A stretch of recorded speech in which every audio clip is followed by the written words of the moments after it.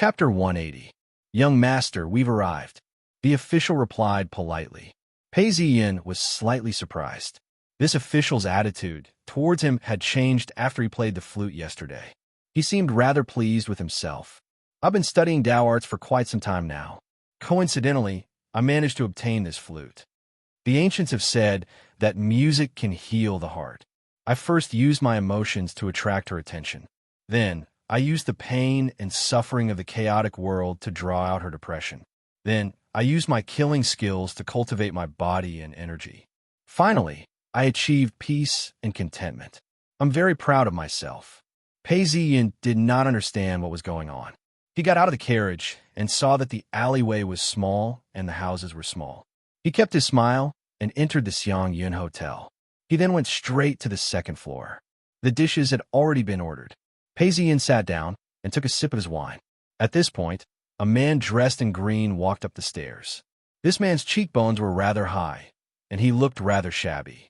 He had a harsh look on his face. When he arrived at the second floor, he looked rather cautious. When he saw Pei Ziyin, he sized him up. This was a young man who looked unfamiliar. The informant thought to himself, could it be that this person was looking for him to find out more about King Yu's mansion? He frowned and stepped forward. Young master, you are? I wonder why you've invited me? Pei Ziyin did not seem to mind. He poured himself a cup of wine and took a sip before saying, you don't need to know who I am. It's just that this person below doesn't know how to behave. He has offended my friend, and I have to teach him a lesson. That's why I've invited you here. As he spoke, he pointed downwards. The middle-aged man looked over and was taken aback. He recognized the person below. It was none other than Rinwei. Rinwei had some ability and had always been at odds with the middle-aged man. He hesitated. Young master, there's something I don't understand. Before he could finish speaking, Pei Ziyin waved a hand to stop him. I don't want you to harm him.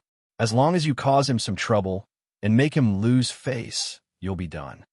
As he said this, he tossed a bag of money over. The informant hurriedly caught it and opened it. It was 2 silver ingots, each worth 5 taels of silver.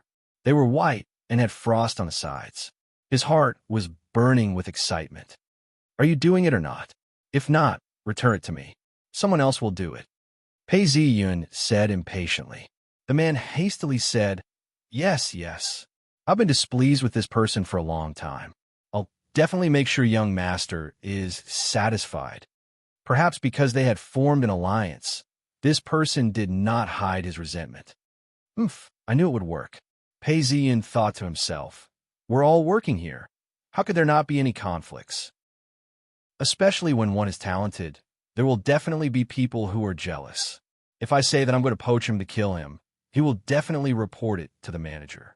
But if I humiliate him, he will not raise any suspicions. Who knows, he might even be secretly happy. Besides, I can't give him too much money. If I give him too much money, he might get suspicious. This is the most appropriate meal.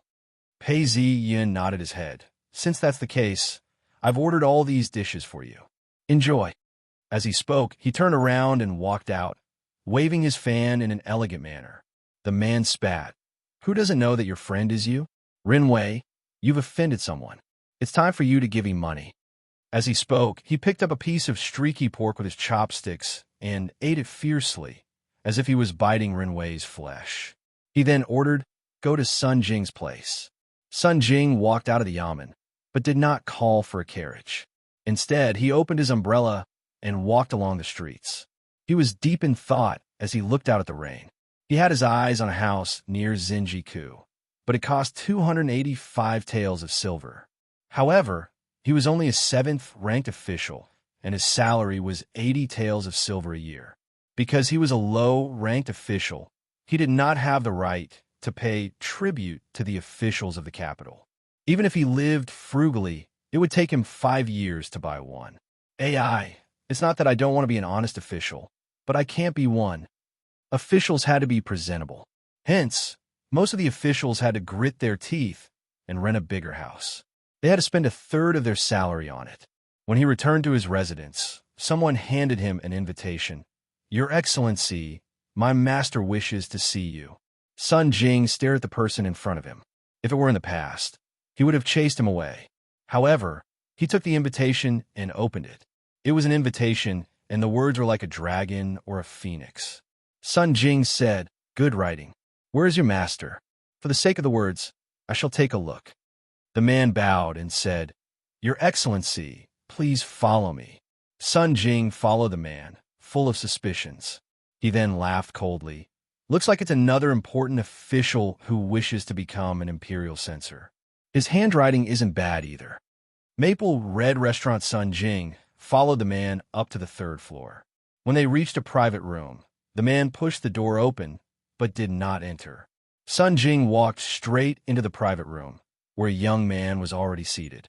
When Sun Jing saw him, he was suspicious. It was just a young man.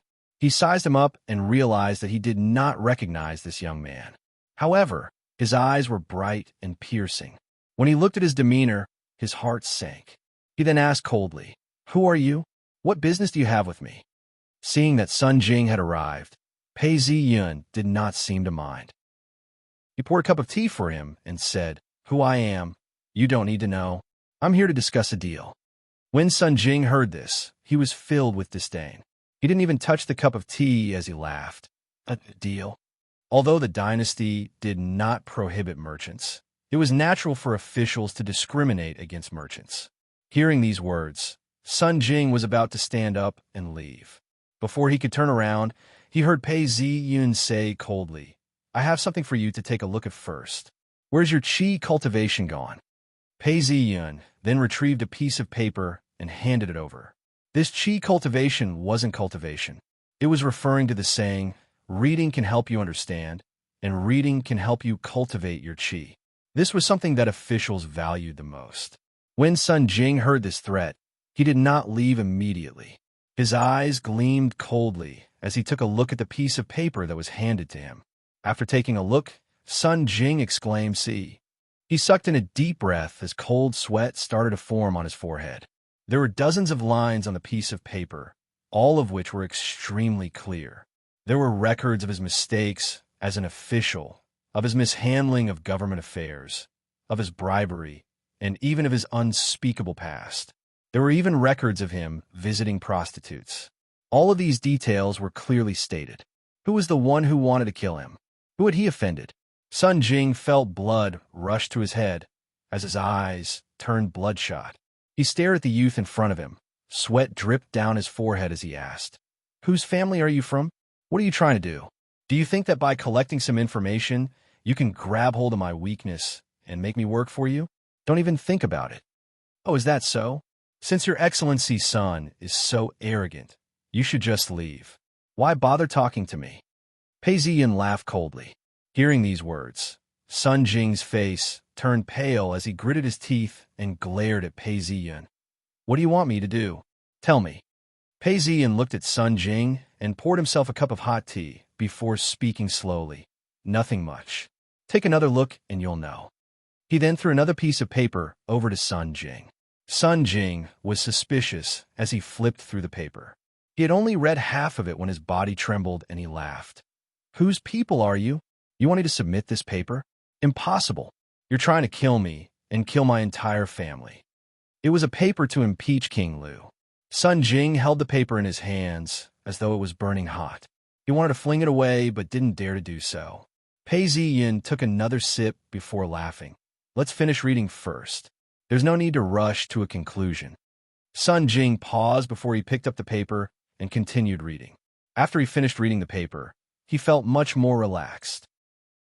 It wasn't a big accusation and only accused King Lu of violating the rules of the imperial court.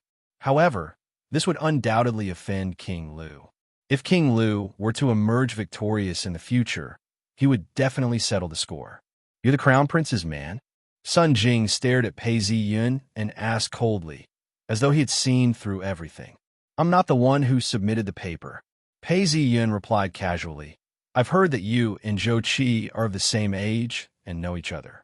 Zhou Qi has a stubborn temper and is a virtuous person.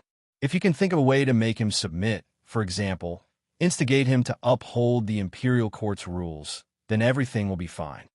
As he spoke, he handed over a stack of banknotes. Each banknote was 100 taels and looked like there were 1,000 tails in total. You're the crown prince's man? Sun Jing stared at Pei Ziyun and refused to speak. Knowing too much will cost you your life. All you have to do is to answer me, whether you agree or not. You. Hearing such arrogant words, Sun Jing's entire body started trembling. He was so angry that he couldn't speak. Of course, if you refuse or leak the information, the one who will be impeached will not be anyone else, but you, Sun Jing. I believe that these crimes will at least cause you to be removed from your position and banished to the army. Look at this, visiting prostitutes. Originally, you would only be fined a small salary. However, you went to visit prostitutes within a month of the emperor's death. Just this alone is enough to destroy your future prospects. As he spoke, Pei Ziyun's tone was extremely stern. Sun Jing's forehead started to perspire, and his entire back was wet. Seeing this, Pei Ziyun stood up and patted Sun Jing's back. What are you afraid of? You didn't do it. You only instigated Zhou Qi to do it. Believe me, once you've done it, all these things will never come out again. Zhou Qi is a troublemaker. Nobody would suspect him. Besides, so what if they suspect him? You wouldn't be so stupid as to take the report and say it out loud, right? A gentleman can bully his own people. If you express your anger, he might just go. You're the imperial censor, and it's natural for you to act out of anger. Not only the emperor, even King Lu would feel that it's normal, as long as you don't impeach him. What are you afraid of? You don't have any responsibility at all. This matter, I'll do it. Sun Jing hung his head dejectedly as he gritted his teeth. He never thought that he would have to betray his good friend one day. That's right. Keep the silver. It's not a small amount. Pei Ziyun walked out of the room and patted Sun Jing on the shoulder. I've already ordered a feast and paid for it. Enjoy your meal. Sun Jing slumped onto his chair, as though his entire body was drained of energy. His face was filled with humiliation. When he heard the door close, he stood up and smashed the teapot onto the ground. The tea splashed everywhere as Sun Jing bit his lips, causing blood to flow out. After some time, he sat down and covered his face. Young master, the dishes are here. A waiter came in with the dishes. Sun Jing wiped his face and regained his composure. The teapot fell on the ground. Clean it up. After the waiter finished cleaning up, he closed the door. Sun Jing picked up the wine jug and gulped it down. He felt a burning sensation in his throat as he swallowed the wine. When Pei Ziyun walked out, an ox cart was already waiting for him. Official Zhao was already waiting for him. When he saw Pei Ziyun, he asked, "Young master, how did things go?" Pei Ziyun laughed. "Things are half done. The next step is to see if the heavens will help us." As he spoke, he opened the window and looked out of the ox cart without saying a word. Chapter 181. It was late spring, and the wind blew past, refreshing everyone. Pei Ziyun opened his umbrella and walked along the side of the stream. The rain splashed on the surface of the stream, ripples spreading out. Pei Ziyun paced back and forth as he thought of a song he loved in his past life, Happy Rain on a Spring Night. He retrieved a silver flask from his robes and drank a mouthful of wine. Good rain knows the season when spring comes. The wind sneaks into the night, quietly moisturizing everything. Pei Ziyun recited as he tapped the rhythm. At this point, someone clapped from afar. It was the Grand Princess. Her hair was tied up in a peach-shaped bun and was adorned with flowers. She was dressed in green silk and had a green belt around her waist. Good poem. The Grand Princess raised her umbrella as she walked through the rain. Pei Ziyun bowed. Grand Princess, you're too kind. The Grand Princess did not speak much. She walked to Pei Ziyun's side and stood beside him. The misty rain fluttered their clothes as the Grand Princess asked, "A few days ago, was it you who played the flute?" "It was me. I heard that the Canton Princess wasn't feeling well, so I played it. Only a pervert who listens to the sound of the flute at night. How could it be because of illness?" The Grand Princess laughed. Music can heal the heart, and the heart can heal the heart. That day, I used my emotions to get her to listen, and then used pain to draw out her depression. Then I killed her. Gradually, I reached a state of peace. Is the Canton Princess feeling better now? Pei Ziyin asked, as he did not want her to think that he was a pervert. Much better, but it doesn't cure the root of the problem. That's fine. It's a gesture of goodwill, and I appreciate it. However, this music healing technique is something else. Can it be taught? The eldest princess asked with a frown. There's no secret to it. Music has emotions. The Book of Music says it very clearly. There are 7 tones in music, but there are only 5. Gong, shang, jiao, ji, and yu. Why? It's because music can move the heart and emotions. That's why I chose the 5 tones of peace. To cure people, you have to use music to guide their hearts and make them happy. Actually, it's a common practice. It's just that for the effect to be obvious, you have to be more skilled. As Pei Ziyun spoke, the Grand Princess immediately understood. What he meant was that normal music had the same effect as well. It was just that good music had a more obvious effect. Indeed, there was no secret to it. Seeing that she believed him, Pei Ziyin smiled. Actually, he had combined some Tao techniques into this technique. Naturally, he didn't want to reveal this, and couldn't. Croak, croak, croak. The croaking of several frogs broke the silence of the stream. After a while, the princess spoke out. Today, Zhou Qi made an appeal to the emperor and criticized King Lu's palace for violating the rules. Several ministers agreed with him. Although it wasn't a serious matter, the emperor still punished King Lu with 3 days of confinement and 3,000 taels of silver. You're really good. The Grand Princess turned her head to look at Pei Ziyun, who was gazing into the distance. Her eyes were wide open and filled with curiosity. I can roughly guess what happened to Zhou Qi, but how did you manage to convince all these officials? Pei Ziyun picked up the silver flask and drank another mouthful of wine. Actually, he didn't really like alcohol. In the beginning, he was just putting on an act. However, ever since he came to this world, he had always felt a sense of melancholy, as though he was a stranger in a foreign land. Every time there was a festive occasion, he would miss his loved ones even more. In addition, his alcohol tolerance wasn't high, and he would often drink a few mouthfuls. After Pei Ziyin finished drinking, he replied, I don't know them. But sometimes people I don't know can be of help. This is the system of the imperial court. To put it bluntly, it's all about etiquette. Etiquette and impoliteness. The only way to differentiate between etiquette and impoliteness is to see if anyone has crossed the line or not. This is the Tao.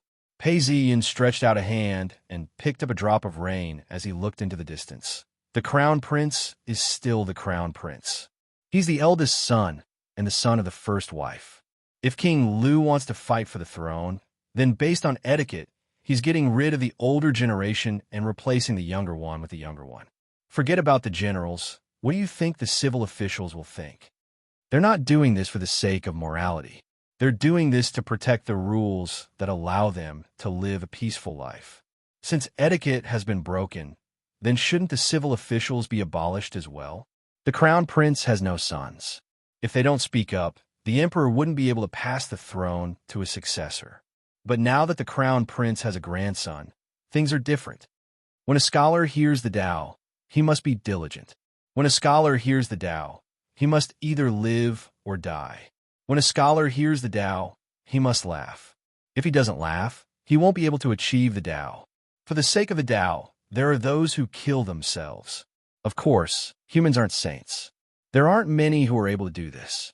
If the purpose of impeachment was to depose King Lu or even kill him, the officials wouldn't necessarily speak up for King Lu.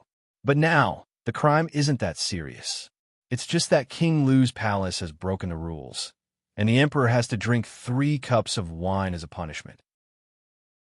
Since there are people who want to impeach King Lu, then there would be people who would be willing to stand up for him.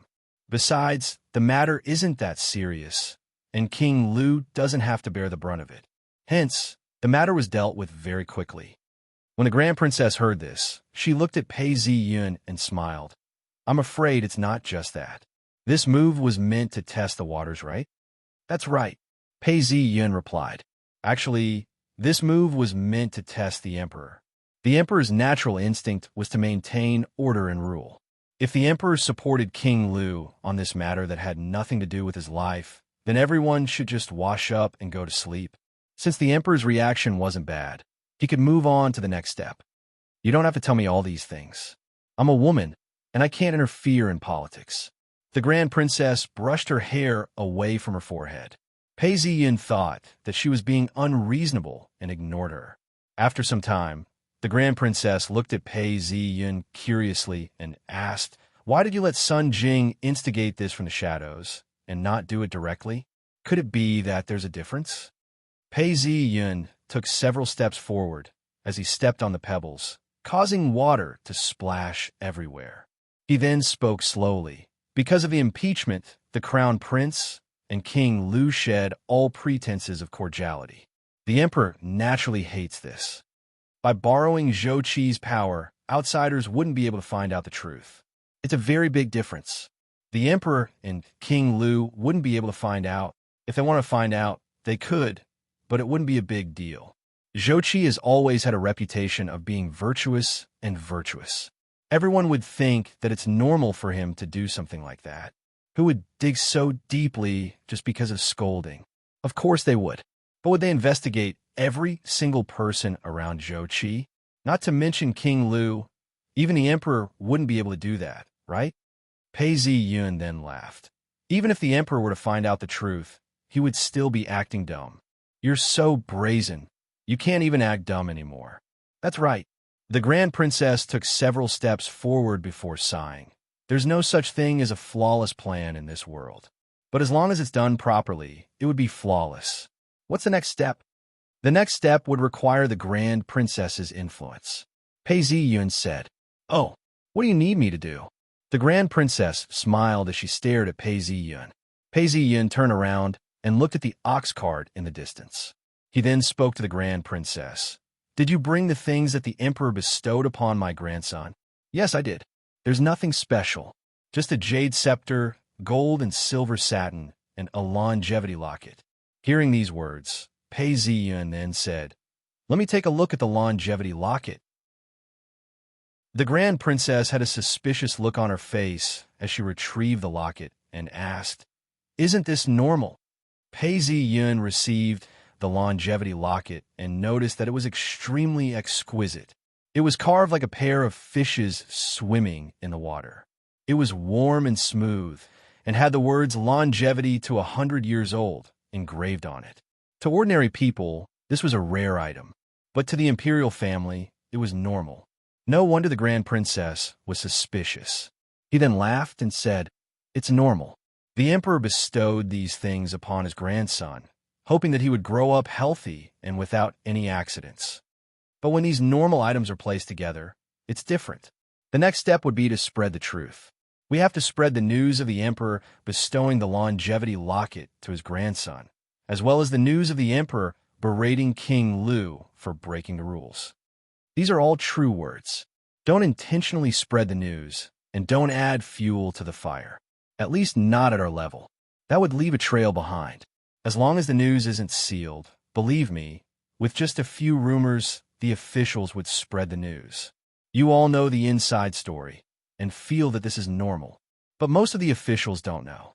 Once they hear the news, they will treat it as a secret. What's the use? Most of the officials, especially the lower-ranked ones, would feel that they've received inside information. Now that the Crown Prince has a grandson, the Emperor will support the Crown Prince. Unknowingly, they would distance themselves from King Lu. What a good way to summon clouds and rain with a flip of the hand. The Grand Princess sucked in a breath of cold air. It was just a simple accusation, and yet it was used to such an extent.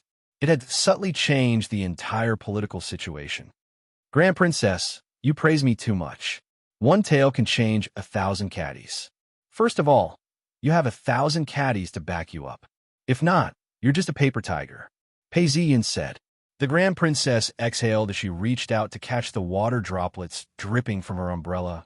"I'm a woman, and I don't want to know about politics. Have you composed any poems recently?" Pei Ziyin laughed. "Grand Princess, you didn't even bring me wine. How could I have composed any poems?" The Grand Princess laughed, before retrieving a silver flask from her robes. 30 years of wine. Are you satisfied?" Pei Ziyin received the silver flask and felt that it was still warm. He could smell the fragrance of the wine as he opened the lid and took a big gulp. Good wine. He then shook his head. I don't have any poems, but I've written a story. He then handed it over to the Grand Princess, who took a look at it. It was titled Chess Spirit. She was taken aback. You're a top scorer. Why did you write this? Wasn't it good to write the poem just now? Pei Ziyin naturally wouldn't tell her that he needed her to promote it and gain reputation. He then laughed. I personally like to write poems. What's written here? The Grand Princess asked. Chess Spirit originated from strange stories from a Chinese studio. It wasn't more than 1,000 words, but combined with the chess spirit, one could write a book. He then replied, This is a story about a young man who saw a chessboard. Someone taught him how to play, but nobody else could see it. The Grand Princess shook her head, speechless at his incompetence. Just as she was about to leave, she heard Pei Ziyun say, Grand Princess, this matter is more or less settled. I shall take my leave now. So soon? This matter isn't over yet, and the Crown Prince hasn't rewarded you yet. The Grand Princess exclaimed, I'm a Taoist. What reward do I need? Pei Ziyun stood up straight and sighed. As for this matter, since it's come to this, there's a 90% chance of success. Besides, I'm staying in the capital city. Although it's a hidden place, no one will notice me. If I stay here for too long, I'm afraid I'll be exposed. That would ruin the Crown Prince's plans. The Grand Princess didn't expect Pei Ziyun to say such a thing. She paused for a long time before regaining her senses. She then said, All right then, it's a good thing that you leave now. Then I shall take my leave. Before I leave, please tell the Crown Prince that this plan cannot be used a second time. If it's used too often, the Emperor and King Lu would be wary. In fact, with this plan, we've managed to succeed this year. All we have to do is put some rice and wine into the vat. All we have to do is seal the vat and wait for it to ferment. If it's open halfway, the brewing process will fail. The Grand Princess looked up, only to see Pei Ziyun in his snow-white robes. He raised his umbrella and walked away, disappearing into the misty rain. Chapter 182. King Lu's mansion. Spring weather was humid and humid. However, within King Lu's mansion, the flowers were all in full bloom. The trees were all filled with new leaves, and the entire place was bustling with life. Within a small garden, there was a small pond. There were several goldfish swimming in the water, and frogs croaking could be heard from time to time. Outside the garden, a servant from King Lu's mansion rushed into the garden and went up to the 3rd floor of the library. On the 3rd floor, Ren Wei was leaning against the window and writing furiously. When he was tired from writing, he put down his brush and rubbed his eyes. He stretched his back and looked out of the window. He could see all sorts of flowers and plants, and the raindrops were splashing on the surface of the pond. He seemed to have something on his mind. All of a sudden, he heard a voice. Good, Ren Wei. You're slacking off again. No wonder the housekeeper was angry and sent me to look for you. Indeed, the moment I arrived, I saw you slacking off. When Ren Wei heard this, his face turned red. This servant of housekeeper Qing always liked to point fingers at him and was difficult to deal with. He then explained, I've just finished copying and was tired. That's why I'm taking a break. You're just a poor elementary scholar. Apart from having good handwriting, what else can you do? The housekeeper is angry now. Look at you. I'll tell him the truth. The servant then turned around and looked at Ren Wei with disdain. Seeing this, Ren Wei's face turned red. He stood up and picked up a teacup before smashing it on the ground. Halfway through, he remembered that he still had to send back half of his salary. Hence, he stopped and placed the teacup on the table. What a disgrace! What a disgrace! How dare a mere servant look down on me? I entered King Lu's mansion to fulfill my ambitions. But now, I haven't even seen King Lu. Ren Wei felt depressed as he exhaled deeply before heading downstairs. When he arrived at a side room, he saw the butler. This man only had King Lu in his eyes. He was dressed in a dark silk robe, and his boots were on the ground. When he saw Ren Wei approaching, he didn't even look at him. He then raised his voice and scolded the people in front of him. You bunch of good-for-nothings. Although that Schwanda burner isn't worth 1,000 taels of gold, It's still used by the madam to burn incense every day. There's even a servant who doesn't know his place and steals it. The madam is very unhappy. I'm telling you, before King Lu knows anything about it. Hurry up and find it in the pawn shops, antique shops, and ghost markets. If His Highness finds out, it won't be a matter of finding it or not. Someone will die. Do you understand? Ren Wei's heart tightened when he heard this. He stepped forward and bowed. Butler, are you looking for me? The housekeeper didn't hesitate and reprimanded him loudly with an ashen face. How did you handle this? How many mistakes have you made these days? Look at the book you've copied. It's a complete mess. Where did all this dirt come from? If you can't even copy a book properly, what use do you have? Hearing these words, Renwei looked at the book he had copied. Indeed, there was oil stains on it, and it looked completely different. His face turned red as he tried to explain himself. This isn't my fault. I've copied it and handed it to you. This isn't what it looks like. If it's not you, then who is it? You're here to be his servant, not to be a lord. If you think that you're here to be a lord, then you should get lost. The butler was scolding Renwei to his heart's content. A servant then hurriedly handed him a cup of tea. Butler Ching received it and took a sip. He then said, Butler, you don't know how crafty this man is. When I went to the library to call him, he was slacking off and looking out the window. I don't know how long he's been fooling around for. HM. Hearing these words, Butler Ching glared at Renwei before smashing the teacup on the floor. He then snorted coldly at Renwei and left. This man followed Butler Ching out the door. Renwei wanted to defend himself, but he had no words to say. His face turned red, then green, and finally white like a chameleon. He stood in the room for a long time before stumbling out of the room with the book he had copied. Pei Ziyun had bribed an informant. He then walked out from a room next door with a proud look on his face. He kicked the broken pieces of the teacup on the floor and laughed. Hee.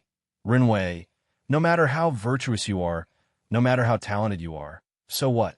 All you have to do is laugh at me, and you have no way to retaliate. Not only did I manage to defeat my opponent, I even got paid. That's great. It's just that Butler Ching's servant had to give me 2 taels of silver. That's so annoying. I wonder if I'll get any more money later on. The informant mumbled to himself. After some time, the servant who had accompanied Butler Ching came back in. He looked at the informant and rubbed his hands. I did a good job, didn't I? Here's the money. The informant retrieved some silver from his robes and said, This is 2 taels of silver. Follow me, and you'll get what you deserve. Hearing these words, the servant held the silver in his hand and weighed it in his hand. He then smiled brightly. I've long since found that person an eyesore. He thinks that he's virtuous and arrogant. He looks down on us servants. If I don't teach him a lesson, he'll learn his lesson. Who asked you to think that you're talented and virtuous? The informant cursed under his breath. Even the servants aren't satisfied with you. Do you think you can still be promoted? Renwei walked out of the room and sighed. Looks like I can't stay in King Lu's palace any longer. He walked back to the library in a daze. By the time he reached the 2nd floor, his hair was wet and his face was pale. He didn't even open an umbrella. There were a few frogs croaking in the pond. Initially, he thought that it was spring, but now it was extremely noisy. He shook his head and prepared to drink some tea. He had already finished the cup and realized that he had no more tea leaves. At that moment, all his hopes were dashed. He staggered and sat down. At first, he had hoped that King Lu would recognize him, but now he was in despair. He hadn't even seen King Lu's face a few times. How was he going to fulfill his ambitions? Was he going to suffer like this? Was he going to be chased out of King Lu's palace? Thinking about his wife's hopeful eyes when she sent him out, Renwei felt as though his heart was being sliced by a knife. He couldn't speak. Big drops of tears rolled down his cheeks, dripping onto the book he had copied. The book's cover was wet, and the words he had written melted. For a moment, there was silence. The frogs outside the window were still croaking loudly. Raindrops fell from the roof tiles and splashed everywhere. For the entire afternoon, Renwei was in a daze. He didn't even know how he got out of the library and out of King Lu's palace. When he returned to the inn, the waiter welcomed him. Old Ren, Do you still have the same set meal today? What's wrong with you today? Why do you look so listless? You didn't fight for the job? When Renwei heard the words set meal, he replied, He then regained his senses. Give me 2 jugs of wine. I want to drink until I'm drunk. I won't leave until I'm drunk.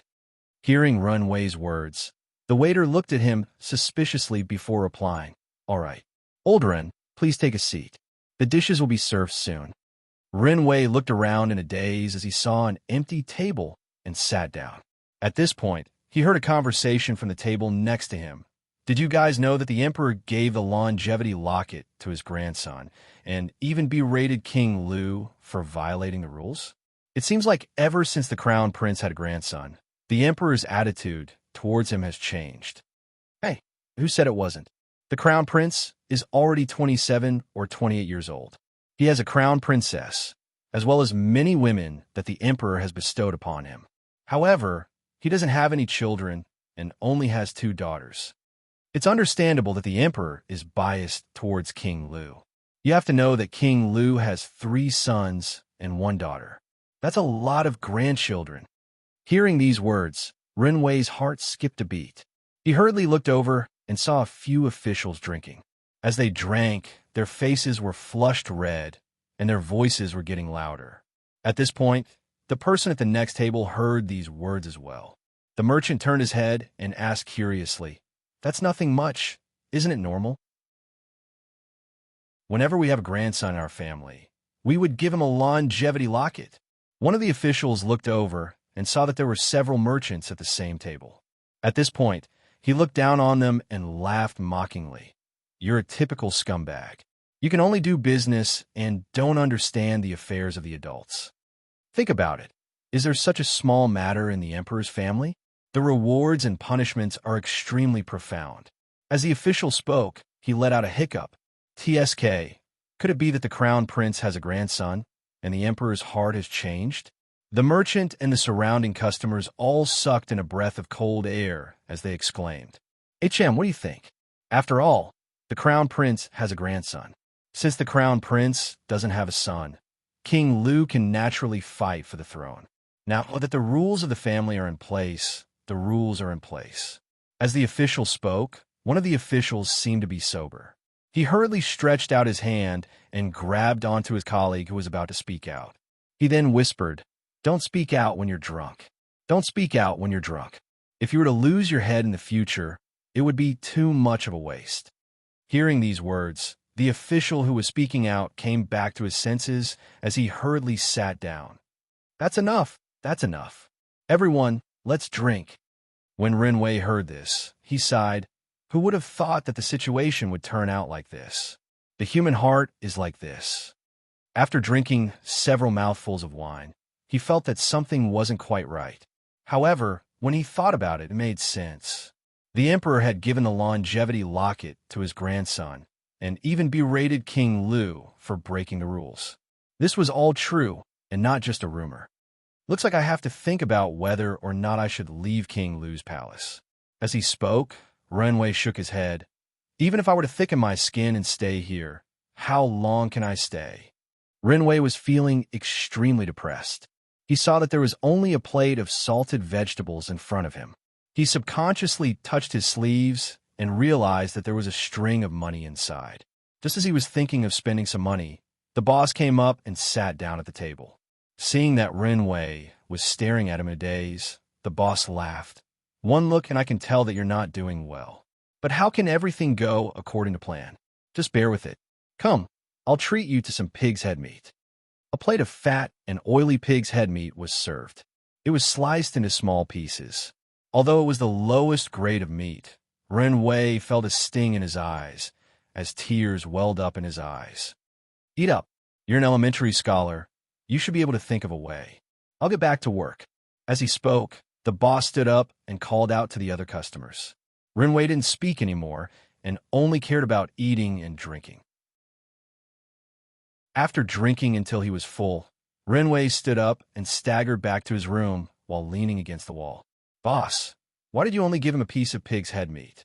You can sell it for 10 copper coins. The waiter asked. This elementary scholar is usually so poor. and doesn't give us much business." The boss didn't reply. After some time, he sighed. "This shop has been in my hands for 3 generations. I've seen many people and can tell what's going on with just one look. I'm afraid this elementary scholar won't last long. He's been living here for half a year now. Even criminals on death row get to eat their last meal." When the waiter heard this, he didn't say anything and continued with his work. Chapter 183. King Lu's mansion. The sky was dark as a serving maid brought tea to the door. The eunuch who was guarding the door spoke softly.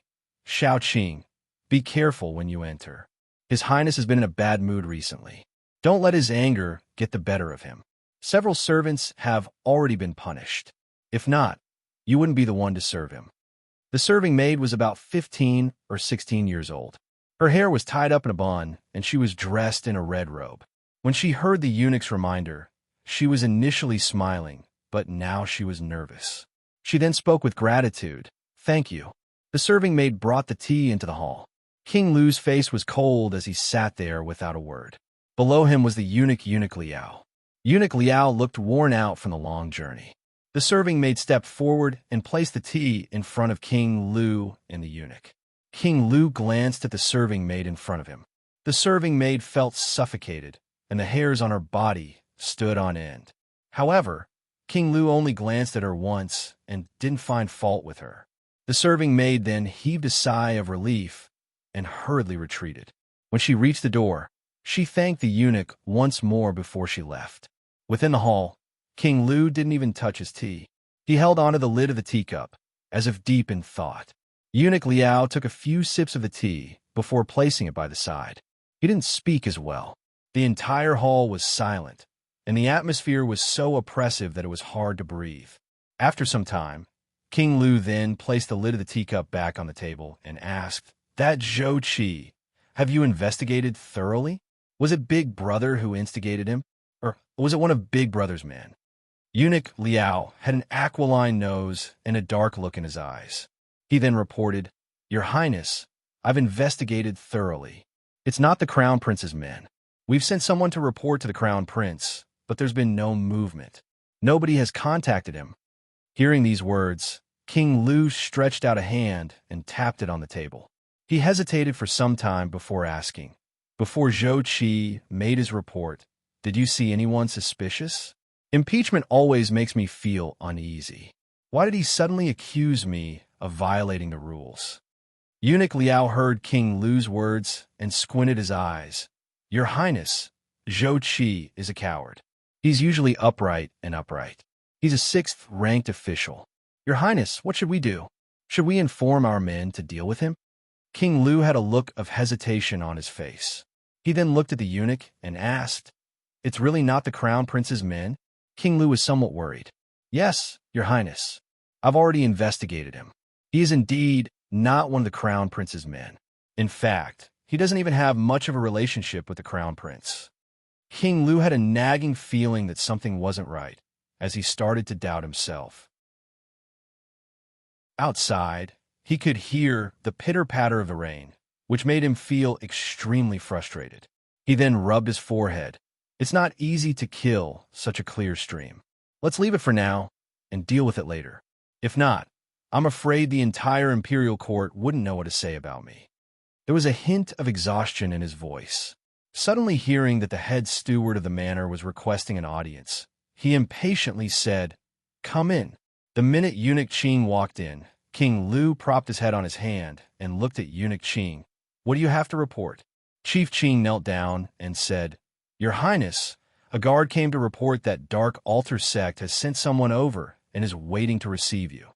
I hurriedly came to report something else. 2 of my subordinates have come to report that they are sick and wish to leave the mansion." "What? Someone sick now?"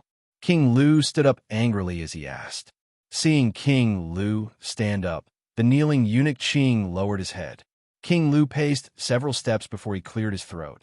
"What's sick? I'm afraid they saw that the Emperor fined me 3,000 gold and felt that something was amiss. Since I've lost the Emperor's favor, if I don't leave now, I'll be implicated in the future. Is that why they decided to leave now?"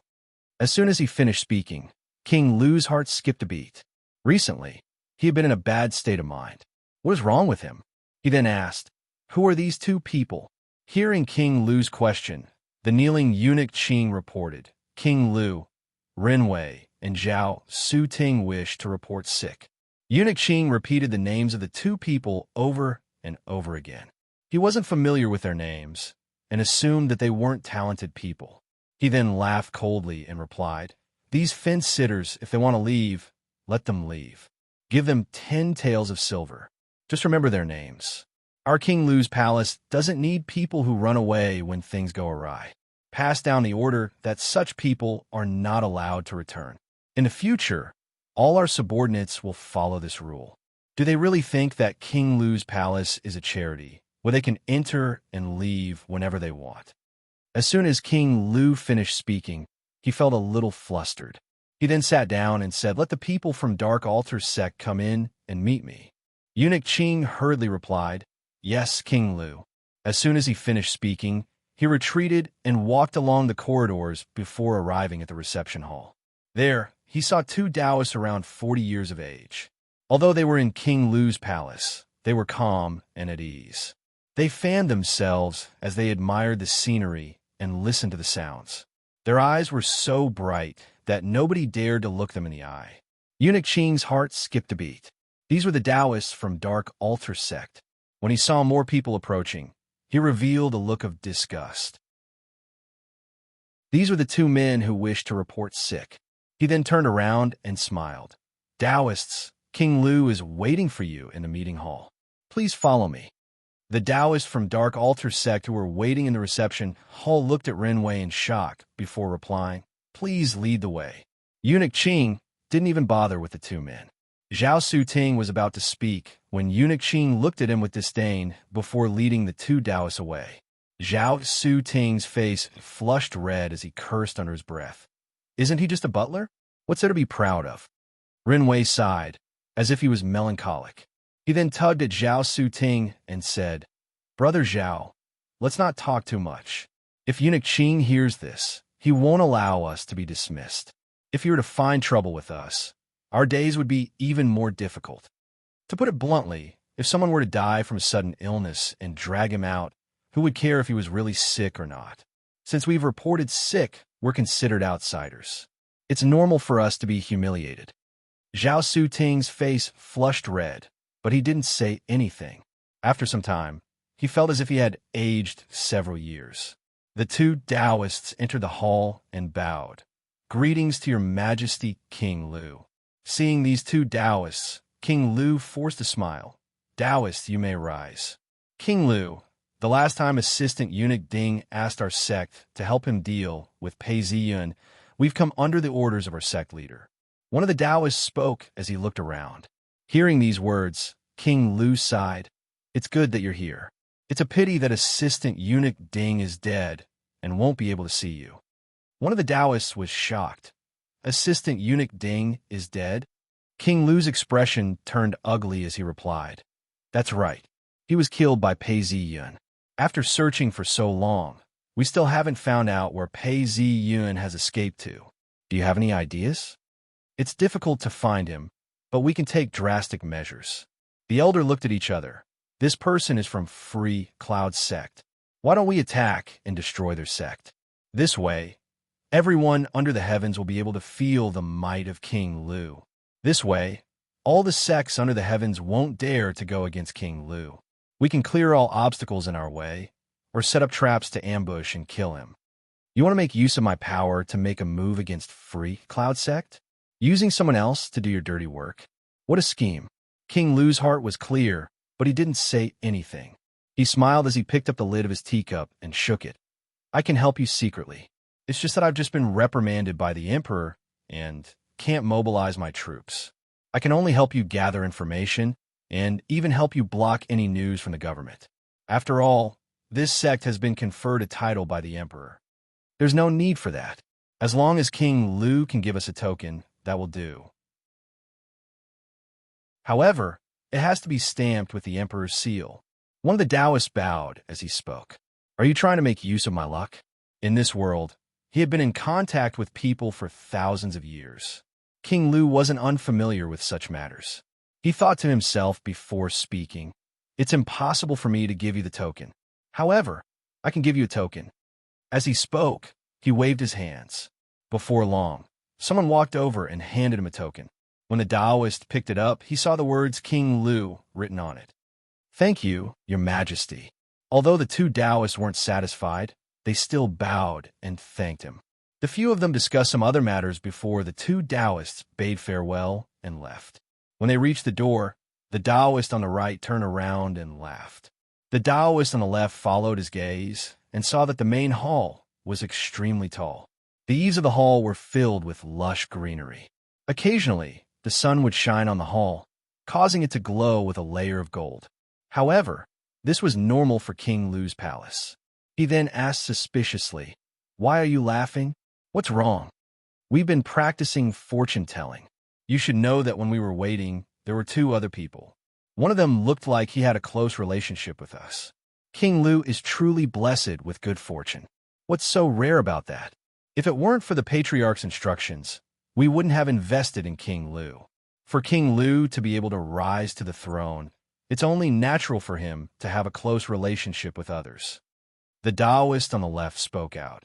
"It's just that we shouldn't interfere with the internal affairs of the palace. One look, and we can tell that he's just an informant.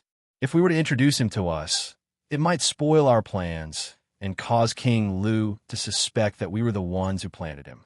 The more talented he is, the more suspicious he would be. I reckon that King Lu hates both of us. Do you believe that?" The Taoist on the right sighed before laughing. "That's why we shouldn't interfere with these matters. Everything should be done for the sect." "That's right. I saw King Lu earlier. What do you think of him?" The patriarch felt that something was amiss. The Taoist on the left pondered for some time before exhaling. "King Lu has the imperial qi concealing him. I couldn't see him clearly, but I understand what you meant when you looked at him.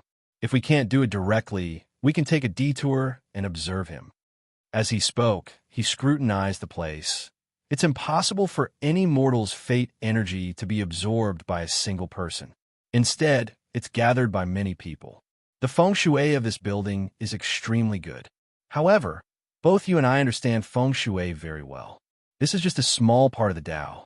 If we lose someone, the fate energy will be gone. I can only sense a small part of King Lu's mansion, but there's definitely some fate energy that's been lost. However, this has nothing to do with us. I'm a little suspicious. Every paradise and paradise is formed by the heavens and earth. There's also fate involved. If one isn't fated, they wouldn't be able to enter the place. Especially for paradise and paradise that already have a master, only one person can enter the place. Even if we manage to conquer another sect's paradise, it's different from the main sect's cultivation methods and benefits. Hence, it would only become a subordinate sect. The disciples that we send over would gradually be separated from the main sect. It's not that we didn't have a Taoist sect's paradise before, but we realized that it wouldn't be very effective. Hence, we gave up on it. Now, why is the sect doing this? The Taoist on the right shook his head.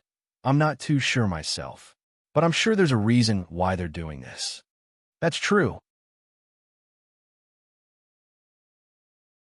Chapter 184. Prince's Mansion. The chief steward walked out of the main hall. Along the way, many people came and went, bowing to him. Renwei and Zhao Su Ting saw the chief steward coming out and hurriedly welcomed him. When Butler Qing saw the two people coming up, he looked at them with disdain and sneered. "Chief Steward Qing, did His Highness allow us to return home?" The two of them asked anxiously. How can His Highness not know that you want to leave the palace?" His Highness was furious and said that he would break your legs and throw you out to teach you a lesson. If it wasn't for me pleading on your behalf, you would be lying on the floor. Chief Steward Qing said arrogantly. Hearing these words, the two of them broke out in cold sweat. Chief Steward Qing looked at them and laughed coldly. "You can be spared. Originally, you were given 10 taels of silver. Now, you only have 2 taels of silver. Are you satisfied?" When Renwei and Zhao Suting heard this, they didn't say anything. They were a little suspicious, but also a little panicked. Their faces turned red and then white. It wasn't like they were prostitutes. Even if they were beggars, they wouldn't be treated the same way. For a moment, there was silence. After some time, Renwei tidied himself up and received the silver. "Thank you, His Highness." He accepted it calmly. Zhao Suting wanted to say something, but Renwei interrupted. "Brother Zhao, how can we not accept the silver from His Highness?" As he said this, he tugged on Zhao Suting's sleeves. Zhao Suting was unwilling to accept it, but still took the silver. "Thank you, His Highness." These words sounded weak. Seeing the both of them accept the silver, the chief steward snorted. "Move it out in the afternoon. The palace is too small for two big figures." Zhao Suting's eyes were red with anger, but Renwei shook his head. Seeing that Chief Steward Qing was far away, Zhao Suting asked, "Brother Run, why did you stop me just now?" "I wanted to ask him." Renwei laughed coldly. "Brother Zhao, if you dare to question His Highness, go ahead." Zhao Suting paused. "I feel that Chief Steward Qing is trying to cheat us of our silver. It's normal for us to come and go. After half a year, we will be given 10 taels of silver as travel expenses. How could he just deduct it? I think Chief Steward Qing is being greedy." Renwei's expression was unclear as he said, "And then, we will definitely report this to the prince and let him know how powerful we are, so that he will spit out the money." Zhao Suting said indignantly.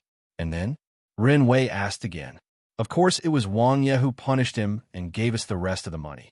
Zhao Shuliang was startled and said. Hearing these words, Renwei laughed coldly. The chief steward of a king's mansion is a trusted aide. If he wasn't a trusted aide, who else would be able to hold such a position? The prime minister's doorstep is a 7th-ranked official. What more a chief steward of a king's mansion? King Lu is a valiant man. If the chief had done anything to His Highness's plans, we could have sued him. Who knows, we might even have been rewarded. But now, we're just dealing with 2 mercenaries. Do you think His Highness would stand up for us? Not to mention, if we leave now, we would be betraying the prince. If we really go and report him, not to mention the remaining 8 silver taels, we might even be beaten to death on the spot." Renwei said lightly as he turned around and left. Zhao Suting looked at Renwei's disappearing silhouette and paused. Renwei didn't hesitate as he brought his luggage out of the palace. He had already handed over his identity token. He looked back at the palace and pondered for a long time. He looked at the huge palace in front of him, which was covered with green tiles and had white walls. He pondered for a long time. This was the place where he had placed all his hopes on. But now, he could only leave quietly, as though he had lost his spirit. Zhou Qi sued King Lu for violating the rules and was fined 3,000 silver taels. This seems like a small matter, but a storm is coming. I'm just a small guest who doesn't have an important position. I have no choice but to leave. Renwei shook his head as he walked towards the pier. When he arrived at the pier, he bought a ticket. However, he didn't board the boat for the day and had to wait for another 2 days. He turned around and walked back. Along the way, there were many shops.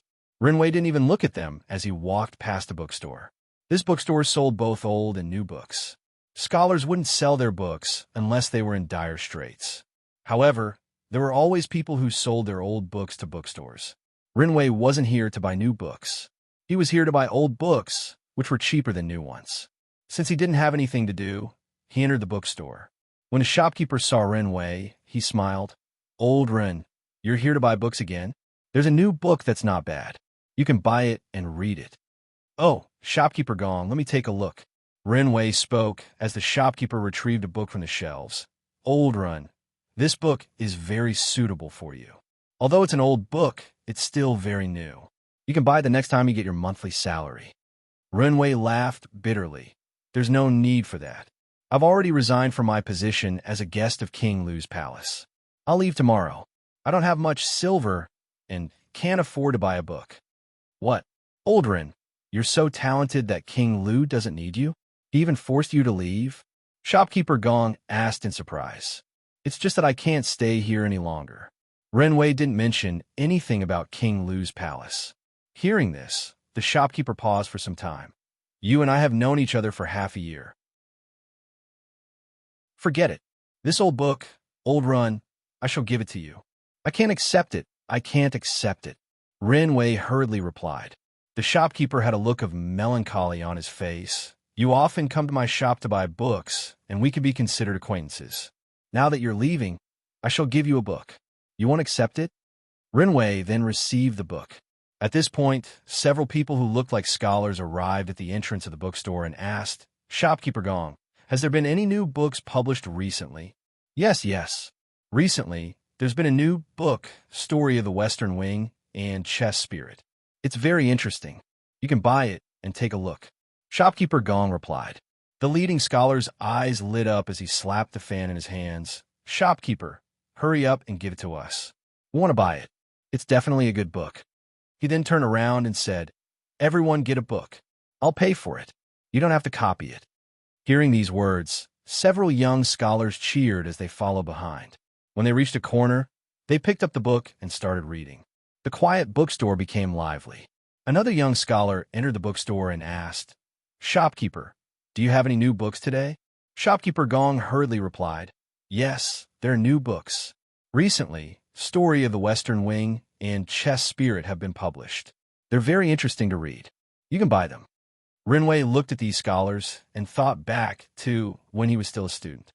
He couldn't even read properly and had to beg his parents to give him a chance to copy books. Now that things were peaceful and life was much better, and the imperial court was printing books at a much lower price, nobody was reading them. Instead, they were reading novels. He shook his head and mumbled, Not for reading, but for novels. It's such a disgrace. AI, if this goes on, how can we be a country? The scholar who had just entered was actually Pei Ziyin. He had put on some makeup and heard Ren Wei's words clearly. He looked at Ren Wei and saw the title of the book in his hands. He smiled. Indeed, Ren Wei has been chased out, and yet he's still buying my books. Pei Ziyin had been to the bookstore a few times and was not surprised to see the books lying in a corner, collecting dust. However, he had heard that the sales were not as bad as he had imagined. Every bookstore sold at least 10 copies. In truth, he did not really care about it. The more one kept a book, the more interesting it would be. How could a textbook be more interesting than a novel? This was the same logic in the past and present. Pei Ziyin picked up a novel and flipped through it. The printing was of high quality and the cover was well made. He thought to himself, the Grand Princess is a trustworthy person.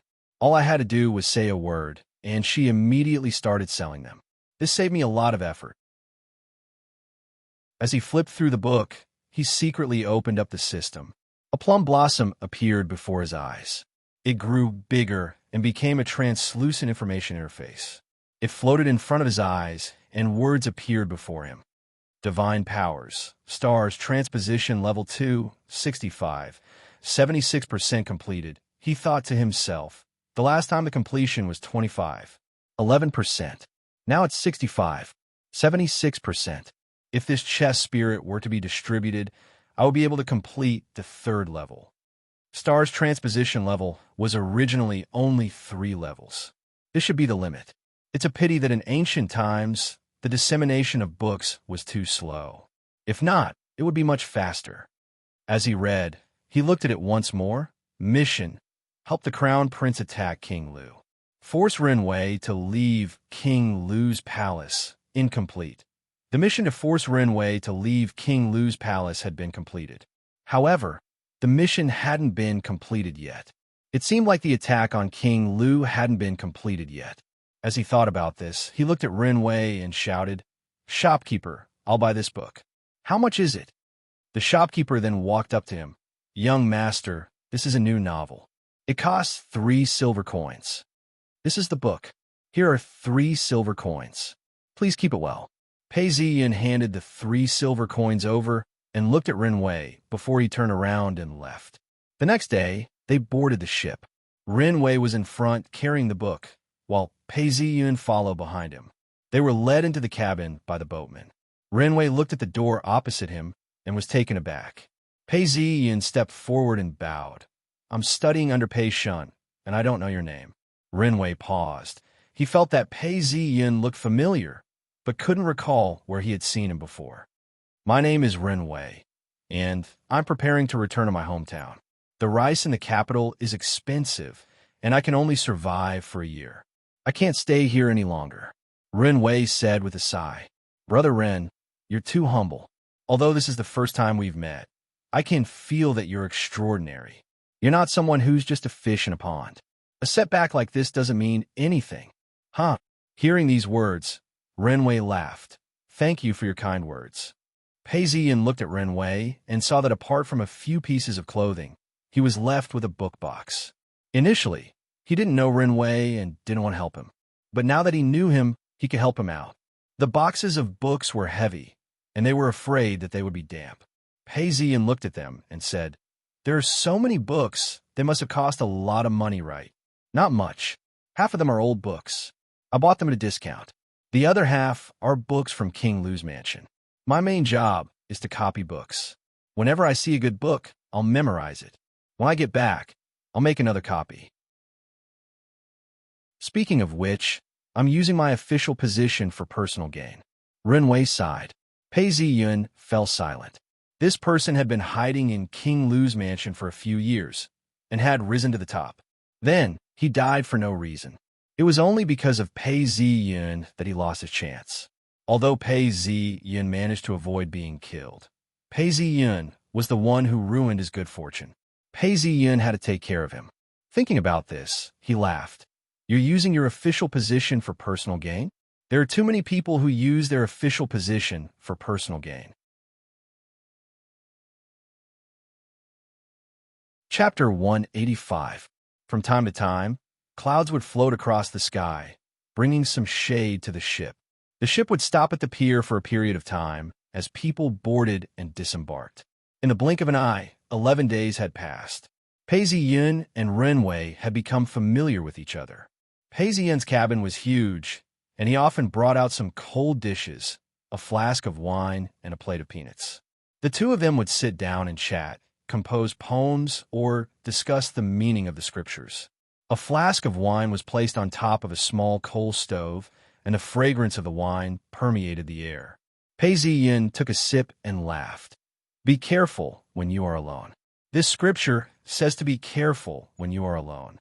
A wise man once said, Be careful when you are alone, and the sincerity of great learning is something you must work hard on and not miss out on. These words may seem profound, but to put it bluntly, it's very simple. One cannot be loyal, or else one's family will be exterminated. One cannot be unfilial, or else one's reputation will be tarnished. One cannot be righteous, or else one cannot be benevolent, or else one will not have a good ending. Hence, under the pressure of society, one cannot be loyal, filial, or benevolent. At the very least, one must be loyal, filial, and benevolent in order to survive. But is this what you truly want? When you are alone and no one sees you, do you still think this way? Pei Ziyan laughed.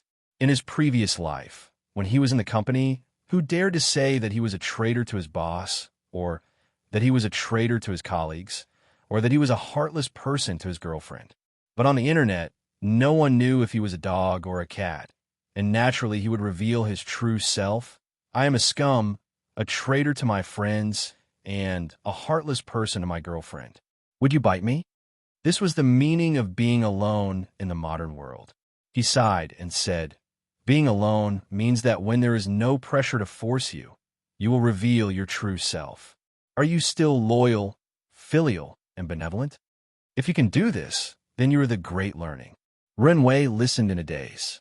These few days, Ren Wei's admiration for Pei Ziyan had grown day by day, and he felt that Pei Ziyan was extraordinary. Many of Pei Ziyan's viewpoints were in line with Ren Wei's. Ren Wei tossed his chopsticks aside and sighed. These words are almost like that of a sage. Brother Pei's understanding of the scriptures is far above mine. If I can't pass the grand examinations, could it be that you won't either? Pei Ziyan didn't reply. He stood up and pushed open the window. As soon as he did, a gust of wind blew into the room. He then looked out at the water and said, I've read Brother Ren's essay and have some thoughts. Brother Ren, do you want to listen? Hearing these words, Ren Wei raised his cup. Brother Pei, don't worry about me. Please speak. Classics and scientific research In addition to the practical use of the world, there is also the theory of the classics. Although some things are useless to read, they're all steps to advance. Brother Rin is quite talented. It is just that you are a little rigid. If you can break through some of the stereotypes, it will be easy for you. Hearing these words, Rinwei's eyes lit up as he stared at Pei Ziyun. Brother Pei is too kind. Brother Pei sees things more clearly than I do. You can definitely pass the grand examinations. Why don't you take the examinations and instead choose to be an elementary scholar? Pei Ziyun poured himself a cup of wine and spoke after a long time. Being an official is tiring and tiring. If I make a mistake, I might be beheaded. I don't have a good ending. I prefer to be free and unfettered. When Rinwei heard this, he picked up a peanut and chewed on it. He then laughed bitterly. Then I still need to be free and unfettered. Without riches and honor, how can I be free and unfettered? Life in this world is filled with unsatisfactory outcomes. How can one say anything bad about it? Pei Ziyin picked up a peanut with his chopsticks and paused before speaking. As soon as he finished speaking, silence ensued. Both of them continued drinking without speaking. We've reached the Crow's Head Crossing. We've reached the Crow's Head Crossing. Pei Ziyin saw that Rinwei was about to disembark and followed him. Brother Rin, you've reached your hometown. You and I had a good talk. Let me send you off. Many thanks, Brother Pei. Rinwei said as the both of them disembarked from the boat and stepped onto the pier. Rinwei pointed and said, My house isn't far from here. Once they left the pier, there was a street that was about 100 meters long. There weren't many shops along the street, but there were a few restaurants, rice shops, and cloth shops. When they reached the end of the street, Rinwei pointed to a house not far away and said, That's it. I've been receiving Brother Pei's hospitality on the boat for a long time. Please have a meal in my house. As he spoke, a young man rushed forward and bumped into him. Rinwei felt that something was amiss. He reached out and grabbed the young man. Song, where are you going? Hearing these familiar words, the young man who had his head bowed looked up and realized that the person in front of him was his father. Tears rolled down his cheeks as he hurriedly said, Father, bad news, bad news. He spoke in a hurry and was confused. Hearing his son's anxious voice, Rinwei was flustered and asked, Song, you're in such a hurry. Did something happen at home? Don't be anxious. Speak slowly. Father, you're finally back. The young man ran forward and hugged his father before crying out loud. Father, I was just about to go to the streets to look for Uncle, to ask for some help. The last time, Mother borrowed 9 taels of silver to treat Big Brother's illness. Who knew that the money lord was so vicious and deceitful? Now that it's been a few months, he wants to borrow 36 taels of silver. We don't have any money at home. He came to collect the debt and said that he wants to take away our 3 mu of land. Mother is preparing to sell her dowry. I want to go to the streets to look for Uncle, to see if I can help. Hearing these words, Renwei's face turned pale. He thought about his status as an elementary scholar and gritted his teeth. Song, follow me home and we'll talk. Yes, father. The young man finally had a pillar of support, and the 3 of them walked towards the house. Not far from a house, they heard a commotion. A large group of people had gathered at the entrance to watch the commotion. Some of them couldn't find a good spot and were leaning against the wall to look inside. Seeing this situation, Renwei's face changed as he took large strides forward. When the crowd saw that it was Renwei, some of them avoided him. Some of them didn't recognize him and said, "Debts must be repaid. It's only right and proper." As they got closer, they could smell a foul stench. There was quite a bit of feces on the wall. Several burly men were crowding around. One of them was a tall and sturdy man who was holding onto a wooden stool. He looked at the mother and son coldly. Inside the room was a young man with a pale face. It was unclear if he was frightened or sick, but he kept coughing. Pei Ziyin looked over and saw a woman dressed in plain clothes holding some jewelry as she spoke. The burly man looked at her and said, "Your jewelry is worth at most 5 taels of silver. You still have 31 taels of silver to pay your debt. If you can't pay your debt, your cow, the deed to your house, and the land will belong to me." The lady begged, "Sir Qian, these ornaments were brought by my family. They are all high-quality goods. They are worth at least 30 taels of silver. I'm not lying to you. You must believe me. Tomorrow, I will go and change them. After that, I will return them to you. Without the cow, the house, and the land, you and I will be hounded to death." The tall and sturdy Sir Chien gave a cold hum. "If it weren't for the fact that you have an elementary scholar in your family, I would have collected the money long ago and chased you out. I've already given you a few more days. How much longer do you want to drag this out?" Pei Yun and Renwei had just walked in when they heard these words. Renwei took a few steps forward and shouted, "Sir Chien, you're so impressive." The Sir Chien was taken aback and stood up.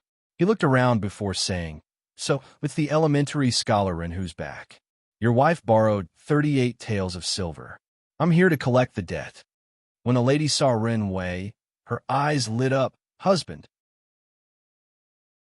The Sir Chien's attitude changed as he laughed coldly. "Debts must be repaid. It's only right and proper. Even if I go to the authorities, I will still be able to do so. Elementary scholar Run, it's good that you're back. Return the money and everything will be fine. If not, don't blame us for confiscating your fields, houses, and cows. Here are 10 taels of silver. Take it. As for the rest of the money, I will return it to you later." Renwei took out 10 taels of silver. The Sir Chien paused before laughing out. "These 10 taels of silver can only be counted as interest. If you don't return it today, the interest will increase again next month." Renwei's face flushed red as he asked, "How much interest?" The man replied, 9 out of 10, and the interest will be doubled every month. "I'm only borrowing this amount because of you, elementary scholar." "Qin Xiu, is what he said true?" Renwei looked at his wife and asked. When the woman heard her husband's words, her face darkened. "I've been cheated. Initially, I only wanted to borrow 9 taels of silver, and the interest would be 2 taels a month. I thought I would be able to return it when my husband sent the money back. I didn't expect that the interest of 2 taels a month would suddenly double." Song stepped forward. "Father, I know about this as well. Mother was cheated. Let me take a look at the receipt." When Renwei heard this, he was infuriated as he glared at the Sir Chien. The Sir Chien took out a slip of paper and placed it on the table. Renwei was about to take it when the Sir Chien laughed coldly and took it back. "Elementary scholar, after you've returned the money, you can take it back. If not, I'm afraid you'll tear it to shreds." The Sir Chien took the 10 taels of silver and was about to leave when Pei Yun stepped forward and stretched out a hand to stop him. "Wait." The Sir Chien was a ruffian and was about to fly into a rage. However, when he saw Pei Yun, he felt a little frustrated and swallowed the words that were about to come out of his mouth. Pei Yun was a high scholar and had killed countless people. Furthermore, he had cultivated Dao arts. This wasn't just about his temperament. He stared at the Sir Chien before smiling. "So it's just a mere 38 taels of silver. What's so special about that?" Pei Yun turned around and looked at Renwei. "Brother Run, the last time you wrote me an article, I forgot to return the money to you. You're too stubborn. Even when I'm in trouble, you don't rush me." As he finished speaking, he took out 2 banknotes and handed it to Renwei. Renwei looked at it and saw that it was 50 taels of silver each. The total was 100 taels of silver. He immediately understood that Pei Yun was trying to help him.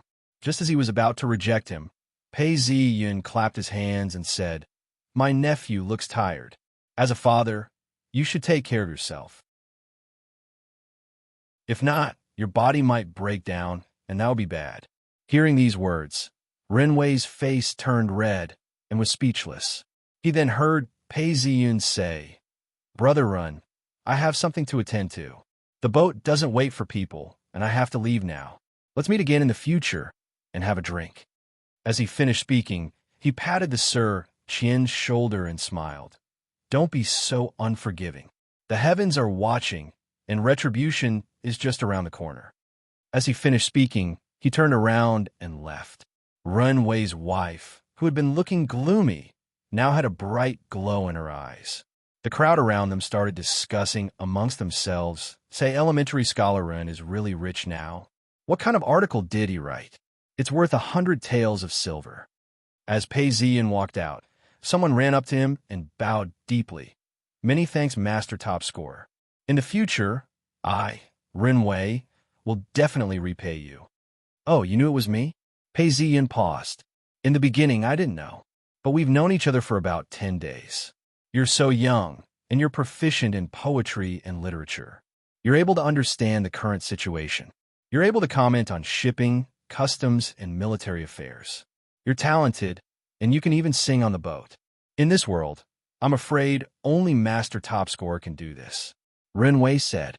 Actually, when it comes to talent, I'm average. I've only had a few fortuitous encounters. You don't have to send me off. I'll take my leave now, and we'll meet again in the future. Pei Ziyun then laughed and said, You're a scholar, and there are many things that are difficult to handle. I've already helped you deal with the ruffian. That man is now as fit as a bull. If he were to meet with wine and women, he would die instantly. You have nothing to worry about. Actually, I'm just using my talent to cause trouble. It's just that I'm still alive and have no intention of becoming an official. Hence, I have to live a carefree life. As soon as he finished speaking, Pei Ziyin didn't stay any longer. Looking at his disappearing silhouette, Ren Wei bowed deeply and didn't stand up for a long time. He then sighed, What an extraordinary man.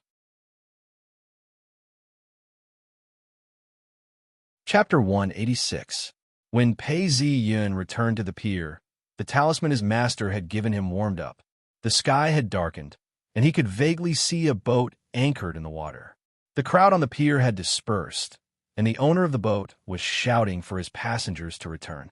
Pei Ziyun entered his room and settled down. He then opened the talisman, and Yu Yunjun appeared. When she saw Pei Ziyun, she looked anxious and asked, Where are you now? Hearing her voice, Pei Ziyun sighed. I am in Doan Prefecture, about 800 miles away from the sect. Master, I'm still in exile. For you to summon me so hastily, did something happen? Hearing this, Yu Yunjun looked at Pei Ziyun. Pei Ziyun had put on some makeup, but his eyes and voice were familiar. His face looked completely different. Could it be that something happened to this kid? Yu Yunjun thought to herself, When he returns, I shall ask him in detail. Thinking this way, she then said, Something did happen. The patriarch received a bad omen and is afraid that a calamity is about to befall the sect. Furthermore, there are many Taoists who have infiltrated the sect. I'm afraid that some unknown Taoist sects are planning to attack the sect. The sect is recalling its disciples. Pei Ziyun, you should come back quickly. Hearing this, Pei Ziyun was about to agree when he remembered the injustice the sect leader had done to him. He then said, Master, I have been exiled for a year and cannot return to the sect. I dare not return to the mountain. Pei Ziyun's expression was filled with resentment, as he was unhappy with the way the sect had handled him. Seeing this, Yu Yunjun laughed. Why are you still throwing a tantrum? Come back quickly. The punishment has been canceled. This time, the patriarch has personally presided over this matter. Perhaps you can use this opportunity to be promoted to the honorary disciple position. This is a rare opportunity for you. Your sword skills are at its peak now. Hearing this, Pei Ziyun replied, Yes, master, I understand. I shall return now. Yu Yunjun nodded her head. Be careful when you return. There might be an ambush. Thank you for your concern, master. Pei Ziyun replied. The talisman then dimmed and was deactivated. The moment the talisman was deactivated, Yu Yunjun walked to the window and looked out. She then rubbed her forehead. Her expression was somewhat gloomy. Although she had spoken casually, the battle between the Taoist sects was not only about the disciples, it was also a battle between the patriarchs. Yu Yunjun let out a long sigh. She would let the patriarchs worry about these things. All she had to do was protect Chu Xia and Pei Ziyun. The moment the talisman was shut, Pei Ziyun stretched out his hand and pulled out the sword. The sword glinted with a cold light, as though it was red in color. Could it be Holy Jail Sect, Dark Altar Sect, or Xianqing Sect, which I've offended before? Or could it be an alliance? Pei Ziyun could feel a sense of excitement spreading through his body. It's time for me to show off my skills again. It's a pity that I haven't completed the mission yet, but I should be done soon. The wind ruffled Pei Ziyun's long hair. Since that's the case, I'll remember to take a detour on the way back, and I'll be able to find a legacy. And let's just take it. As he spoke, he called out again, "System." A plum blossom appeared in front of him and quickly enlarged, turning into a translucent information interface. It floated in front of him with a faint sense of light, and data appeared in front of him. Mission: help the Crown Prince attack King Lu and force Renwei to leave King Lu's palace. Incomplete. Forcing Renwei to leave King Lu's palace has been completed. However, the mission hasn't been completed yet. I'm guessing that the impact of King Lu's attack hasn't spread yet. Actually, I've only completed a third of the peace strategy. Emperor, status, court, and henchman.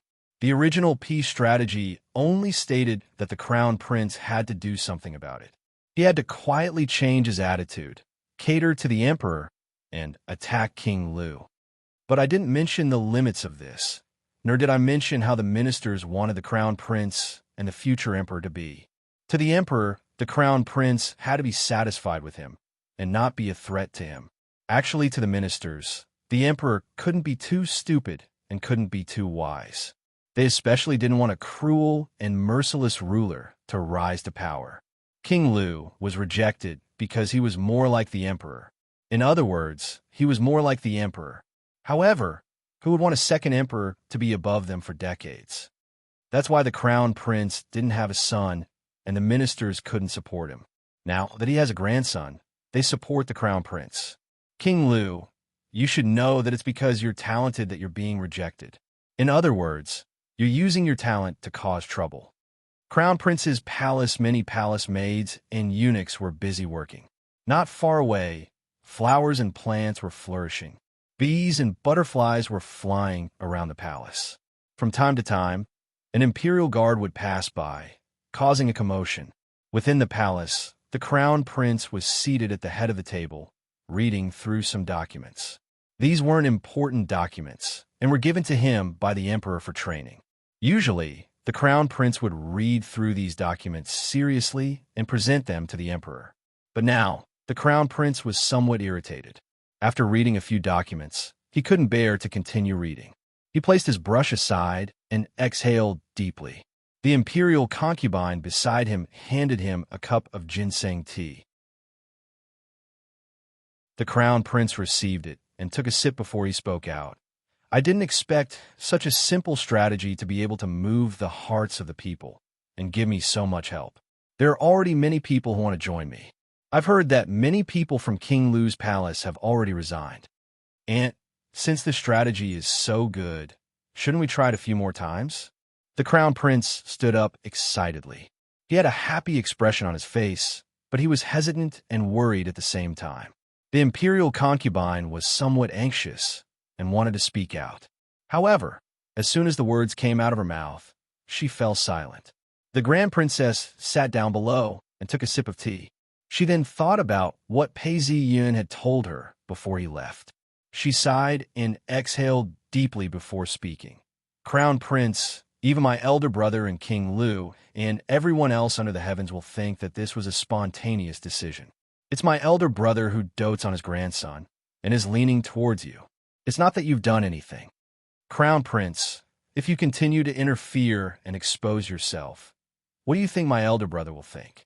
My elder brother is a hero who wields the 3-foot sword and swept across the lands. He will be the next generation's ancestor. If you do this, the Emperor will hate you. He might even think that you've been faking it all along and that your heart is deep and unfathomable. You might even lose the Emperor's favor. If you do this, King Lu will definitely reevaluate you. He might even retaliate with all his might. That's not worth it. Even if the court officials were to find out about this, the officials would have their own opinions about you. The hearts of the people would be swayed as well. The officials would only support the eldest son of the Emperor and not someone who is treacherous and treacherous. The Crown Prince, who was excitedly pacing back and forth, fell silent when he heard his aunt's words. He thought about it carefully as cold sweat trickled down his back. He then spoke, "It's all thanks to Aunt for pouring cold water on me. If not, I might have done something wrong." When the Grand Princess heard this, her eyes dimmed. Such a Crown Prince, he's too easily swayed. At this point, the Grand Princess sighed and forced a smile. "Crown Prince, You don't have to be like this. It's just that the first time you retaliated against King Lu, you've lost your composure. There's no need for you to do too much now. All you have to do is to remain calm and know your place." Phew. The Crown Prince's face was filled with joy as he exhaled a long breath. He then spoke to the Imperial Concubine. "Imperial Concubine, I've finally avenged you. You're really my lucky star, to have given birth to a grandson for me." As he spoke, he realized that he was getting carried away. He then turned to the Grand Princess and asked, "Aunt, what should we do next?" "It's such a waste of time if we keep waiting." Hearing these words, the Grand Princess was somewhat helpless. She then spoke to the Crown Prince. "Crown Prince, you should focus on reading the documents that the Emperor has given you. Taking care of your grandson is the right thing to do. As for making a move, it's enough this year. We should wait until next year before we make a move." The Crown Prince was a little unwilling, but after thinking for some time, his gentle personality won out. He then sighed. "Since Grand Princess has said so, then let's do it. Another year has been wasted." He then sighed. Pei Ziyun's plan resulted in such a change. It's a pity that he's left. If only he was still around, he would have been able to achieve great things. Why would he be stuck here? It's not a pity that he left. He's a Taoist after all. The Crown Prince has to rely on himself. The Grand Princess then spoke to the Crown Prince. "Actually, both of you are my nephews. It's only because I'm biased towards you that I come here more often. However, I won't be able to come again in the near future. If not, King Lu would be suspicious." The Grand Princess stood up as she spoke. As soon as she finished speaking, the Crown Prince nodded his head in agreement. The Grand Princess then took her leave. When she reached the door, she heard the Crown Prince asking the Imperial Concubine, "Imperial Concubine, about what my aunt said just now, I would like to hear your opinion." Hearing this, the Grand Princess shook her head. The Crown Prince was too soft and indecisive. She then thought, "I support the Crown Prince, or should I say, all the ministers support the Crown Prince. Isn't that the reason?" When it came to the succession of the Crown Prince, the Emperor had to decide half of it. That was true. However, the support of the ministers couldn't be lacking as well. The Grand Princess could understand what the ministers were thinking. Under the leadership of a wise ruler, the ministers had to tread carefully every day as if they were treading on thin ice. What the ministers wanted was a king who was neither wise nor stupid. He was a king who was gentle and mediocre. This was what the ministers wanted. Hence, the Crown Prince was what the ministers wanted. However, being mediocre wasn't good either. If the Emperor didn't like him, how could he reconcile the two sides? "Pei Ziyun, you left in such a hurry. Did you notice this?" Just as she was thinking, a serving maid approached and followed the Grand Princess into the carriage. Grand Princess Mansion. The Grand Princess had just returned to her mansion when flowers bloomed and butterflies danced in the air. The Grand Princess stretched out her hand, and a butterfly landed on her fingertip. It flapped its wings gently, as if it had a mind of its own. The Grand Princess chuckled as she flicked the butterfly away. She then whispered something to the serving maid, but the serving maid couldn't hear her clearly. The Grand Princess seemed to recall something as she turned her head to the serving maid. "How has the Canton Princess been these past 2 days?" The serving maid stepped forward. "The Canton Princess has been feeling much better recently. She's been eating more and more. It's just that she's obsessed with a book." Oh, just as the Grand Princess was about to ask, someone leapt into her embrace. The Grand Princess hugged the young Canton Princess in her arms and asked, "AI, why did you come out of the house? Why didn't you hug your painting and cry?" The Canton Princess laughed. "Cui Yingying and Zhang Sheng are together. I'm happy."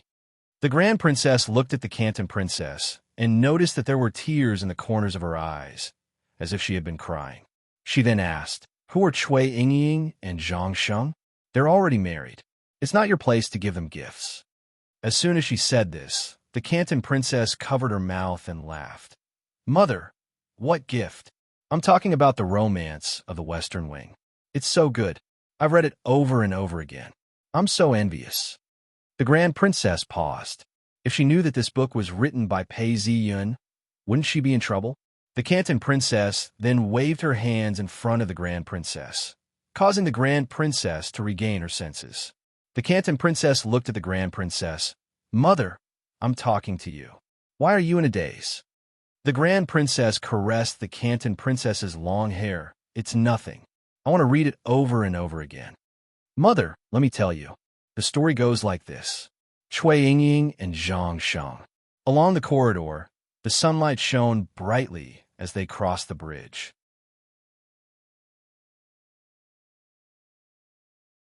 Chapter 187.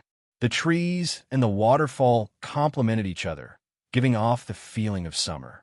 Li Ziji brought his two fellow disciples down the mountain and arrived at a small town. The town was next to the river, and there were many boats parked at the pier. Lanterns hung high, shining like stars in the sky.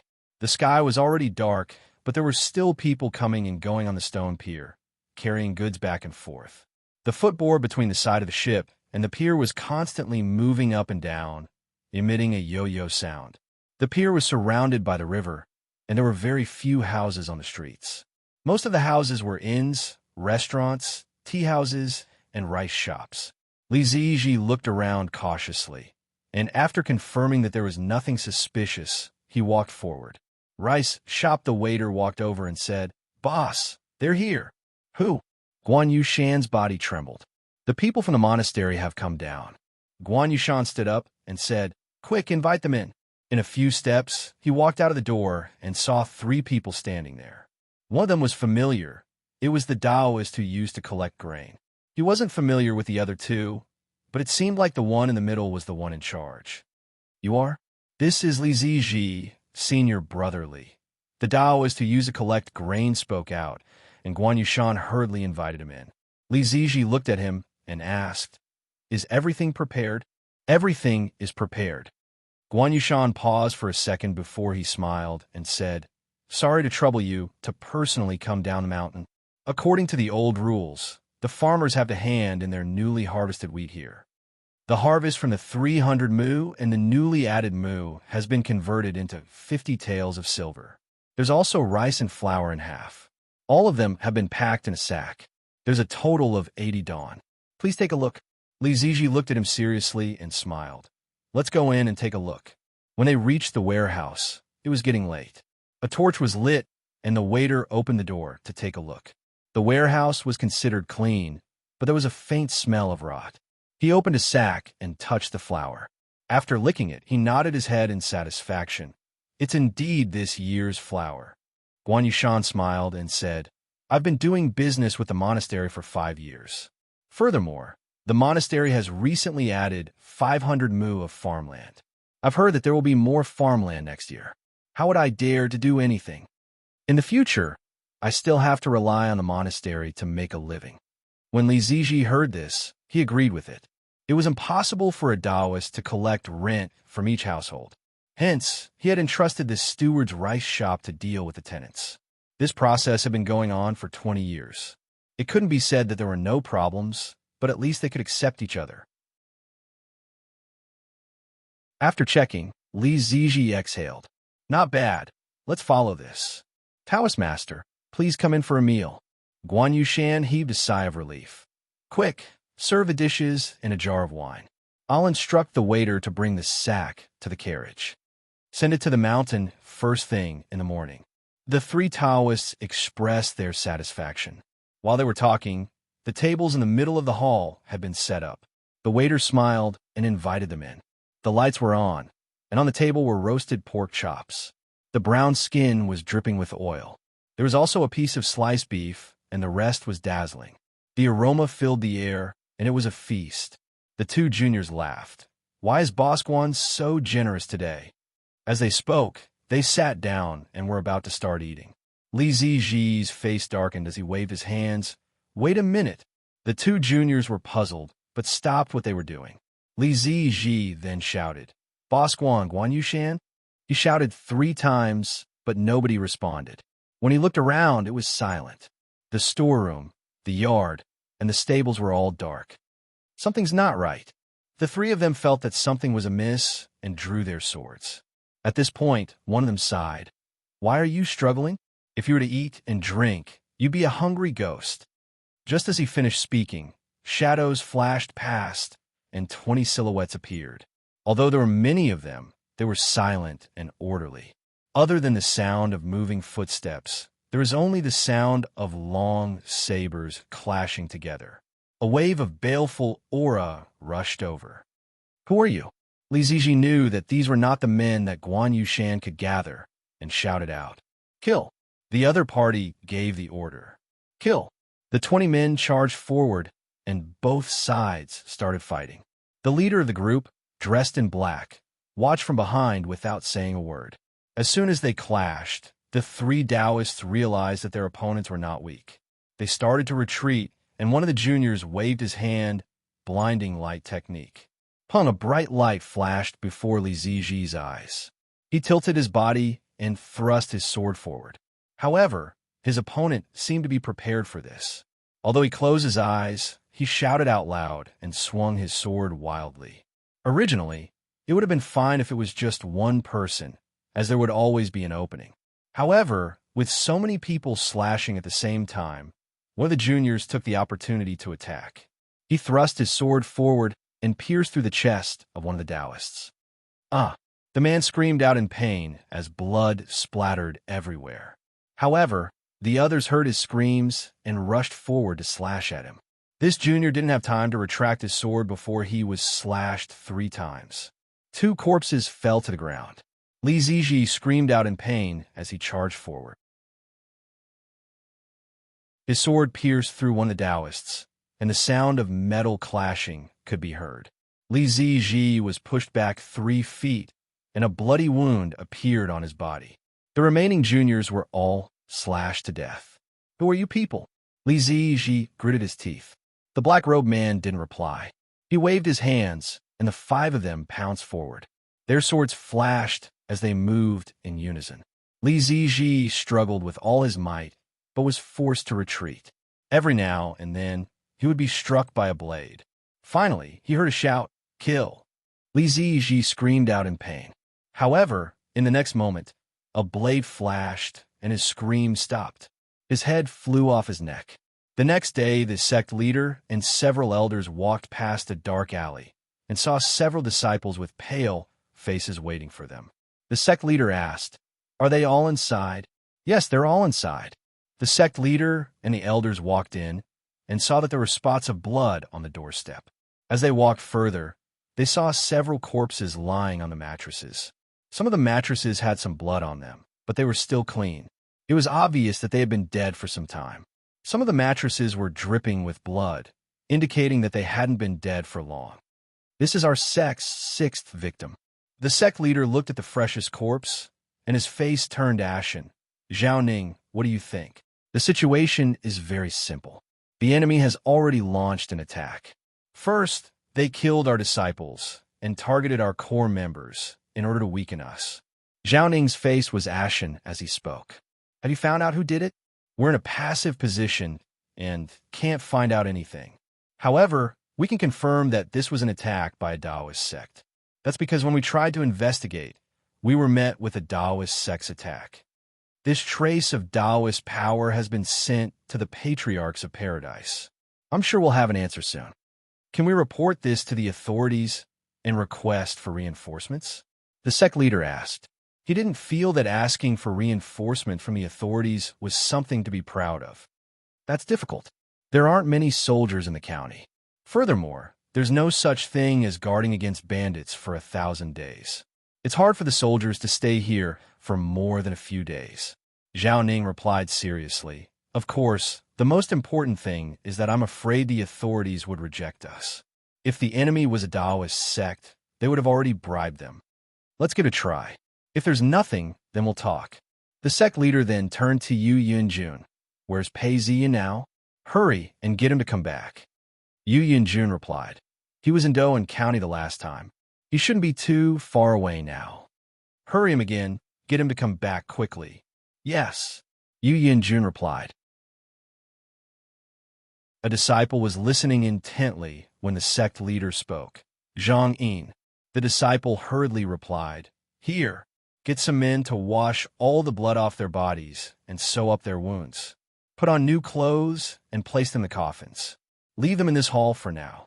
There's an array within this hall, and it will prevent them from rotting away. Once everything is done, we shall bury them." "Yes," the disciple replied.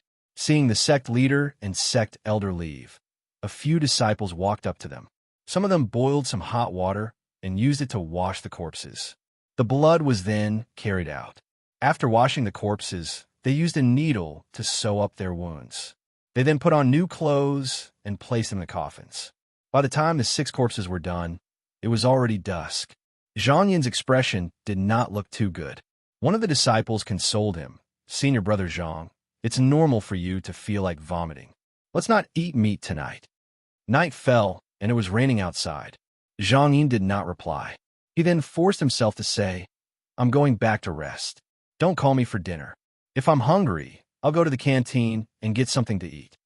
As he spoke, he turned around and walked into the rain. Seeing that there was no one around, Zhang Yin began to descend the mountain, one step at a time. He walked along the mountain path until he reached the foot of the mountain. Wiping away the rainwater on his forehead, he turned around to look. In the distance, he could vaguely see buildings and lights. At the foot of the mountain, there were 3 rooms for visitors to rest and shelter from the rain. At this point in time, there was no one around. Zhang Yin entered the room and stepped onto the brick floor. He could see the familiar faces of his fellow disciples in front of him. After all, they had known each other for 5 years. In the blink of an eye, they had been separated by life and death. It was like a nightmare. Zhang Yin stared blankly outside. The rain was not heavy, but it was still falling. Zhang Yin paused for some time before sighing. "Don't think about it. You're a spy. You knew this day would come.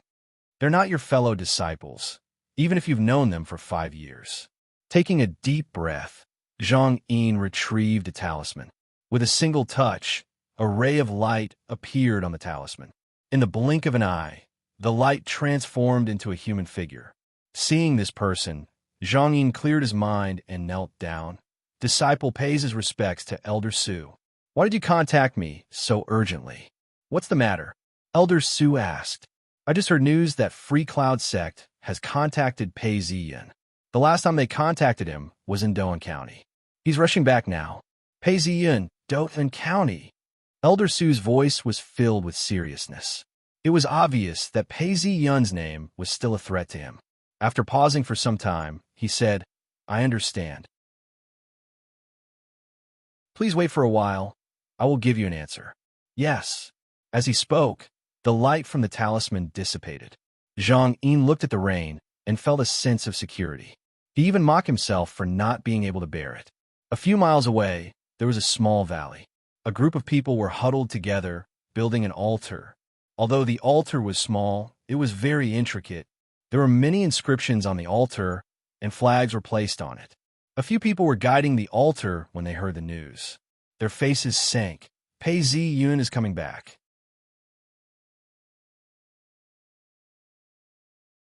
Chapter 188. The man in the middle looked to be around 50 years of age. He had a squarish face and looked extremely dignified. At this point, he took several steps forward and frowned. "Our original plan was to weaken the sect and use the altar to activate King Lu's energy to break into paradise. As long as we could seize control of paradise, the elders and true disciples within the sect would lose more than half of their powers. At that point, we would be able to wipe out Free Cloud Sect. Now that this man has returned, I'm afraid there's a change in our plans." Elder Su frowned and said, "Elder Chun, the Imperial Chi has broken through paradise, but we've been affected as well. This man's sword arts are extremely pure, and he's killed many officials. Perhaps he's obtained some treasures, and isn't afraid of the Imperial Chi. We have to get rid of this thorn in our side, without any hesitation. But we can't find him. That brat has concealed himself. Perhaps he's using some sort of treasure to shield himself." One of them spoke. "We've already used many different types of Dao arts, but we still can't find any traces of him. You can use the disciple's lantern to search for him. This is a bit of spiritual light that is imprinted into the disciple's body when he or she enters the sect. It carries a trace of his or her soul. As long as you can obtain it, you can use this connection to find the person's location. You can also use it to cast spells. It's even more accurate than using the blood and hair of a person to search for him or her. The square-faced Elder Chun pondered for a moment and suddenly said, "But how do I get it?" Elder Chun, an elder said, "Activate this spy and steal the Fate Lantern." Although stealing the Fate Lantern would expose the spy's identity, and he would not be able to conceal himself anymore, it would be worth it. In the future, there would be no need for a spy to exist in Free Cloud Sect. Elder Su said, "If he's still waiting for me, I shall give the order. All right, we shall continue to prepare the altar array. You shall lead some men to kill Pei Ziyan. Even if you can't kill him, you must at least hold him back. 3 days. As long as we can hold him back for 3 days, we shall be able to lessen the chances of this happening." Elder Chun said solemnly. "Yes, Elder Chun." These people all answered. The rain continued to pour. Zhang Yin raised his head and saw shadows of people. There were quite a number of disciples patrolling the mountain. Recently, the situation had been tense, and many of the disciples had been recalled. They were now patrolling the mountain in groups of 3 to 5, all of them wielding long swords. I wonder if anyone on the mountain has noticed that I'm missing? Zhang Yin was getting impatient. Just then, he felt something warm in his robes. He hurriedly took out a talisman and tapped it. A shadow appeared in the room. Seeing the shadow, Zhang Yin knelt down and asked, "Elder Su, what are your orders?"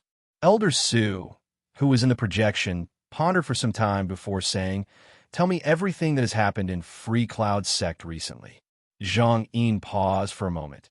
"Elder, the sect is currently gathering the disciples to return to the sect to protect the sect. Among them, the number 1 genius would definitely be Pei Ziyan. There are also a few other experts. Chen Zhongyu is proficient in Dao arts.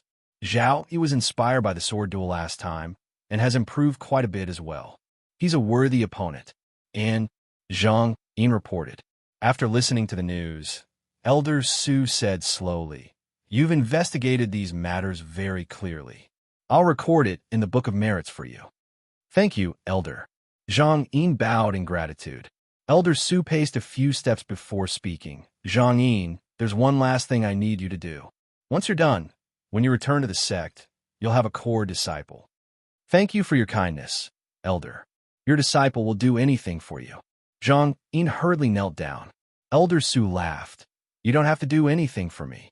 All I need is for you to steal Pei Ziyun and Chun Zhong use Fate Lanterns." Hearing these words, Zhang Yin was taken aback.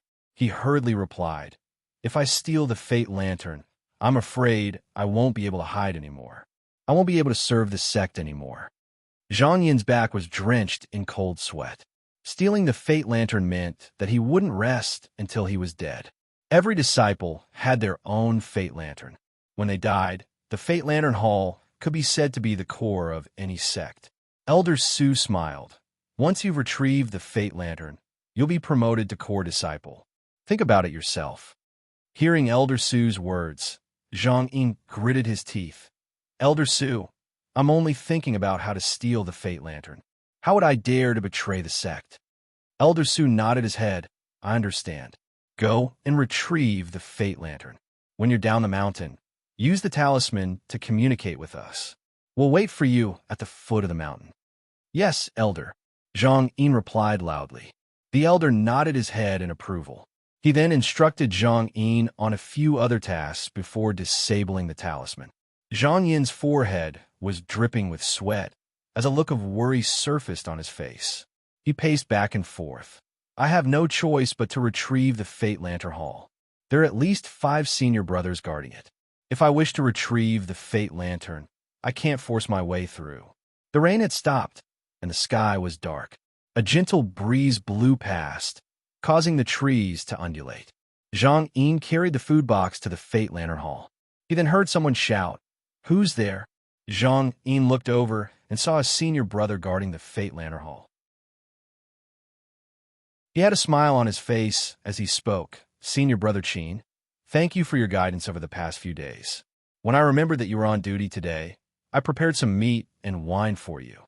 Senior brother Qin saw that the person in front of him was someone he was familiar with. He then laughed. I was wondering who it was. So it's senior Uncle Chin's fourth disciple, Zhang Yin. You're a good person. You still remember me, your senior brother, and even prepared some meat and wine for me. Zhang Yin took the food box and was about to place it outside when Qin Jun stretched out his hand and placed it on the table. Follow me inside. There's a table inside for you to place the food. Qin Jun placed the food box on the table and placed it on the table. There was even a jug of wine. Qin Jun sniffed it and looked at Zhang Yin. Senior brother Zhang, this is our sect's green lotus wine. We used the petals of our sect's green lotus wine and used some precious herbs to brew it. You spent a lot of money on it. AI, senior brother, good wine is for heroes. I've always felt that the senior brothers of our sect are the true heroes. Thank you for your guidance over the past few days. Zhang Yin took the initiative to pour some wine for himself. Qin Jin laughed as he patted Zhang Yin on the shoulder. Junior brother has good taste. AI, senior brother, why aren't the others here? Zhang Yin looked around the hall and asked. Qin Jin picked up a chicken drumstick and took a huge bite. He then drank a mouthful of wine and sighed. I don't know which sect wants to start a war between the sections. Everyone else has been sent away, and I'm the only one left to guard the hall.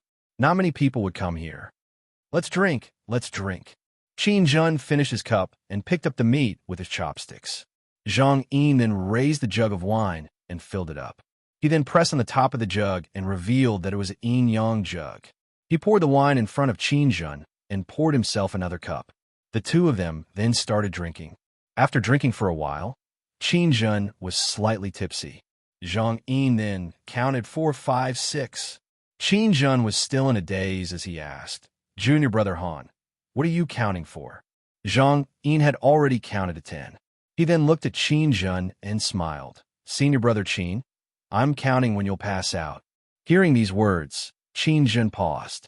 Just as he was about to say something, he fell head first into the bowl of food.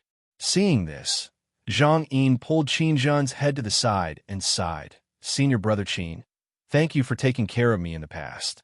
It's just that there are some things that I have to do. If it wasn't for the sake of my Dao, I wouldn't have hidden myself. My talent is average, and I have to find a way to fight for it. As soon as he finished speaking, Zhang Yin did not hesitate any longer. He turned around and walked into the Fate Lantern Hall. As soon as he entered, he felt that the interior of the hall was very different from the outside.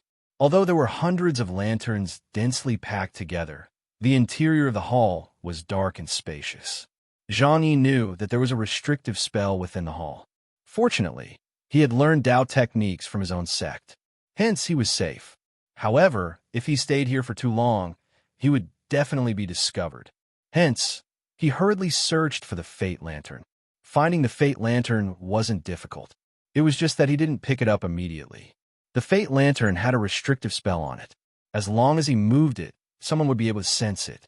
After all, disciples could patrol the hall, but if it wasn't necessary, nobody would touch the Fate Lantern. Once he found the Fate Lantern, he took it and ran. If not, it would be difficult to escape. Zhang Yin stood in front of the Fate Lantern and hesitated. If it's possible, I should destroy some of them. Perhaps I can cover up my tracks. It was said that if the Fate Lantern was destroyed, it would not result in the death of the host. However, it would cause the host's soul to be damaged and could be used to cast spells. Hence, he raised his head and sighed. After 5 years of hiding, I've developed feelings. As Zhang Yin said this, tears started to flow down his cheeks uncontrollably. He reached out to wipe them away and turned around to retrieve his own Fate Lantern. Pei Ziyin and Chen Zhongyu both searched for their Fate Lanterns before retrieving one. There was a one sound as the patriarch in front of them trembled. A ray of light shone out as it opened its eyes. Someone has touched the Fate Lantern. Zhang Yin wrapped the Fate Lantern up and placed the talisman within his robes. He then walked out the door and ran down the mountain without turning back. Some of the elders were in deep sleep, while others were patrolling the area. When they received the patriarch's warning, they were shocked. What? A traitor stole the Fate Lantern? Damn it! Investigate. Who stole the Fate Lantern? Who did it? Before long, the elders rushed into the hall and saw Qin Jun sprawled on the table, unconscious. One of the elders picked up a cup of wine and smelled it. He then said coldly, "It's the drunken immortal brew. There's no poison in it. He's only unconscious. Wake him up." The sect leader cleared his throat. One of the elders retrieved a pill and forced it into Qin Jun's mouth. The moment the pill entered his mouth, it dissolved. Before long, Qin Jun regained consciousness. Seeing the sect leader and elders surrounding him, he exclaimed in shock, "Sect leader, master, elders, why are all of you here?" The sect leader looked at Qin Jun and asked, "Who was it that made you drunk?" Qin Jun was sweating profusely as he reported, "Sect leader, it was senior Uncle Chin's fourth disciple, Zhang Yin. He brought some food and wine here tonight. He only drank a few mouthfuls before he became drunk."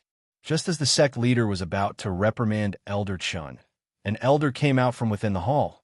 "Sect leader, the matter has been investigated. 3 fate lanterns have been lost. They belong to the traitor Zhang Yin, Pei Ziyun, and Chen Zhongyu." Yu Yunjun, who had been silent all this while, stood up in anger. This person stole Pei Ziyun's fate lantern. How despicable! Yu Yunjun turned around and chased after the traitor. When Chen Zhongyu's master heard this, his face fell as well. He was enraged and chased after the traitor as well. In Prefecture, it was deep into the night as the boat docked at the pier. Pei Ziyun alighted from the boat and noticed that although it was raining and it was time for the market to close, the streets were still bustling with people. The shops were still open. He sighed to himself. With the opening of the sea trade, this place is getting more and more prosperous. Just as he was about to take a step, he felt a chill run down his spine. The star's transposition technique was activated, and the shivers subsided. He frowned and muttered to himself, "Is this a warning or a reaction?"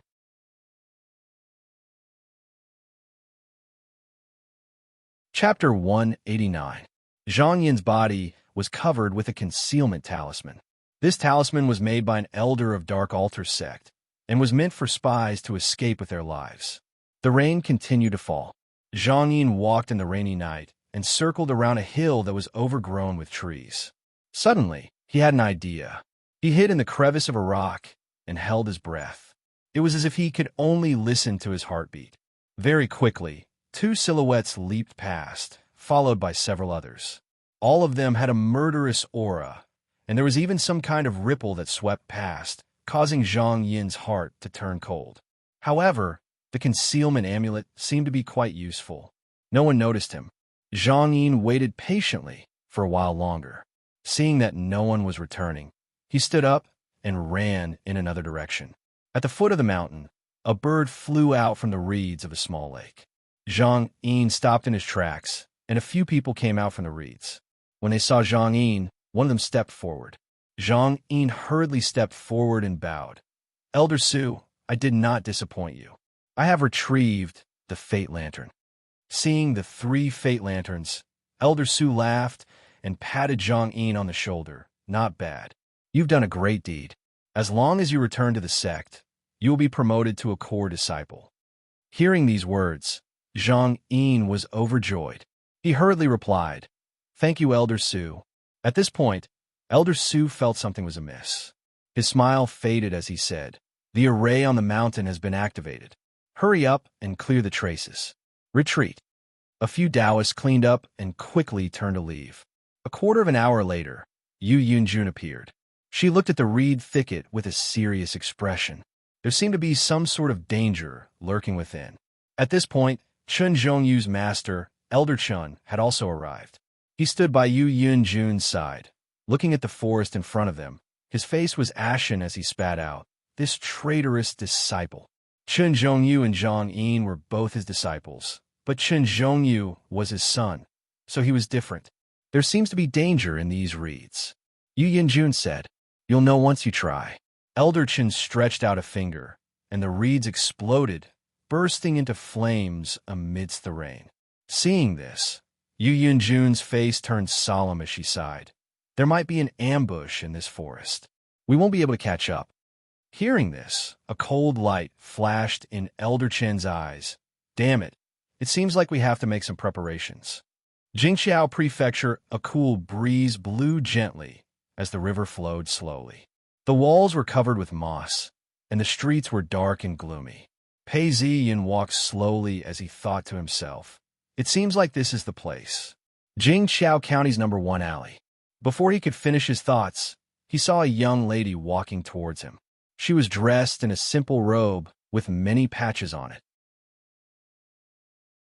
However, it was very clean, and her facial features were exquisite. The young lady looked at Pei Ziyun warily and slowed down her steps. She brushed past him and then quickly walked away. Is that her? Since Pei Ziyun was a Yin master now, he had the ability to act according to his whims. The moment he saw her, he wanted to call out to her, but the young lady was stopped by someone at the entrance of the alley. One look, and one could tell that he was a ruffian who was forcing the young girl to take a few steps back. This ruffian looked at Pei Ziyun and felt that the frail scholar was not a problem at all. He then shouted, "Hand over the money." "No." The young girl begged, "You can't snatch it from me. I used it as a gift from my mother to buy medicine for my brother. Please don't snatch it from me." As she spoke, she started to choke with sobs. The ruffian did not budge. He stepped forward and covered the young girl's mouth, not allowing her to make a sound. Just as the young girl was about to struggle, the ruffian pulled out a knife. The young girl was shocked. The ruffian reached into the young girl's robes and pulled out some money and a box. He then turned around and ran away. "No, you can't snatch my money. That's for my brother's treatment." The young girl shouted as she chased after the ruffian. Tears streamed down her face as she cried, "No, give me back my money. That's for my brother's treatment." The young girl was running too fast and fell to the ground. She wanted to get up and continue chasing after the ruffian, but the ruffian had already disappeared into the alley. She screamed, "No, no." The ruffian was just about to run out of the alley when Pei Ziyun suddenly appeared in front of him. The ruffian did not even have time to think about why the scholar behind him would suddenly appear in front of him. He waved his knife threateningly. "Get lost, or I'll stab you." Pei Ziyun stretched out his finger and pointed at the ruffian. His movement was slow, but the ruffian could not avoid it. He groaned and fell to the ground. He wanted to get up, but his dark eyes looked down and asked, "Who sent you here?" The ruffian's body trembled, and his expression was blank. "The owner of the shop on the street sent me here. He said that I had snatched the money and asked her to pawn the jade pendant. I was greedy and snatched the jade pendant as well." Jade pendant. Pei Ziyin picked up the money and the box. As soon as he touched it, he knew that there was indeed a legacy within. However, there was a slight resistance, and he knew that the jade pendant already had an owner. Pei Ziyin handed it over to the young girl.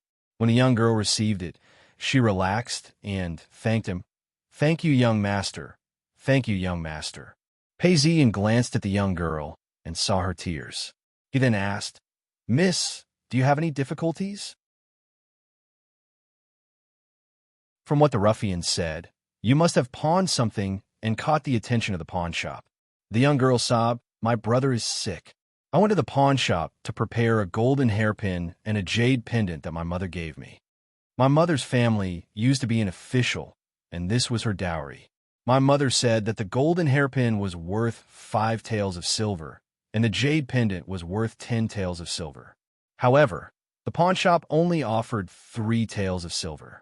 I refused to sell it. For my brother's sake, I pawned the golden hairpin. That's why I gave it to the pawn shop. I didn't expect that I would be targeted."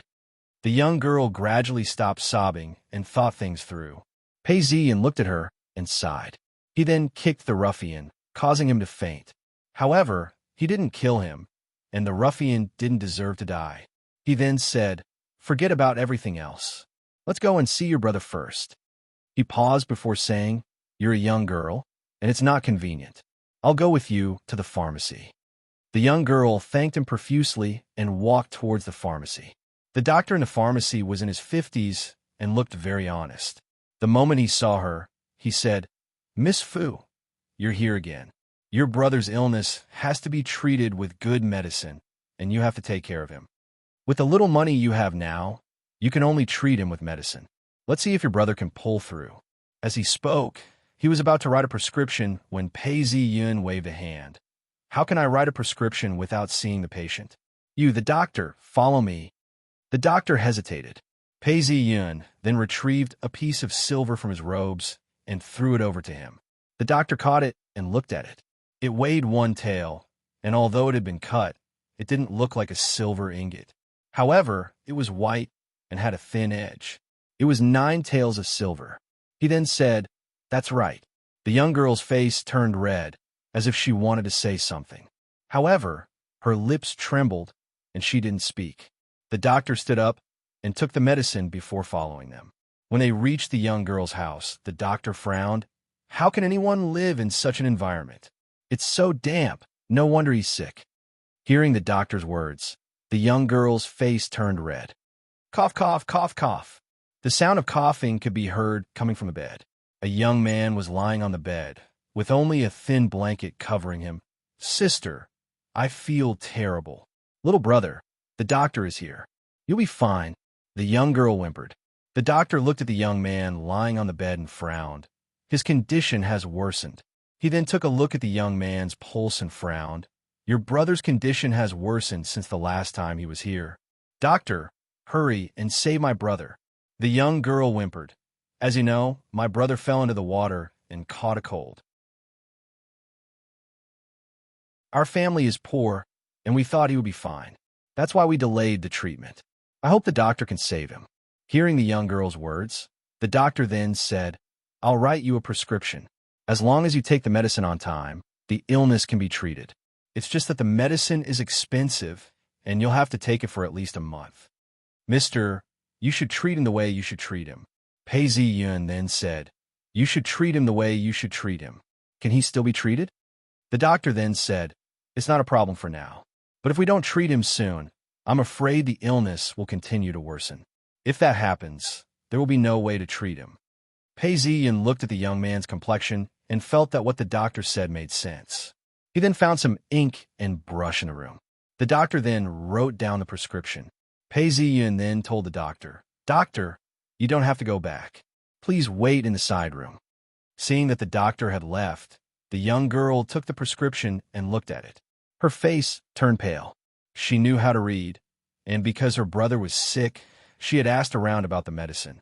There were many precious medicines on the prescription. Just one prescription would cost a lot of money, not to mention using it continuously. She was panting heavily.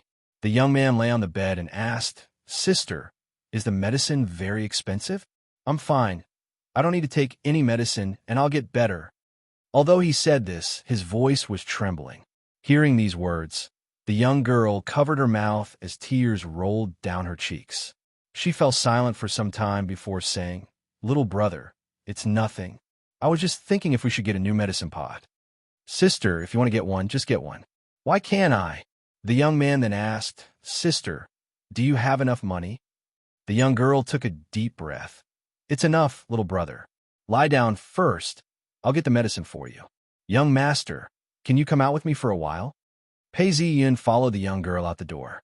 When they reached the door, the young girl fell silent for some time before kneeling down. Young master, please save my brother. As she said this, she retrieved a wooden box from within her robes and opened it. It was a jade pendant. Her eyes were filled with melancholy as she thought about her parents. Her tears started to flow again. Father, I've let down the Fu family. But for my brother, for the Li family, I have no choice but to do this. The young girl handed the jade pendant over. Young master, this jade pendant is worth 10 taels of silver. I can't accept it, but young master can accept it. Pei Zi-yun received the jade pendant and looked at the young girl before him. What's your name? Fuyu. The young girl replied.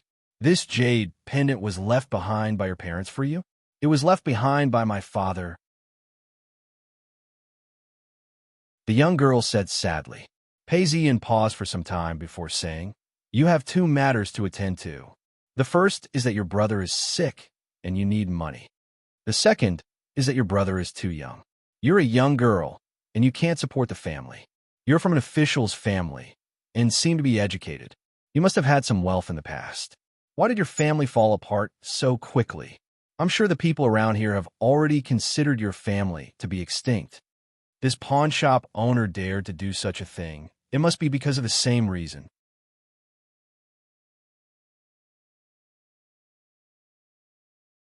Chapter 190. The main reason for this was because life in the ancient times was tough. To other families, this was a rare opportunity to strike it rich. Hence, whenever a family had no children or was too young, they would pounce on them and tear them to shreds. Many people despise clans, but without the protection of a clan, the moment something happened to a family, the entire family would be wiped out. Pei Ziyin had seen this happen in Snail Village. There was a family whose husband had died, but they still had a child. The village chief would step in and sell the wife to a human trafficker. They would then split the family's assets. The pig would be slaughtered, and everyone in the village would get a piece of meat. The child would then be adopted as a child, but he was actually a free slave. With a clan, there would still be situations like this, but it was much better. At least there would be some leeway. But now, the Fu family was a single family, and the surrounding people treated them as if they were extinct. Pei Ziyin had never thought that farmers were simple and honest. Actually, the poorer a farmer was, the fiercer he was. They would not show any mercy when they were extinct. This was because they wanted to survive. Hearing these words, Fu Yu trembled. She was an intelligent person and did not dare to think about it in the past. Now that she had been exposed, she understood immediately. She covered her mouth. Her face was pale as she knelt down. "Young master, I am willing to sell myself as a slave. Please save my brother and take care of him." "Get up. I don't need you to be a slave." Pei Ziyin said, "I won't beat around the bush. Your jade pin is not bad. I want it. I will treat your brother, but you cannot stay here anymore. If you stay here, you will die sooner or later. I even suspect that someone pushed your brother into the water. Go to Slow River County's Snail Village. I can protect you there. I will use money to buy you a house and give you 10 mu of land. You can raise your brother in peace." Hearing these words, the young girl did not hesitate and knelt down. "Yes, young master. Let's treat your brother's illness first." Pei Ziyin felt the resistance from the jade pendant disappear and knew that she was sincere. This was how legacies were. They had to be transferred to their own hands before they could absorb them. Of course, they could also kill someone as long as they could buy it fairly. Why kill someone? After the two of them finished talking, they led the doctor to brew the medicine. The doctor's medicine box contained a batch of medicine. After a while, the young man fell into a deep sleep. He looked better, but his body was burning like charcoal. His face was red, and his breathing was heavy and uneven. "Let's wait for a day or two. When your brother is feeling better, we shall depart." Pei Ziyin touched the jade ornament as he spoke. To himself, there was a series of stairs leading to a cave. It was formed naturally and had been modified by humans. The most peculiar thing was that there was a stone slab in the middle of the stairs, which had many dots on it. Elder Su retrieved the fate lantern and placed it in front of him. He then laughed coldly. "This Free Cloud sect is really lazy. They actually allowed us to retrieve the fate lantern so easily." Hearing these words, the elder at the side laughed. This fate lantern is actually used to guide the souls of the disciples. Although it can be used to plot against others, it can also be used to plot against others. There's no need for this fate lantern. I'm afraid the only real use for it is to track down the Taoist who is on the run. Even within our sect, the fate lantern isn't guarded too strictly. It's just that this Pei Ziyun's martial arts are unparalleled, and he has a treasure on him. We've searched for him several times, but to no avail. It's as though he's invincible. Furthermore, we have to get rid of this person to prevent any unforeseen circumstances. That's why we place so much importance on this fate lantern. Furthermore, apart from us, who have been through many battles in the Tao sects, how would these new sects have the experience to do so? That's true. The Tao sects have their roots in the Earth Immortals. However, our Dark Altar sect's fate lantern is guarded by elders. How can we steal it so easily? Elder Su spoke out. "Elder Su, such a new sect has less than 100 Taoists. The elders are all very powerful. Why would they guard a place like this for long? Our Dark Altar sect is a powerful sect, hence we have elders guarding it. Furthermore, they take turns to guard it. However, this free cloud sect has been lax for far too long. It's time for them to be destroyed. The elder laughed coldly as he spoke. Let's cut to the chase. This kid doesn't seem to be afraid of the Imperial Chi. I'm sure he has some secrets. Let's use our Tao arts to kill him. Perhaps we can find out more. Another Taoist spoke out. A few Taoists formed a circle, and with a Weng sound, a layer of white light appeared, circling around the oil lamp, and slowly seeped into it. After some time, the white light started to dim. Elder Su was astonished. That's strange. After stealing the Fate Lantern, we still can't pinpoint his exact location. This kid must have obtained a treasure.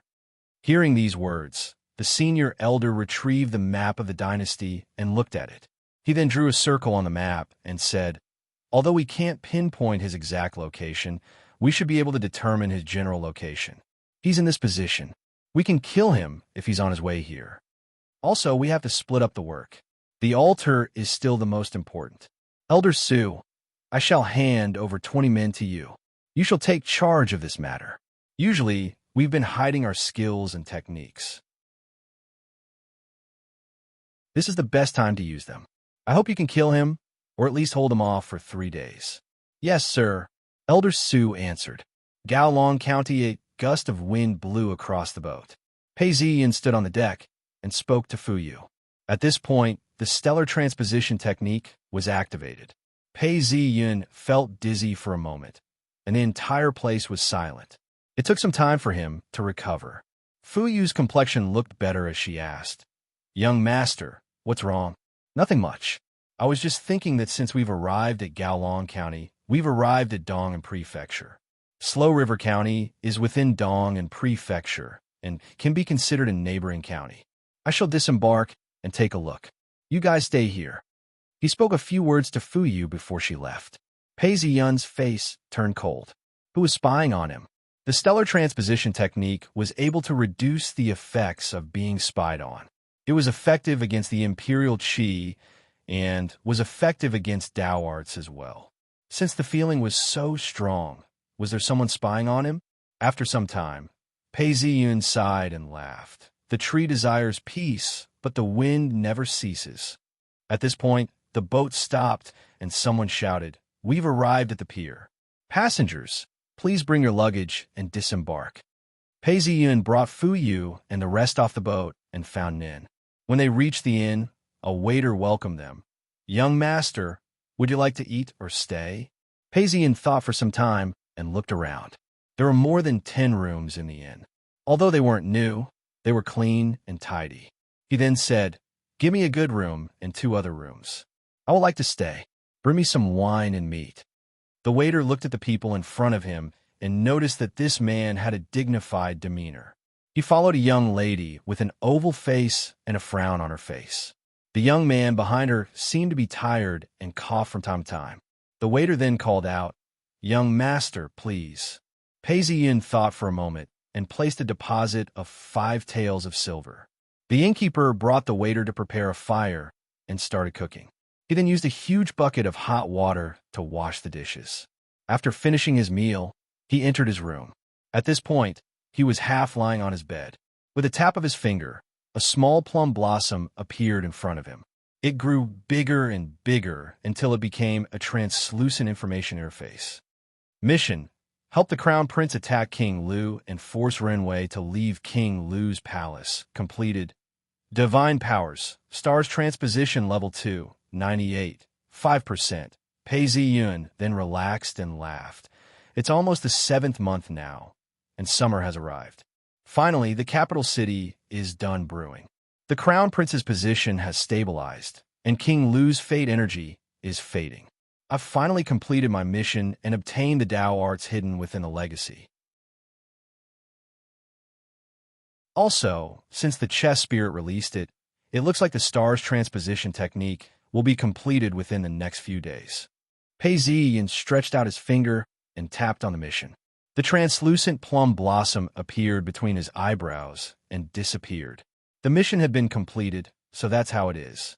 Since it can weaken the effects of absorbing the legacy, I shall give it a try. He laid on his bed and placed the legacy under his pillow. Just like the last time, he fell asleep. He fell into a deep sleep. When Pei Ziyin woke up, his room was pitch black. His entire body felt extremely comfortable. It was hard to describe. It was as if his entire body had been washed clean and all the impurities had been removed. It was as if he had been soaked in warm water. Pei Ziyin felt that something was amiss. He closed his eyes and focused his mind. He then saw a floating ball between his eyebrows. This floating ball was a faint golden color, and there was a white aura flowing within it. Pei Ziyin seemed to have understood something as he pondered over sword techniques and martial arts. The white aura around the floating ball continued to swirl, but there was no change to it. Let's try again. Pei Ziyin focused his mind and pondered over the Tao arts. He didn't know which part of the Tao arts he had triggered, but the white aura flowed out and entered his eyebrows. His mind was clear, and he finally understood something. Tao arts, 33 types, advanced 0, 1%. Although the improvement was minute and the white aura within the floating ball had lessened, Pei Ziyin could not help but take in a deep breath. He finally understood. In the past, I absorbed legacies directly, which was why there was a huge side effect. But now, the spiritual wisdom within the legacy has become an existing experience. By thinking for myself, I can use it to improve. Of course, the prerequisite is that I have to learn the same type of Tao arts. With this, at least I can confirm that my Tao arts will continue to improve. No wonder Xie Chengdong and the original owner were able to improve so quickly. Even their fleshly bodies were able to become saints. This is really impressive. However, I can't waste it. When Tao arts are researched to the extreme, it becomes a divine art. But the spiritual wisdom gained from the legacy is limited. I have to use it on the core of the legacy. If I use it randomly, I'm afraid I won't be able to absorb all the legacies. According to my thinking, I should first focus on the principles of Tao arts. Secondly, I should choose a divine art that is suitable for me to level up and not use it on everything. If I use everything, it would be half-baked and useless. Just as he was thinking, Pei Ziyin suddenly felt dizzy and his chest tightened. Is it consumption? No, that's not it. It's the star's transposition technique. Someone is trying to find me again. Pei Ziyin thought to himself. It seems like I'm very close. Pei Ziyin stood up and retrieved the long sword by the side of his bed. He then took out an ingot of silver and placed it on the table. After thinking for some time, he wrote a letter to Fu Yu, telling him that if he didn't return soon, Fu Yu should stay in the inn and wait for him to return. This amount of silver was enough for him to live on for half a month. When he finished writing, he leapt out of the window. When he landed on the ground, his face was filled with killing intent.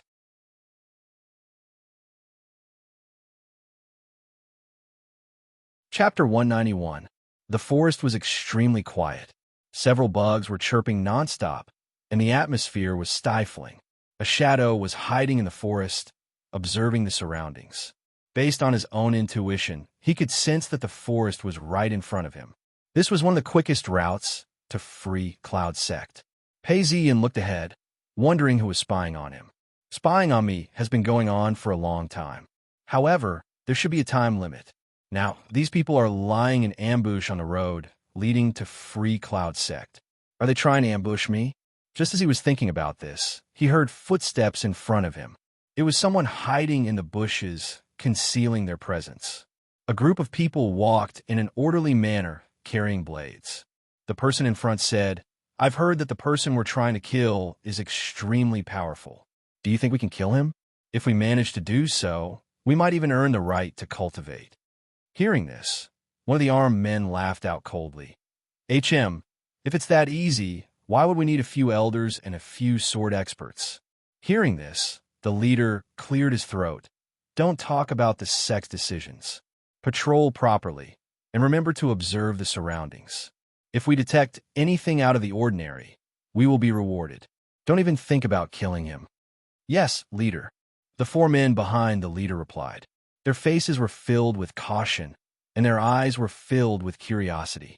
They looked around, observing the surroundings. Pei Ziyin swept a glance across them.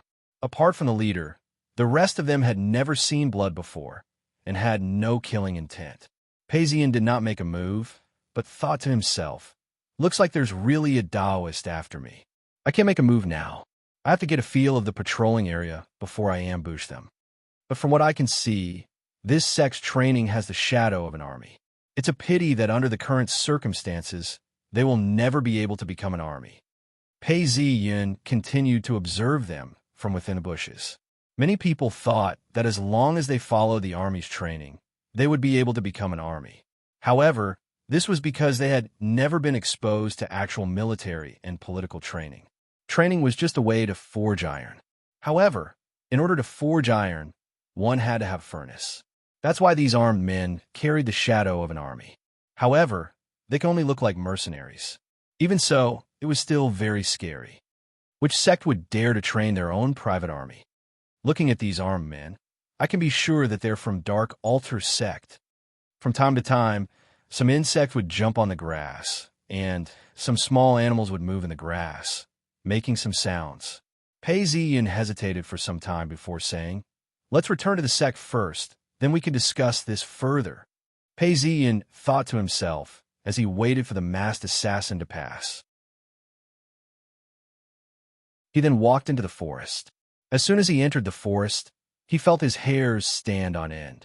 It was as if the forest was hiding something terrifying. He immediately turned around and left. Who? At this point, a swordsman turned around and saw a person retreating. The swordsman shouted, "Quick, there's someone. Fire the fireworks." Pei Ziyin stretched out his hand, and the ground caved in. The leader's reaction was very fast. He immediately took out a flare and was about to shoot it into the sky. At that moment, a shadow flashed, and he felt a pain in his chest. Blood flowed out his mouth. He looked at his chest and saw that the tip of a sword had pierced through his heart. With a swing of his sword, the captain fell to the ground. Pei Ziyin stretched out his hand to catch the firework.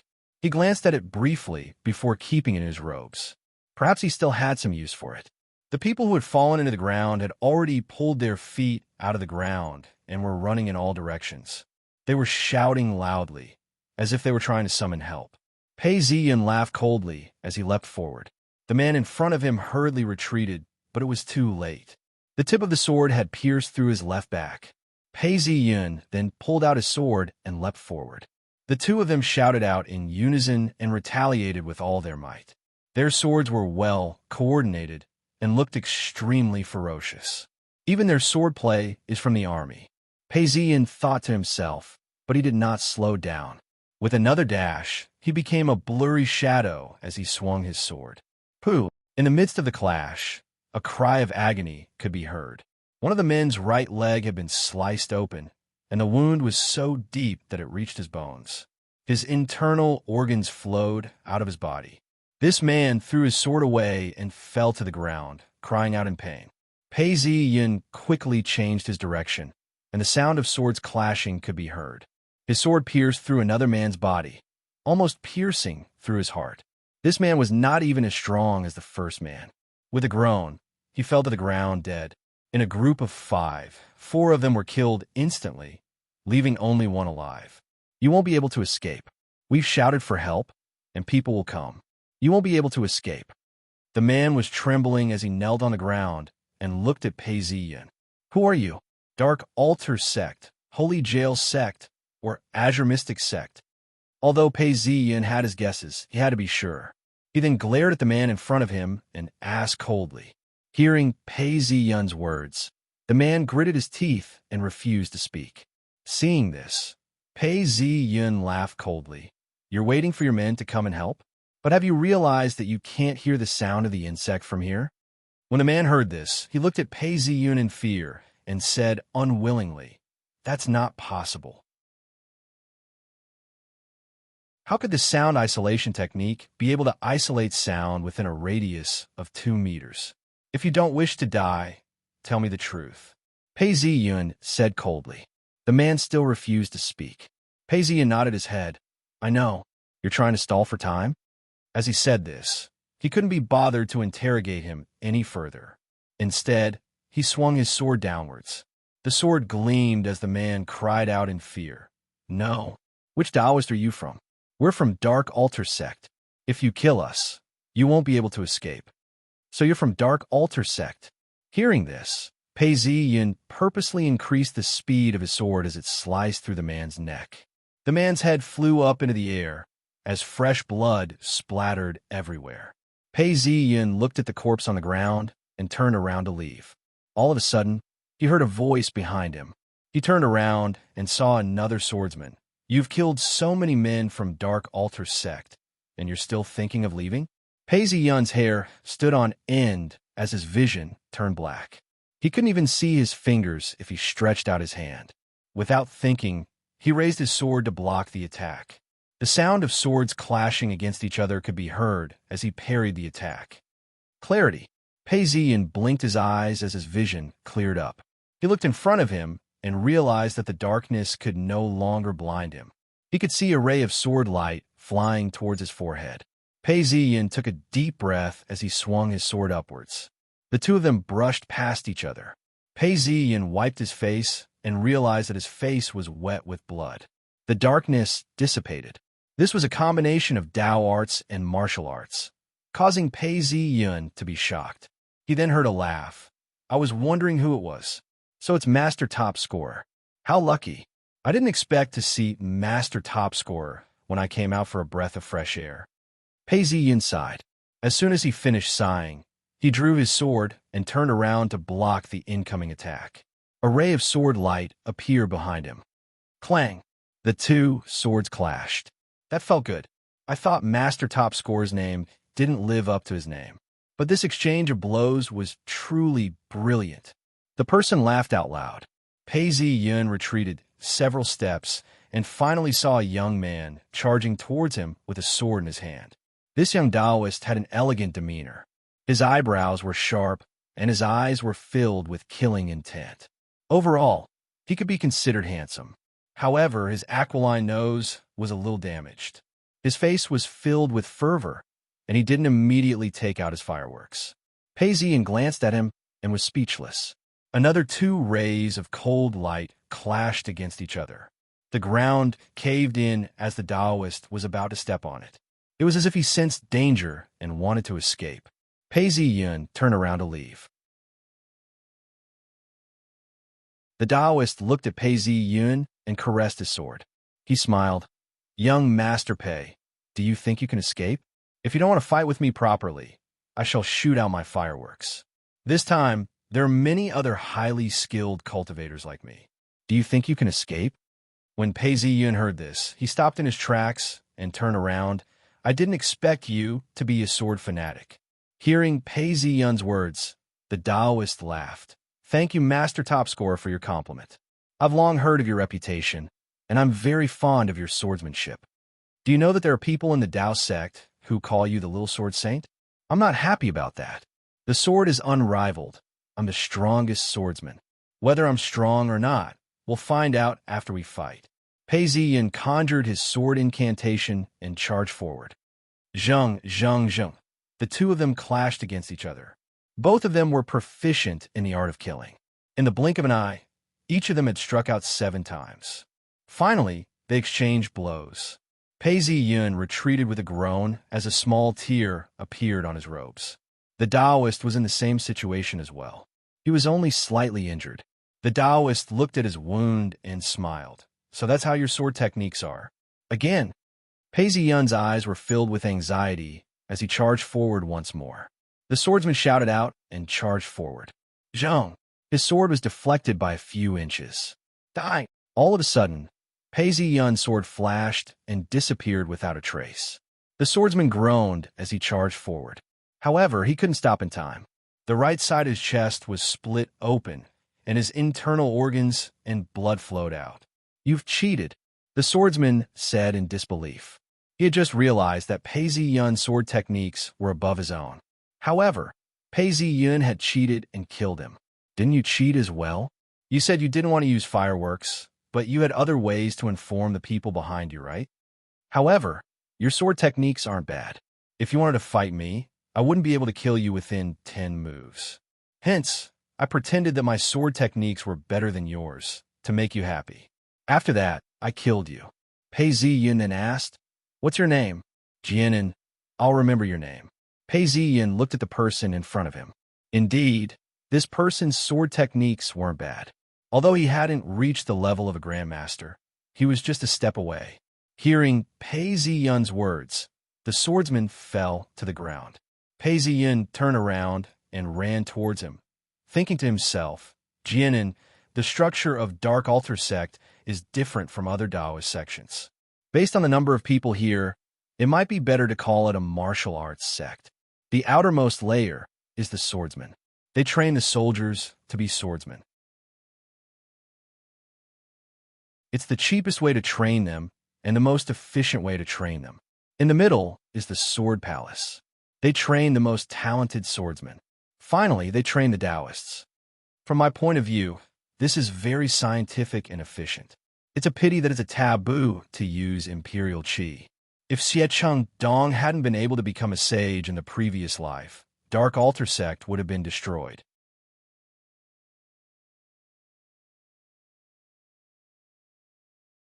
Chapter 192. Of course, Pei Ziyin understood that efficiency wasn't always the best. In fact, no matter which society it was, the most efficient and effective way of organizing was usually monopolized. Anyone who dared to touch it would die. If one didn't understand this, he would be the victim of his own cleverness. When he reached a forest, Pei Ziyin reached into his robes and searched for the communication talisman to report to his sect. He took it out and tapped it on the talisman. Buzz! The talisman lit up.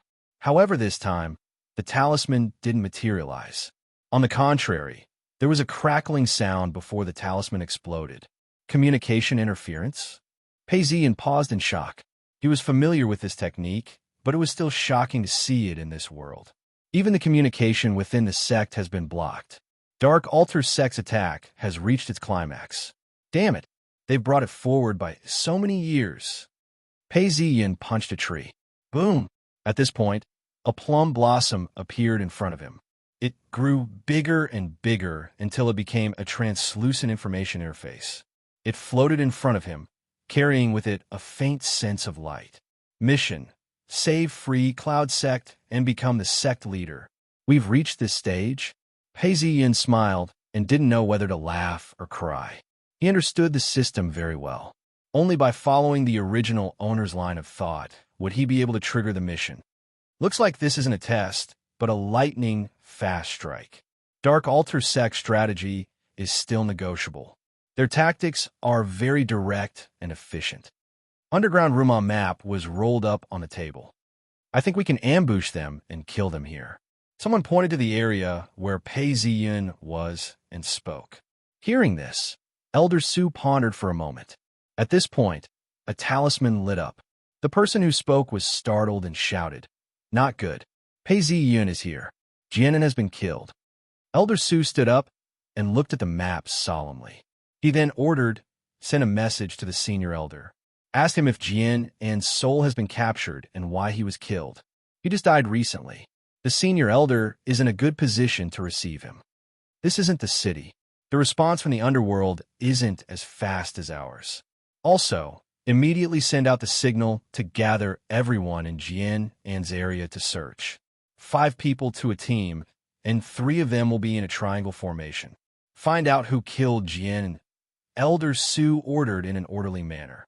Actually, everyone present knew that this wasn't to find out who had killed Jian, but to find out where Pei Ziyin had gone. Hearing Elder Su's words, a person took out a communication talisman and asked. A bladesman went out and took out a flare and fired it, forming a signal. As soon as he calmed down, a Taoist hurriedly rushed in and bowed. Elder, something happened. A group of swordsmen were killed. Senior brother, Jian, died in battle as well. Just as Elder Su was about to speak, another elder stepped forward. Elder Su, the senior elder, has just replied. It was Pei Ziyin who killed Jian and had used his reputation as a sword maniac to buy time. However, Pei Ziyin was able to use his scheme to kill Jian, and the soul guidance was very fast. The Great Elder was only 100 miles away. For the soul guidance, it would only take a few minutes. Now he had a response. What a scoundrel. Jian and sword techniques were considered one of the best in Sword Palace. I didn't expect him to be killed so easily. How despicable. This person has guts and is extremely lucky. His sword techniques are outstanding as well. His nickname of the Little Sword Saint is not false. The most troublesome thing is that he has a treasure. We used his fate lantern to search for him twice, and he killed our strongest swordsman. We have to be careful. What? Elder Su, what do you mean? Could it be that this person is able to locate us? Someone was shocked as he looked at Elder Su and asked, is this person's divine powers that strong? Elder Su took a step forward and cleared his throat. It's not that strong. According to our intelligence, Pei Ziyun is just the Een master and has just opened the gates of heaven. He was banished from the sect for a year because he killed Song Ji. How long has it been? How strong is this person? I'm sure Free Cloud's sect managed to bypass our defenses and inform this person. Or perhaps he has some sort of treasure that can detect his own fate lantern. I'm very confident in Senior Elder's abilities. The possibility of it being a treasure is much higher. Yes, the Free Cloud sect Taoists are trapped on a mountain and can't come down. This person has no backup. Once we kill him, we can steal his soul and find out his secrets. Elder Su then spoke out coldly. To be able to kill Jian and without anyone noticing, he must have mastered the way of the sword. It's said that this person's sword techniques are unparalleled. From the looks of it, it's true. We have to surround him and kill him. Elder Su then ordered, use the communication talisman to seal the area. This person must still be nearby and hasn't escaped yet. Immediately deploy our swordsmen to search for him. Once we locate his position, delay him for a moment. Our swordsmen and our Een Master Taoists will surround him and kill him. We must not give him another chance to kill us. Elder Su shouted out loudly. Yes.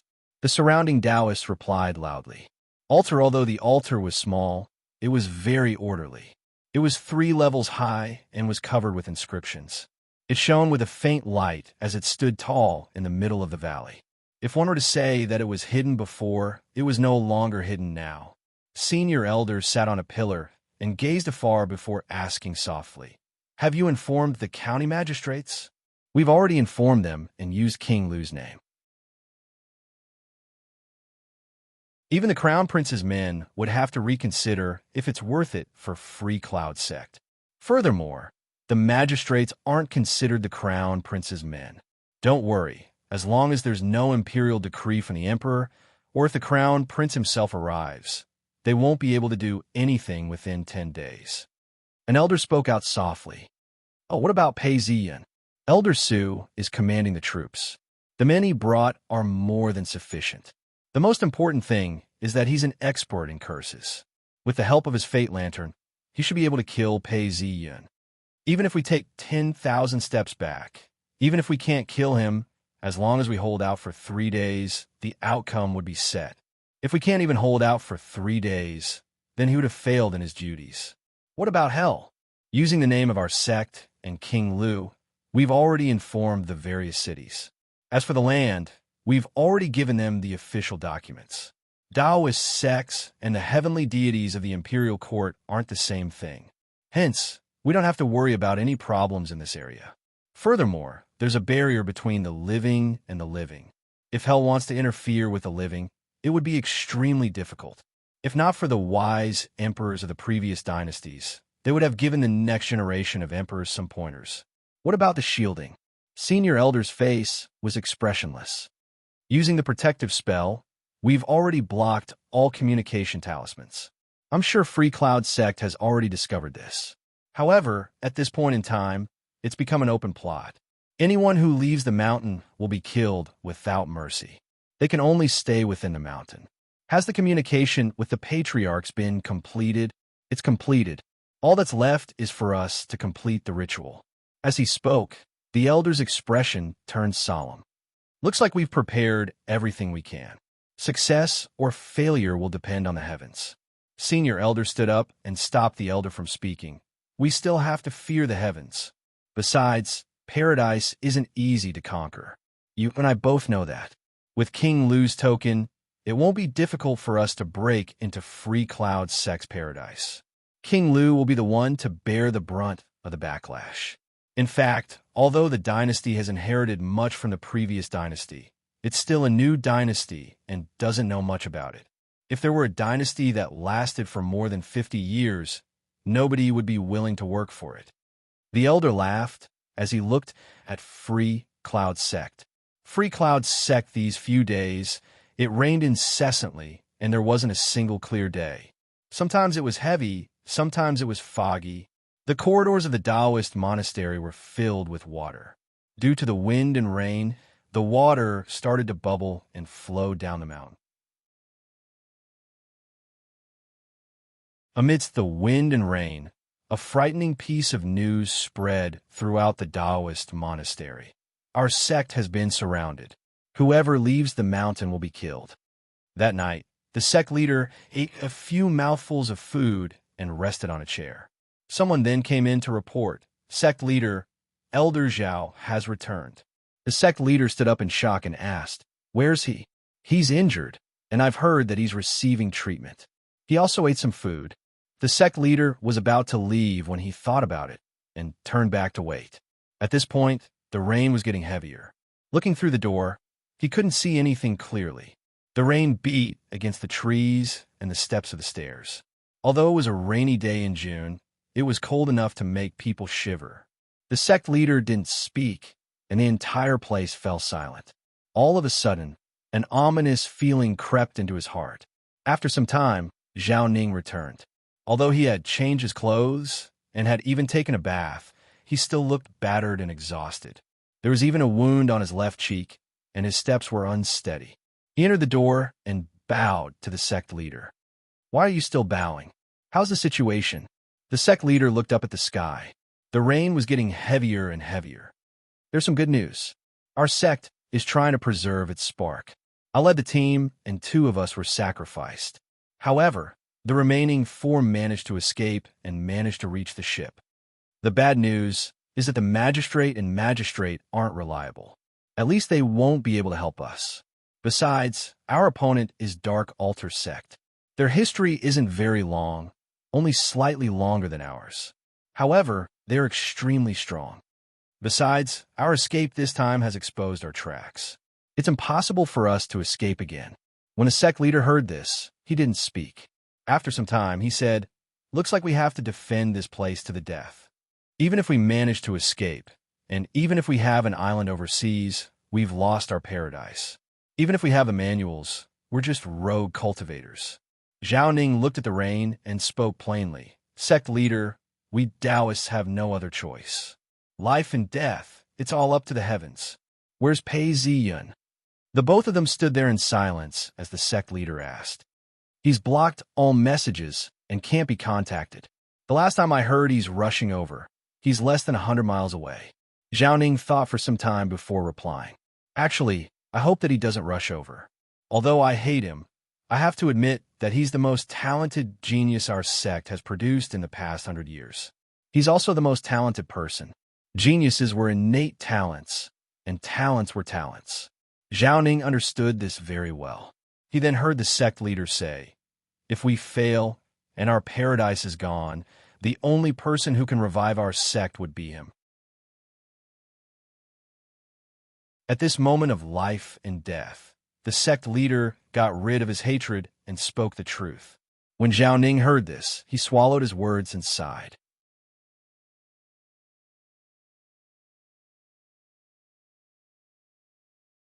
Chapter 193.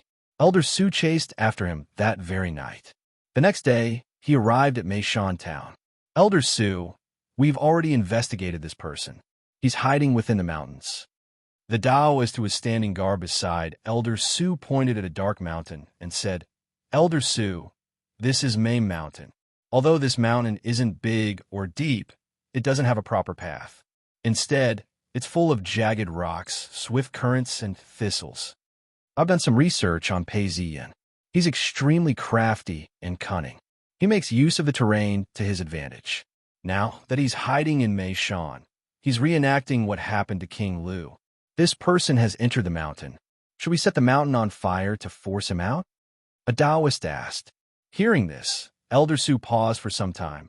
Setting the mountain on fire would cause a huge commotion. Even with King Lu's help, we wouldn't be able to suppress this matter. We have a tacit understanding with the imperial court that we can't do things rashly. Besides, if we set the mountain on fire, we might give this person a chance to escape. This should be our last resort. Elder Su, what should we do now?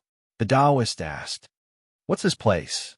It's called Meishan Town because of this Meishan. Although it's called a town, there aren't more than 200 households here. Elder Su looked coldly at Meishan before looking around the town. Is there a place to stay in this town? Elder Su, there's an inn with 7 or 8 rooms. You can stay there. There's a temple not far from here. I've taken a look, and it's not a real deity. It's a temple built by the townspeople. We can stay there. This is war. Elder Su looked at the town and couldn't see his expression. How can I stay in it alone? Let's go to the temple together. Everyone obeyed as the Taoist led them to the temple. Some started a fire, some cleaned up, and some bought food. Everyone ate their meals as Elder Su asked, "What's the situation with the fate lanterns?" It shows that this person has entered Meishan and stopped running.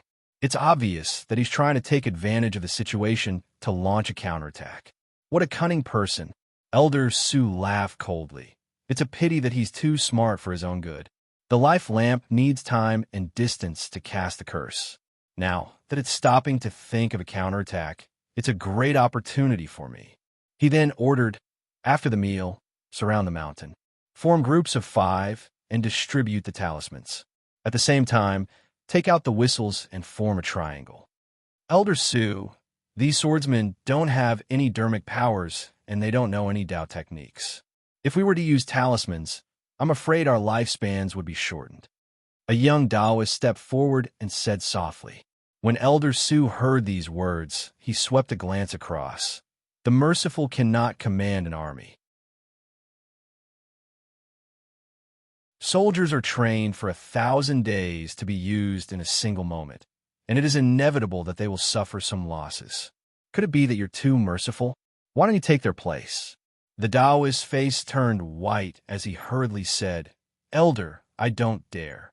Elder Su then turned around and said coldly, Swordsmen, split into groups of 2 and arrange for flexible patrols.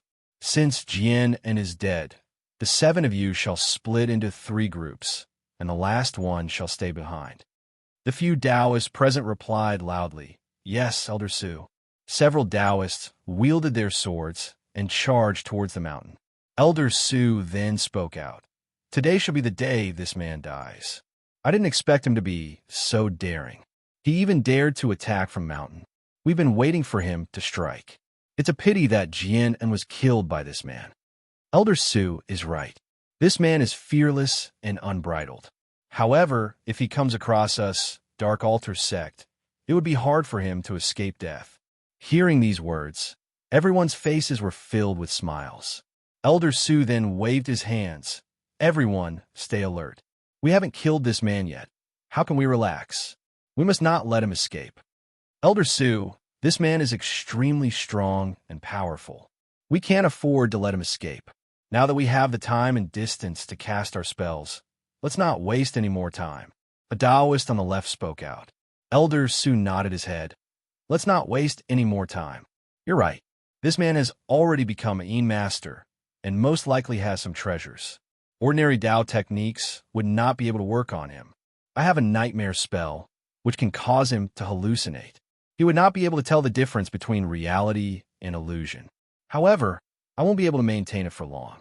I implore everyone to help me out. Elder Su stretched out his hands and retrieved a bone weapon.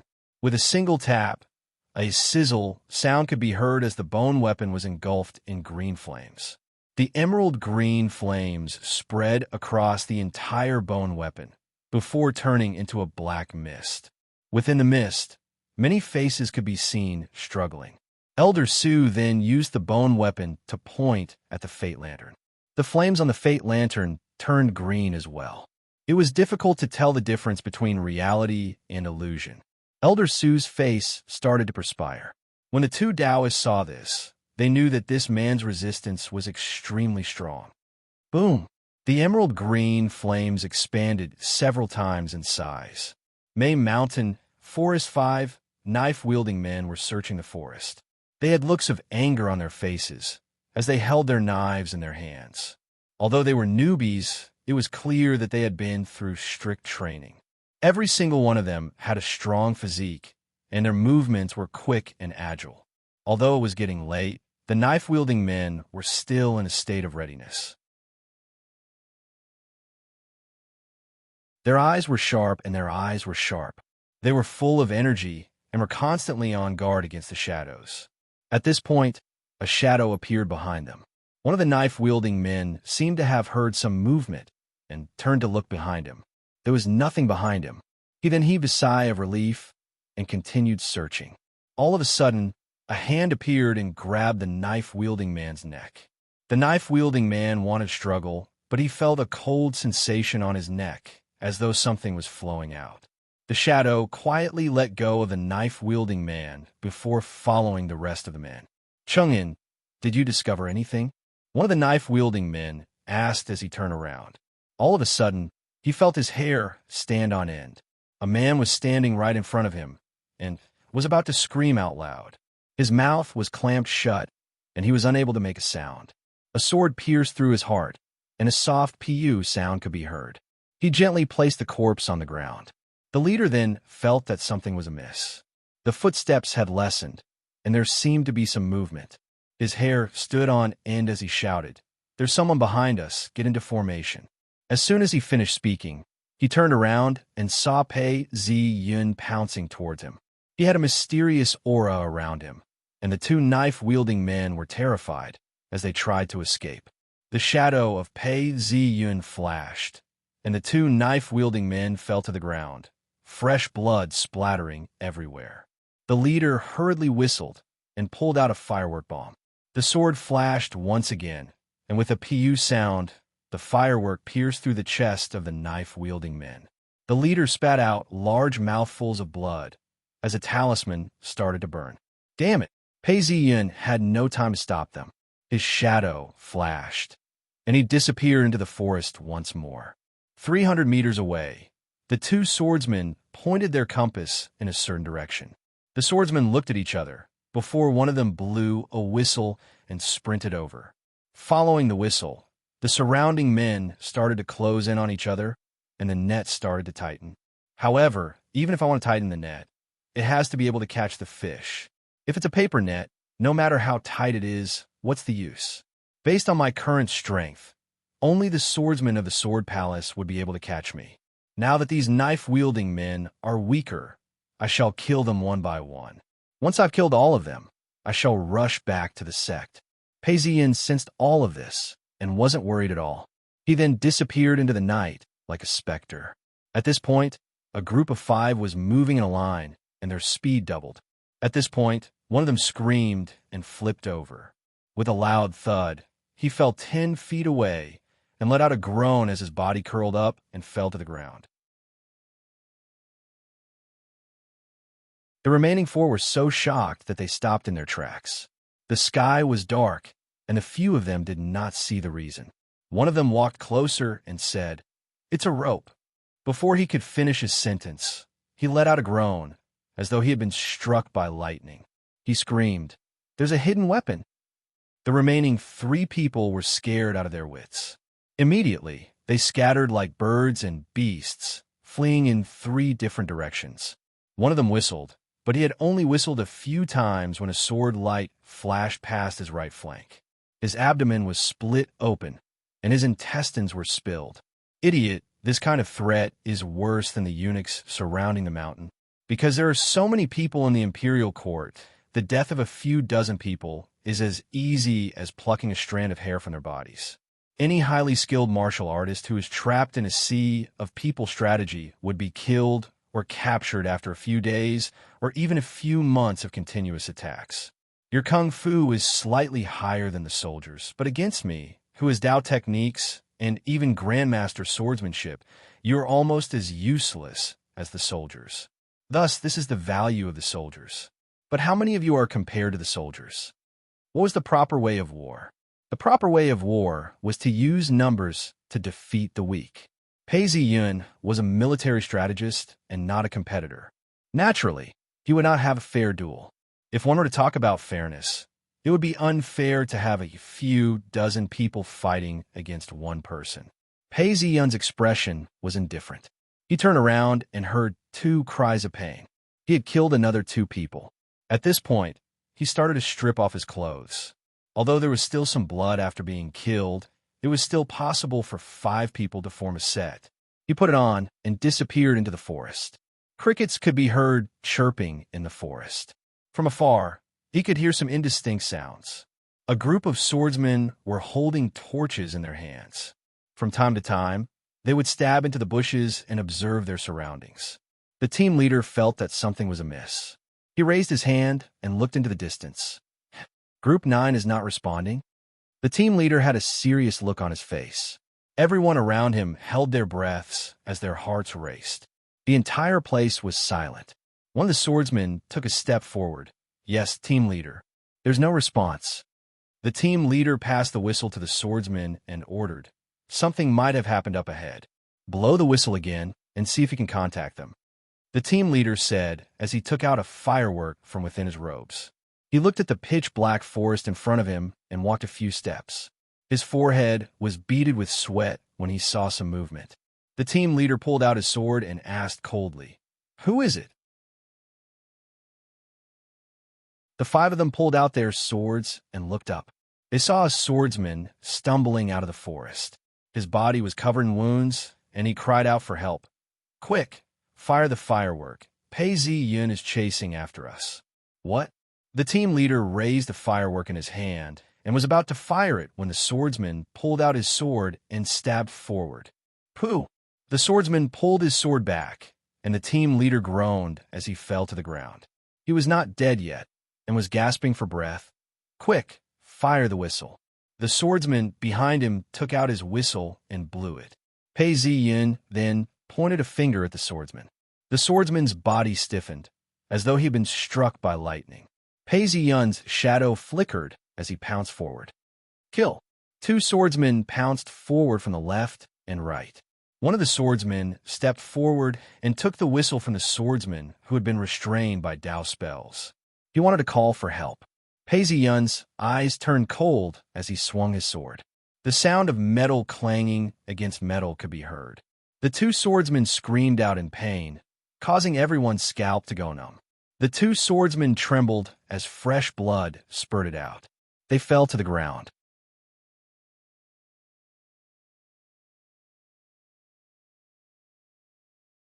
Chapter 194.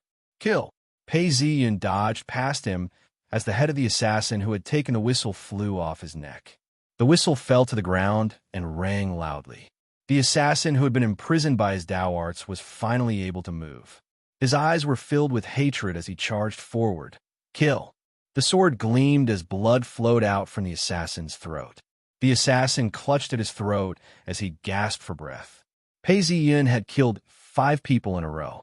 He then tore a piece of cloth from the assassin's body and wiped the blood off his face. He then laughed coldly. "They're just people who came here to die." He then turned around and left. A cry of agony could be heard coming from the forest ahead. Soon after, a firework was shot into the sky. The 2 swordsmen were shocked as they rushed forward. The stench of blood permeated the air as an eagle perched on top of a tree and looked down at the forest below. Wah! The 2 swordsmen walked in and saw that the ground was covered in blood. 5 assassins were lying on the ground. How terrifying! He killed a whole group of people in an instant. There's still one alive? The swordsman looked up and noticed that the leader was still gasping for breath. They looked at each other before one of the swordsmen stepped forward. He examined the leader carefully before placing his hand on the leader's body and asked, "What happened? Where did that person run off to?" SSSS.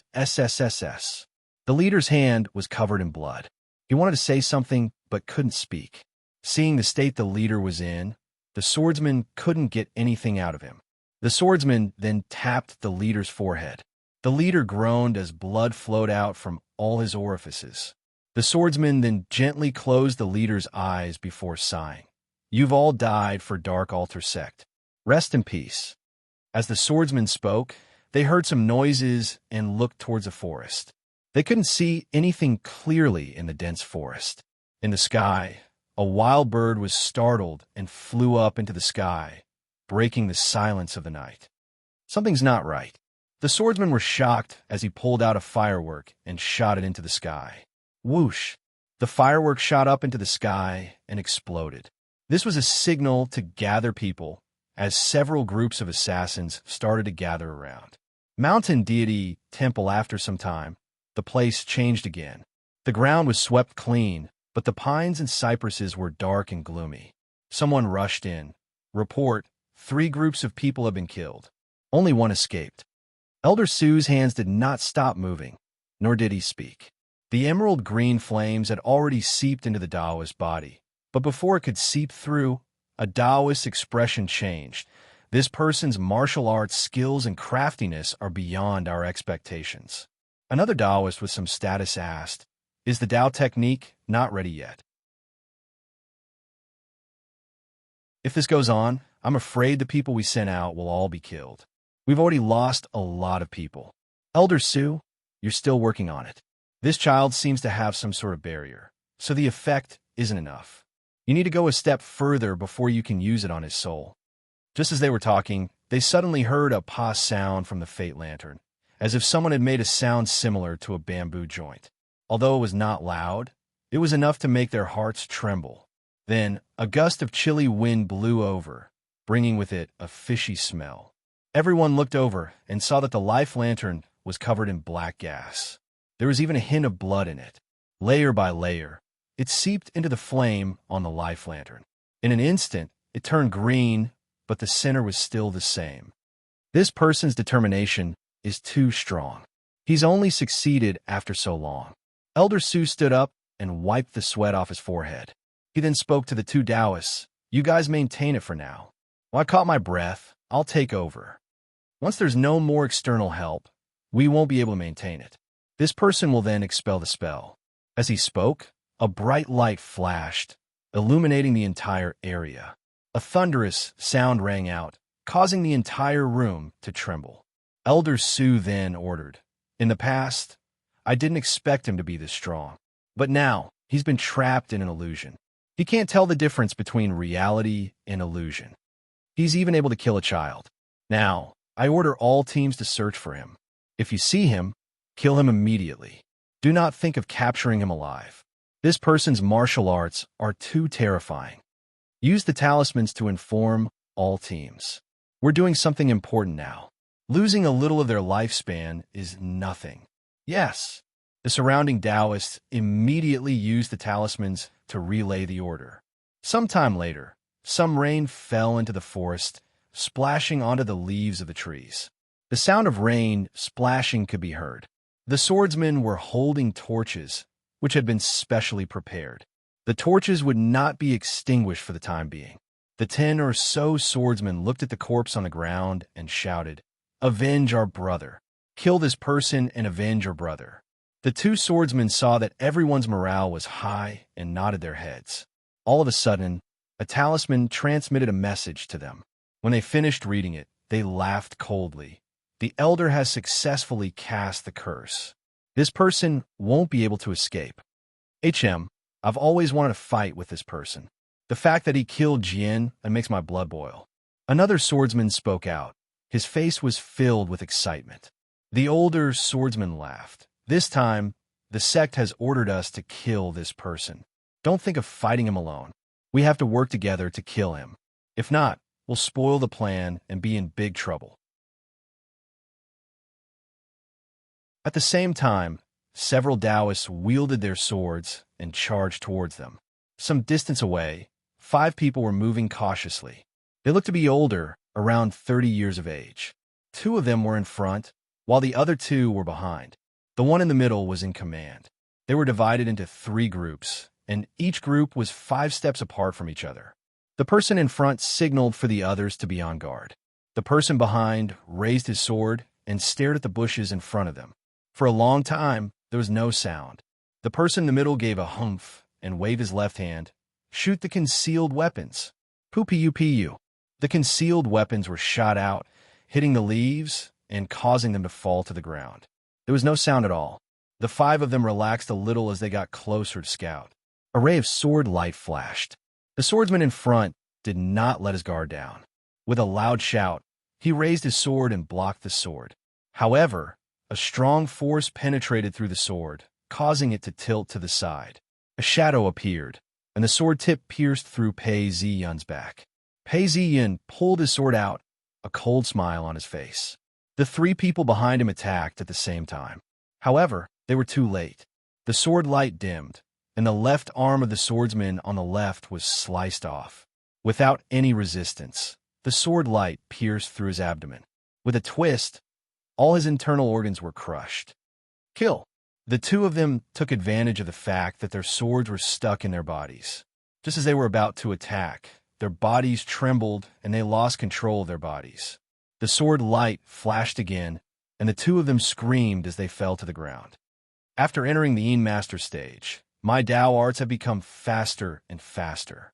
I can even use my martial arts in a split second. These 5 people are obviously stronger than the newbies from before. If they were to fight one-on-one, they would be able to hold out for some time. However, with the help of my Dao arts, they're like paper tigers. I'm very satisfied with the paralysis technique. My fighting prowess has improved once again. The last person threw a firework into the sky. The firework flew into the sky and exploded. Pei Ziyun laughed coldly. He had already figured out dark alter-sex sword techniques. Just as he was about to attack, all of a sudden, his vision darkened and everything disappeared. He felt as though the heavens and earth had changed, and his eyes lit up again. After throwing the firework, he shouted out and charged forward. He had the intention to perish together with Pei Ziyun. Seeing that Pei Ziyun wasn't moving at all, he was overjoyed and struck out with his sword. Pei Ziyun's entire body trembled. He instinctively dodged, and a lock of hair fell off his head. The scene before his eyes changed once again. He saw a tall building with cars passing by.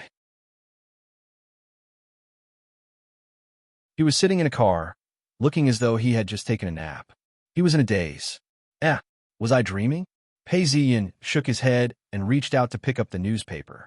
However, he felt that something wasn't right. Boom! The scene before him shattered into pieces. The scene before his eyes turned back into a forest. The swordsman's sword was about to pierce through. Pooh! Pei Ziyun leapt forward, but only managed to slash his back. Blood started to flow, and he felt a burning sensation. He gritted his teeth and swung his sword. Pooh! The swordsman's abdomen was pierced through, and blood started to flow out. Go to hell! Pei Ziyun knew that something was wrong. He didn't hold back any longer and charged forward. The swordsman's face was contorted in anger. The swordsman's sword flashed, and the 2 of them separated. The swordsman's neck was bleeding profusely. Pei Ziyun felt a wave of dizziness wash over him, and he couldn't see anything. He then placed his hand on the wound on his back and stumbled towards the forest. Ding!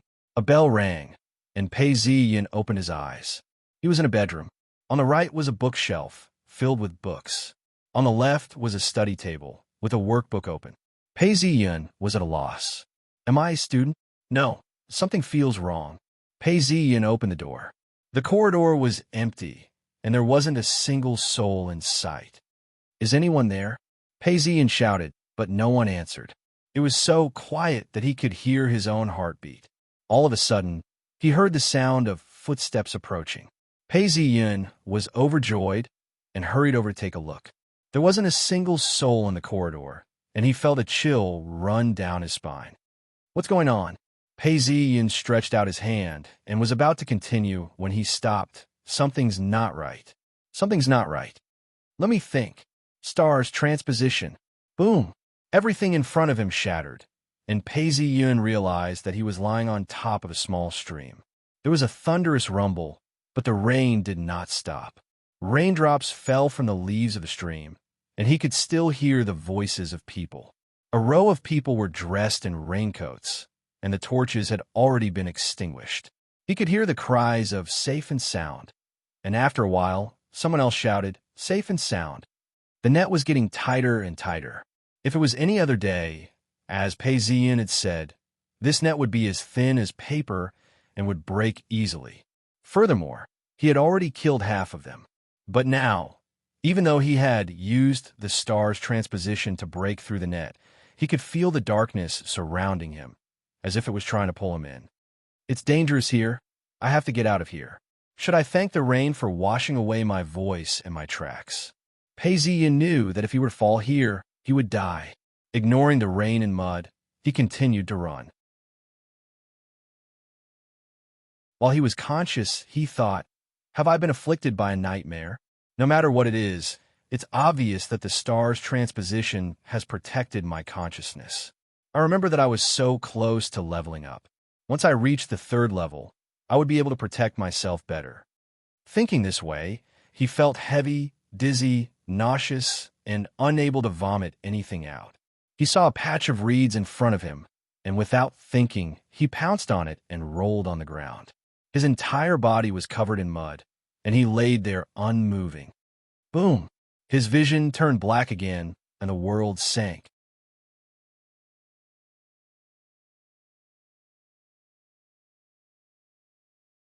Chapter 195. The wind carried with it a misty rain. Everyone who was running, even if they were wearing straw raincoats, were completely drenched. A swordsman took out a bottle of wine and drank a few mouthfuls before ordering. He has fallen under the elder's spell. He can't escape. Quick, search carefully. Many people were shouting out as well. Groups of people were no longer cautious and started to search through the forest. A swordsman was lying on the ground and could smell the scent of blood. He then shouted, "This person is injured. Quick, it's this direction. Chase after him." A group of people continued to search, looking extremely haggard in the wind and rain. The elevator door opened, revealing a corridor. Every few meters, there was a wall lamp, but the light was dim. It was obvious that the corridor was long. Pei Ziyin continued to move forward. After walking for 20 meters, he turned a corner. All of a sudden, a black shadow flashed past him, sending chills down his spine. It's here again. Star's transposition. Everything in front of him shattered as Pei Ziyin opened his eyes. The first thing he saw was that the sky had brightened. Dark clouds covered the entire mountain. Rain fell on his face as he opened his mouth to suck in the rainwater. Gradually, he regained consciousness and realized that he was lying in a patch of reeds, leaning against a rock. If one did not look carefully, one would not have noticed. The sorcery is actually used to draw people into a frightening situation, just like brewing wine. There are many ways to destroy it. The best way is to destroy it with brute force and not to see through it. I've broken the second part of the plot time after time and had to start all over again. That's why I'm not affected. It should be daybreak soon, right? Just as he was thinking about this, a loud boom could be heard. A bolt of lightning flashed across the sky, revealing the shadows of several people searching for him. System. A plum blossom appeared in front of him as it grew bigger and became a translucent information interface. It floated in front of him, carrying with it a faint sense of light. Divine powers. Star's transposition level 2. 99. 9% completed. It's almost done. The books I've read outside have helped me increase my reputation. Quick, search this patch of reeds. Use your sabers to chop them. The bladesman in the straw raincoat was also exhausted. He used his saber to chop the reeds, causing them to fall one after another. One of the bladesmen was completely drenched. He wore a straw raincoat and chopped down the reeds. A gust of wind blew, and he chopped down a patch of reeds. The reeds fell down, revealing an empty space. The two of them looked at each other. The swordsman was stunned. Pei Ziyin waved his sword, and fresh blood spurted out from the man's neck, splattering onto the reeds. The rest of the swordsmen were stunned. In the next second, some of them bent over, some of them chopped the reeds, some of them still had bread in their mouths, and all of them remained motionless. In the next second, someone shouted, "Found him! Quickly kill this thief!" Following the shout, more than 10 swordsmen swarmed in. Seeing that Pei Ziyun was nonchalantly holding onto his sword and leaning against the rock, none of them dared to approach him. Kill! After being stunned for a few seconds, a swordsman charged forward. Pei Ziyun closed his eyes as the numbers on his information interface jumped. Divine Powers, Stars Transposition Level 2, 100% completed. Pei Ziyun did not hesitate as he stretched out his hand and tapped on the information interface. Immediately, the numbers changed.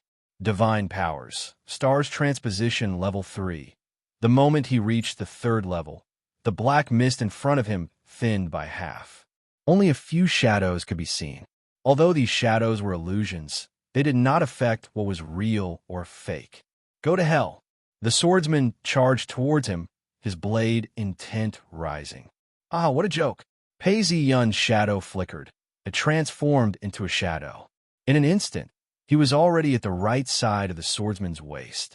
With a slash of his sword, the swordsman's waist was sliced open. Flash!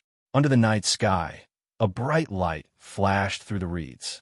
The sword light pierced through, and Pei Ziyun had already changed positions. Ugh! The three of them screamed out in pain. Their bodies swayed, and their blades fell to the ground. Stop! 2 swordsmen charged towards him. Clang, clang, clang. Sparks flew everywhere as the sword light flashed, pierced through the air, and collided with each other. It did not stop for even a second, and then suddenly stopped. Pei Ziyun changed positions, and his sword slashed downwards. The right side of his shirt was split open, as though it had been cut by the sword. The 2 swordsmen were still standing, but suddenly knelt down. Their bodies twitched, and fresh blood splattered everywhere, dyeing the ground red. Your sword techniques are not bad, especially when the 2 of you work together. Indeed, you can match me in terms of sword techniques. Furthermore, you are Taoists and are wary of Tao arts. But so what? Pei Ziyun looked around arrogantly. His heart was filled with anger.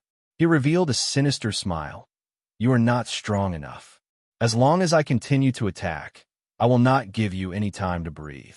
My 7th sword will cause you to be unable to use your inner chi, and my 8th sword will kill you.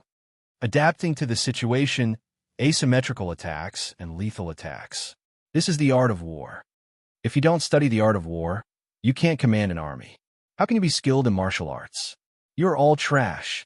Pei Ziyun charged forward. Now, let me send you all on your way. Sand technique. His shadow charged forward, and the swordsman did not understand what he was saying, but he instinctively waved his blade and shouted.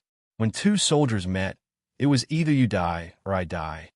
Pooh! The 2 of them charged forward, but after taking 3 to 4 steps, they fell heavily to the ground.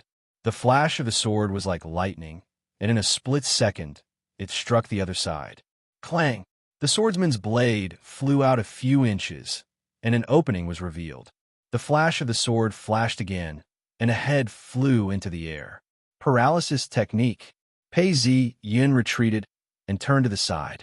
He did not want to follow the momentum of the attack. Rather than injuring all 10 fingers, I might as well cut off 1 finger and kill the wings. I will concentrate all my firepower on 1 point. All of you go to hell.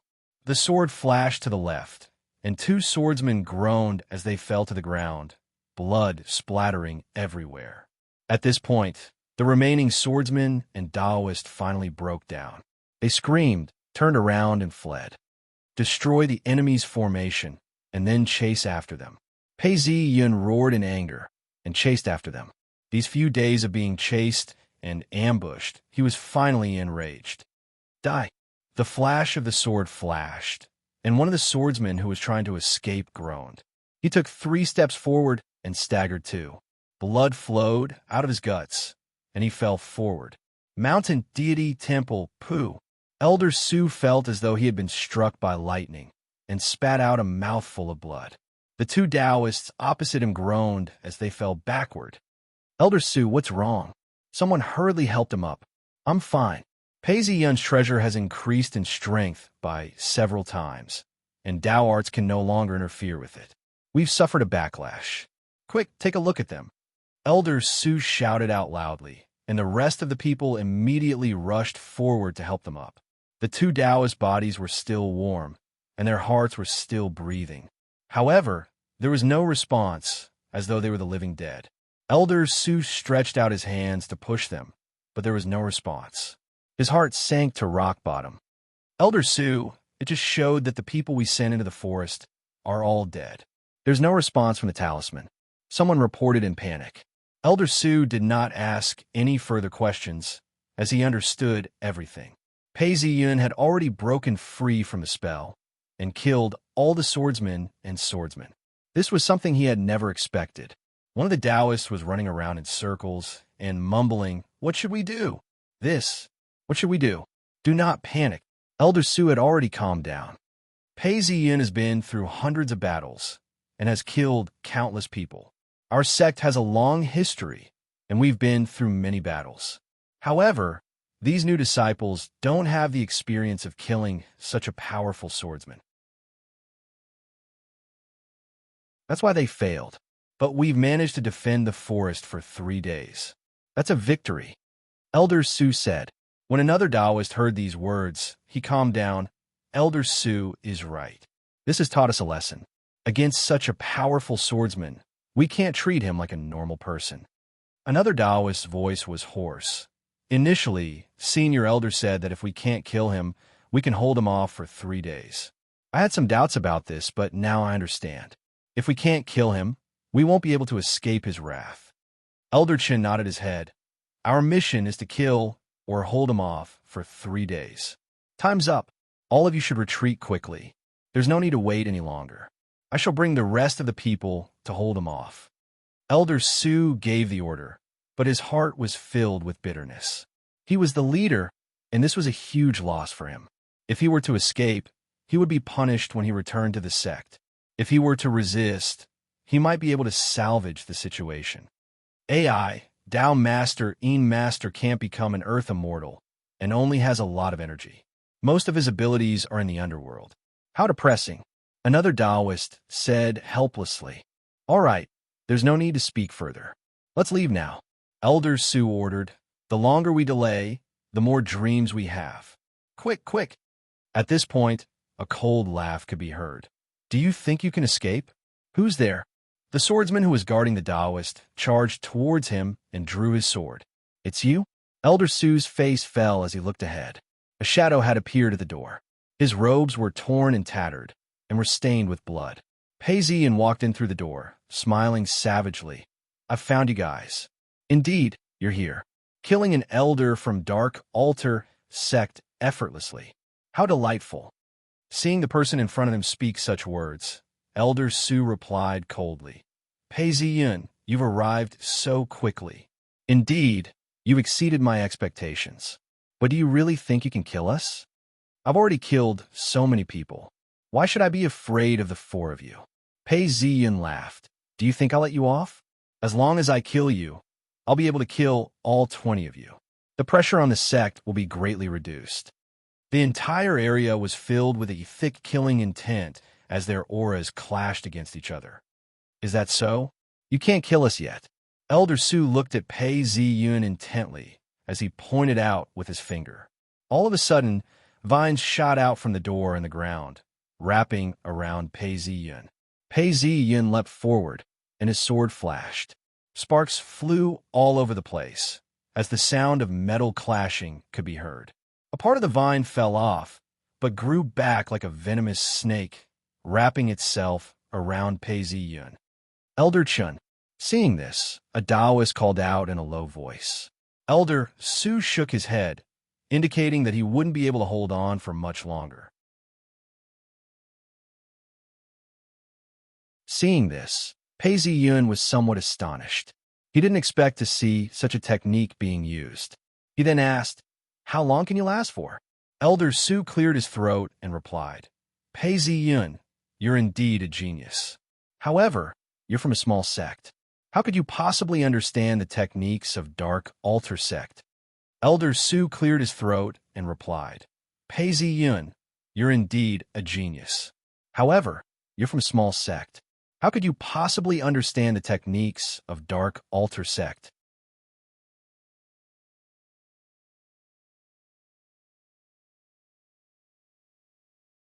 Chapter 196. As soon as he finished speaking, he turned around and left. The chains had lost their trajectory and seemed even more dangerous than before. Pei Ziyin squinted his eyes and was about to step forward when he saw the flash of a sword. The swordsman pounced forward and was as cunning as the poisonous vines. You're asking for death. Pei Ziyin pounced forward. Zong! The swords clashed, and a strange force pushed the swordsman off course. Pei Ziyun's body flipped over, and he heard a pew sound as the swordsman's intestines spilled out. Blood flowed all over the ground. The swordsman was still struggling as he screamed in pain. Something's not right. Just as he heaved a sigh of relief, Pei Ziyun smelled a strange odor and heard a rustling sound. His face fell. Primordial spirit, imperial sword, go. A ray of sword light flashed out, and the air around him emitted a sharp whistling sound. An icy cold aura enveloped his entire body, and he pounced forward.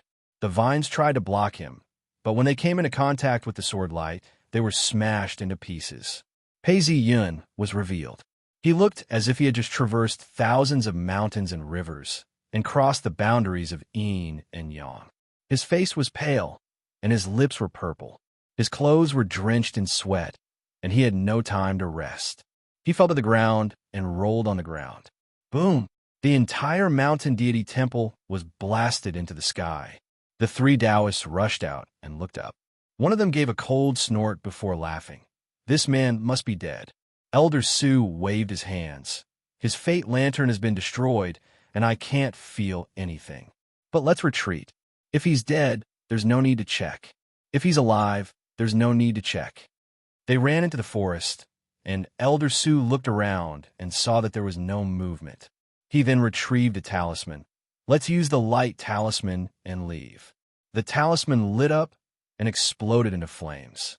One of the Taoists exclaimed, "Not good, I've lost control of my Tao technique." Before he could finish his sentence, the sword light flashed, and the three Taoists' faces turned green. The Taoist who had just spoken screamed in pain as his head flew off his shoulders. Another Taoist reacted, and a sword pierced through his back, revealing the tip of the sword. The remaining two did not move. Elder Su's face turned ashen. How is this possible? I set up explosives and used the Thorns art to stop you. More importantly, I set up a self-destructing art on your fate lamp. If it were to be destroyed in an instant, your soul would definitely be damaged and you would not be able to move. Haha, it's a pity you're wrong. Pei Ziyun said in a low voice, I have a way to suppress it, but I won't tell you this method. Looking at Elder Su's twisted face, he suddenly laughed out loud. His voice was filled with disdain. You want to die? Go back and tell your soul. I'm telling you, dream on. You're a master, but I can tell that you're proficient in the art of spells. How much martial arts do you have? Not everyone is like me, proficient in martial arts and Tao techniques. Otherwise, Dark Altar Sect wouldn't have set up a sword palace and a blade master apart from the Taoists. Wouldn't it be better to learn together? I've already given you the time and opportunity to cast your spell. Go. Elder Su's face twitched. Don't be too happy. We've already blocked your path for several days. You won't make it in time. Your sect is now in ruins. Even if you go back, you won't be able to see anything.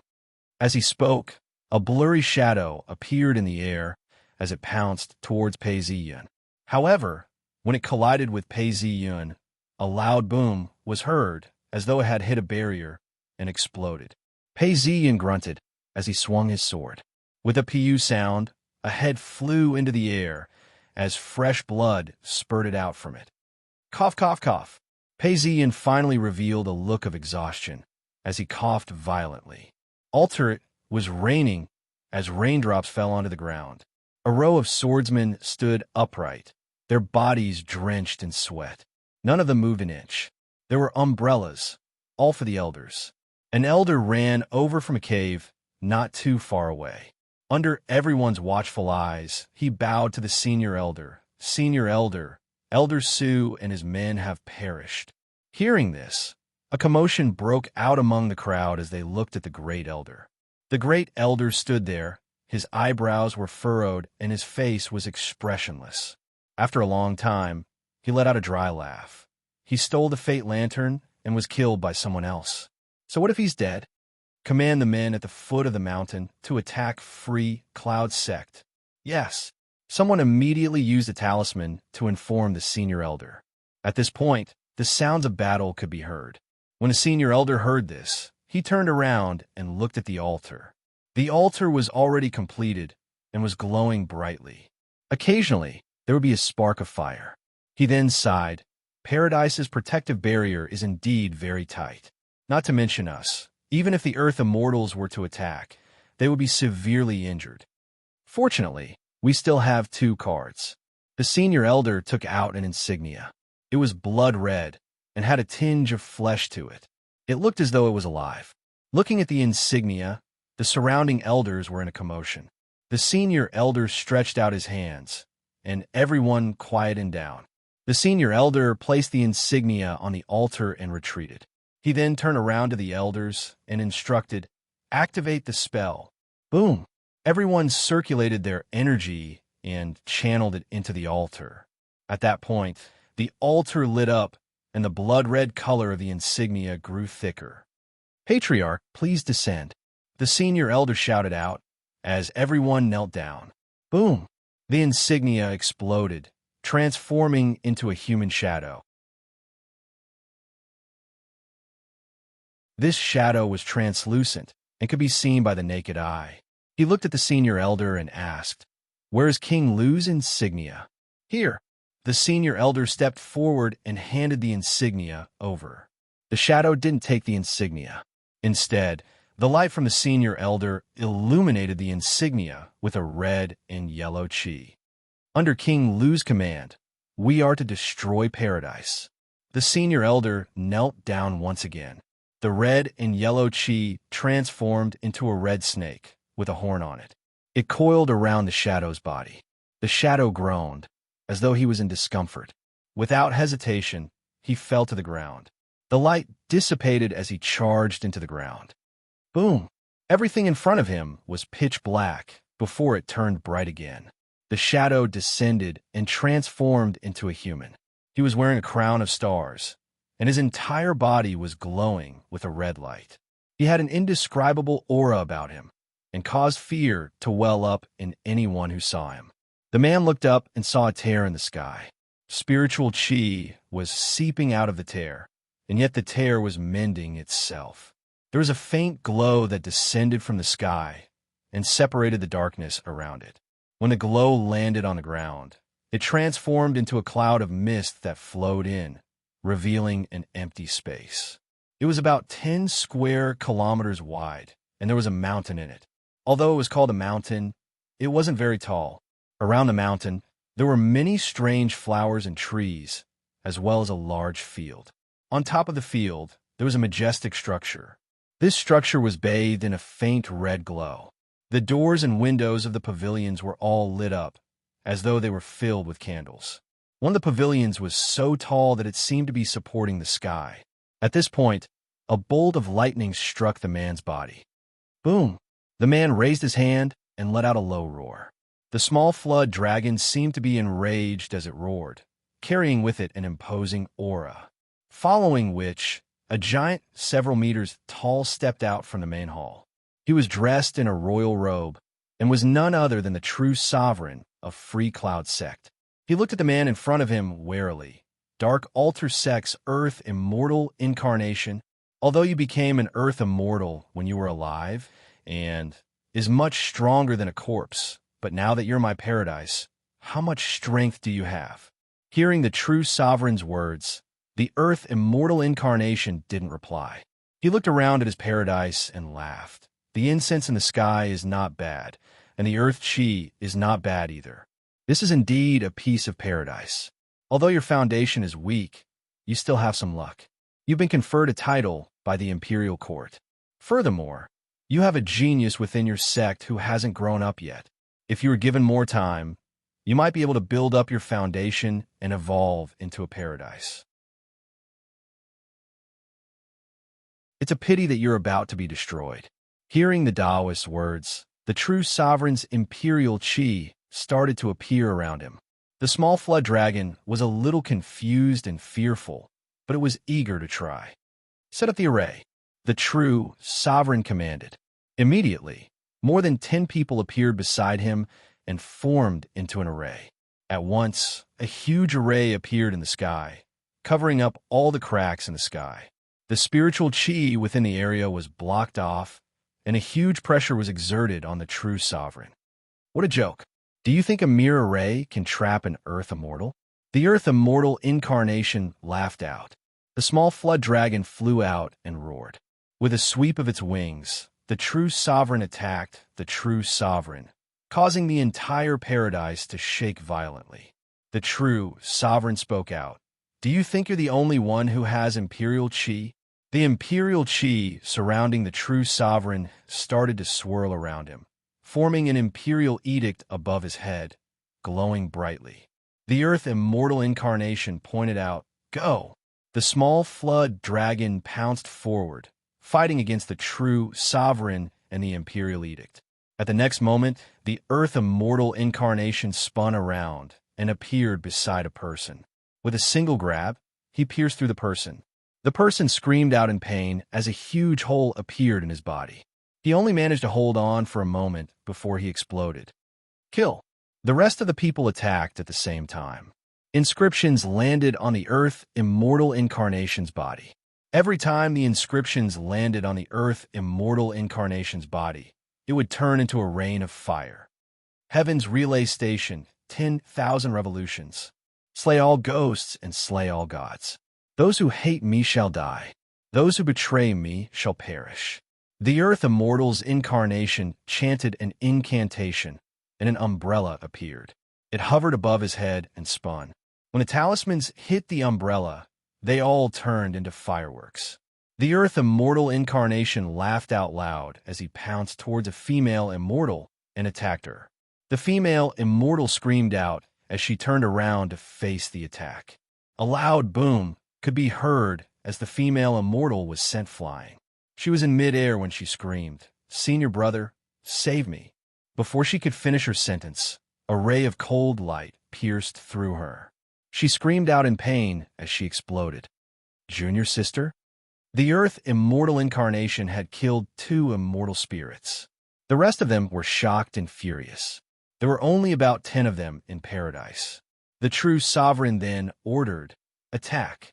As soon as the order was given, a ray of red light shot out from the main hall and landed heavily on the umbrella.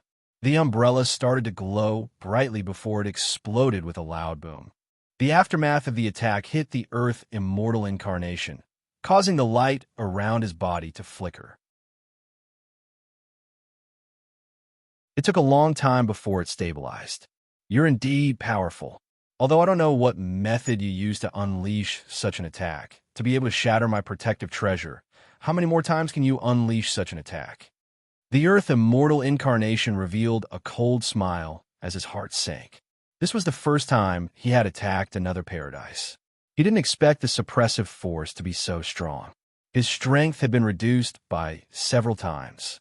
It would be difficult for him to kill all these people one by one.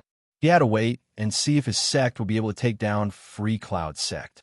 If they could, paradise would be reduced by several times, and it would be difficult to defend against them.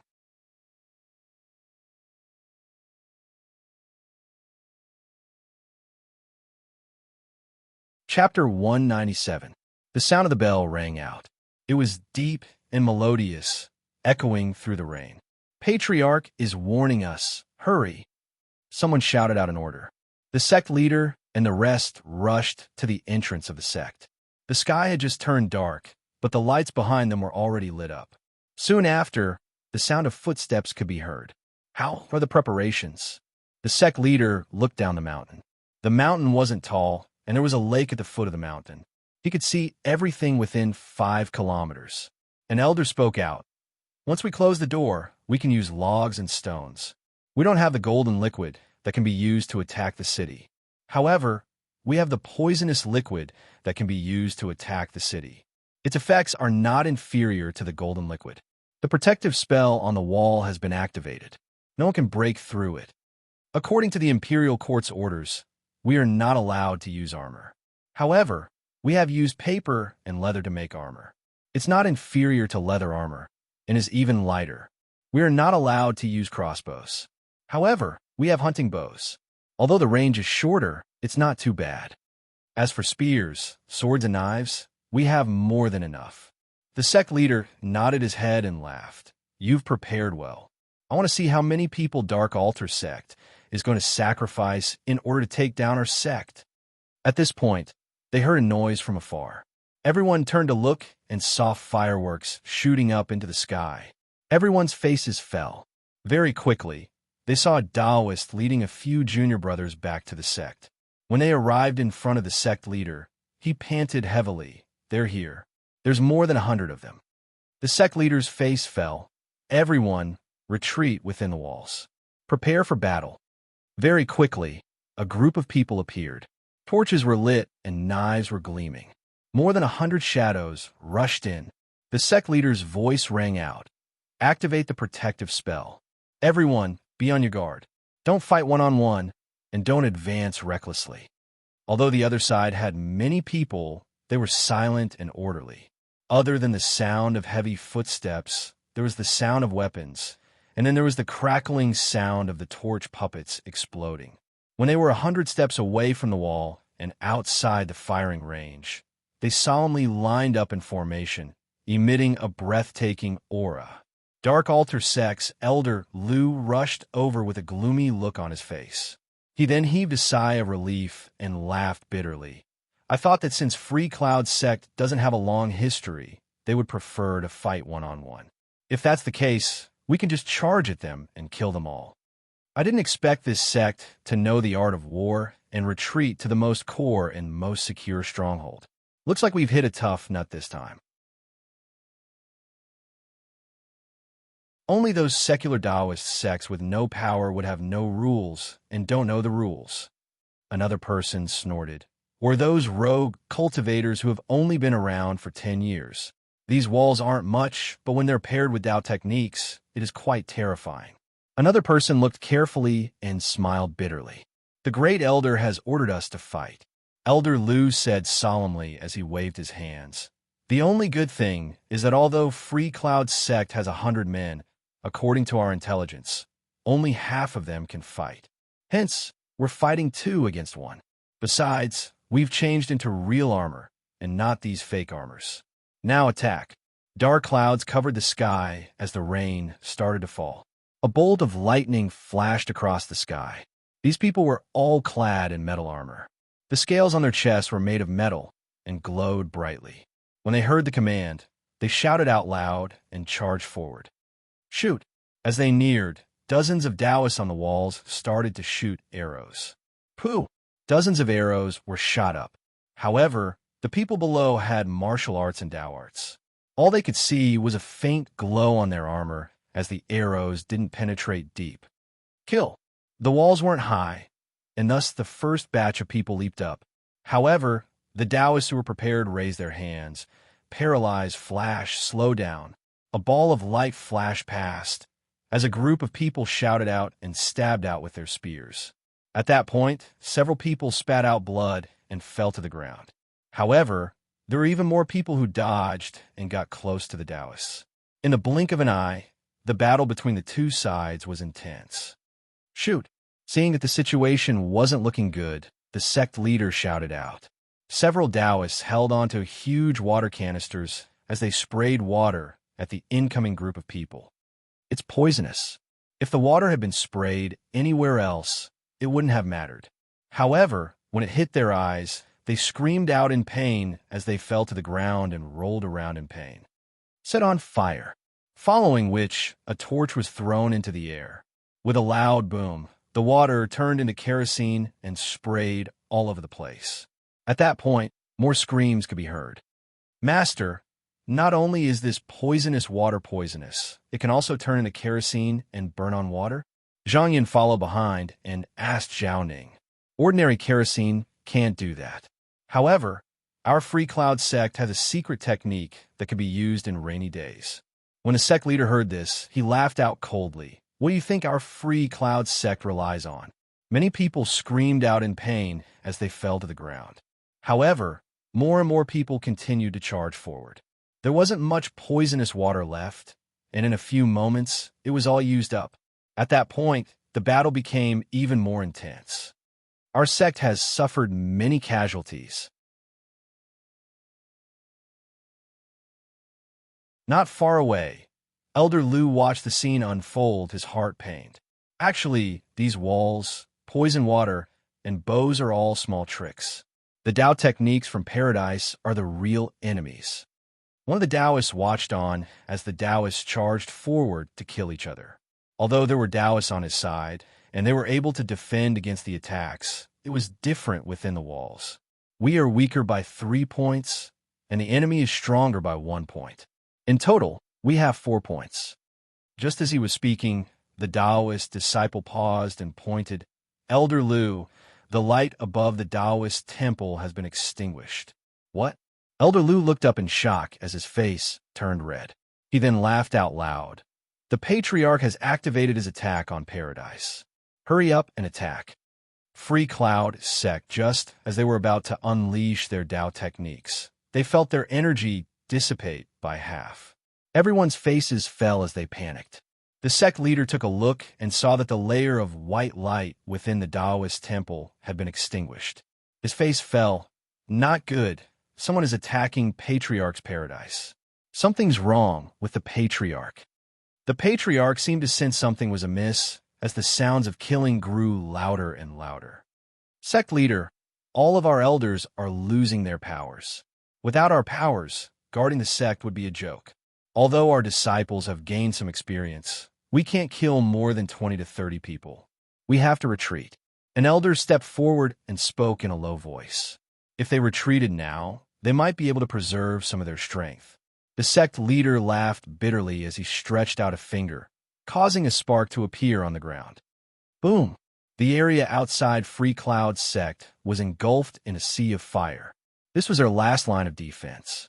After a while, the sect leader turned around. Without Paradise, Free Cloud sect is just a rogue cultivator. I'm useless, and I've let down the patriarchs of Free Cloud sect. If we retreat now, where should we retreat to? Do you think Dark Altar sect will give us a way out? As he spoke, the sect leader didn't reply as he ran towards the main hall. A group of people retreated as they looked at the statue of their patriarch from afar. The statue was glowing brightly. Under the watchful eyes of the crowd, a few elders approached the statue with heavy footsteps. The moment the sect leader touched it, his expression changed. Paradise is in danger. Dark Altar sect has sent out an Earth Immortal clone. Not only that, they have the help of King Lu's Imperial Qi. 4 of our patriarchs have been killed. Zhao Ning's face turned pale as he spoke out.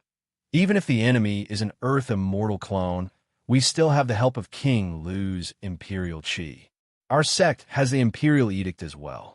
How can we lose? The sect leader didn't even have time to speak before Yu Yun Jun laughed bitterly. Elder Zhao, you're too focused on your Tao and don't understand. This is something that even high scholars know. Although it's an Imperial Edict, there are different types of edicts. The power of an Imperial Edict is different as well. Seeing that the people around her were still puzzled, she continued. An Imperial Edict is a public announcement. It's mostly used for important matters.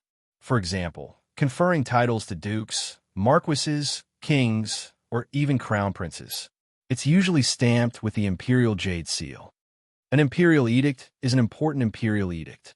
Conferring titles that are of the 5th rank and above and below are hereditary titles. An Imperial Edict is an Imperial Edict written by the Emperor himself. It doesn't matter if it's big or small. Both are treasures of the Imperial Edict. An Imperial Edict is an ordinary Imperial Edict. It's used to confer titles that are below the 5th rank and above, as well as non-hereditary titles. Conferring titles to true sovereigns is also an imperial edict. It's a treasure of the imperial edict, and its imperial chi is relatively weak. An imperial edict is usually a simple imperial edict. Conferring titles that are below the 7th rank can be done with the imperial jade seal. Yu Yinjun spoke as her heart tightened. She then laughed bitterly. Although an imperial edict is an imperial edict, it's hard to say if it's strong enough to contend against King Lu. I'm feeling uneasy. The sect leader looked at the few of them and understood what was going on. At this point, the kerosene outside was burning out and the flames were extinguished. Initially, the sect leader wanted to use the kerosene and Dao arts to kill a few people who knew that there would be a problem with the paradise. Their Dao arts were greatly weakened and became a barrier. Now, it wasn't even a barrier anymore. Seeing the sounds of killing getting closer and closer, many of the disciples tried their best to defend themselves.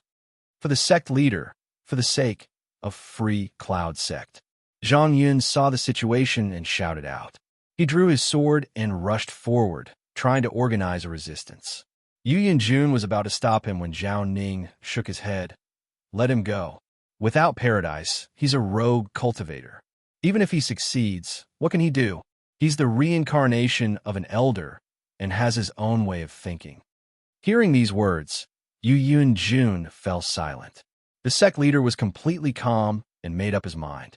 He then retrieved a jade token, which had the words Free Cloud Sect engraved on it. This is the sect leader's token. As the saying goes, yin and yang are interchangeable. Since we have the support of spiritual energy in paradise, we have the energy to return to paradise. Now that the sect is in danger and paradise is in danger, I have no choice but to bring some of the chi of our sect into paradise in order to ensure our safety. In the future, when Free Cloud Sect loses its chi, there will be danger. That will be the responsibility of the next generation. As he spoke, the sect leader then turned to Yu Yinjun. Among the new generation of disciples, only Pei Ziyun is a core disciple. When he returns, immediately appoint him as the honorary disciple. Sect leader, this is not your responsibility. We didn't expect that you would attack paradise directly. An elder stepped forward and said, Please wait a little longer. Wait a little longer? There's no more time. I've failed and can't save paradise. All of you should escape. If even one of you can escape, we still have hope for revenge. As he finished speaking, the sect leader's tears rolled down his cheeks and fell to the ground. Without hesitation, he sat cross-legged in front of the statue and sighed. Spring and autumn, winter and summer, 60 years have passed. Yesterday, the cool breeze was still there. As he finished speaking, he started to bleed from all his orifices. At the same time, the statue shone brightly, carrying a shadow with it as it charged into the light. This was the chi of the sect leader and the yang chi of the sect entering paradise.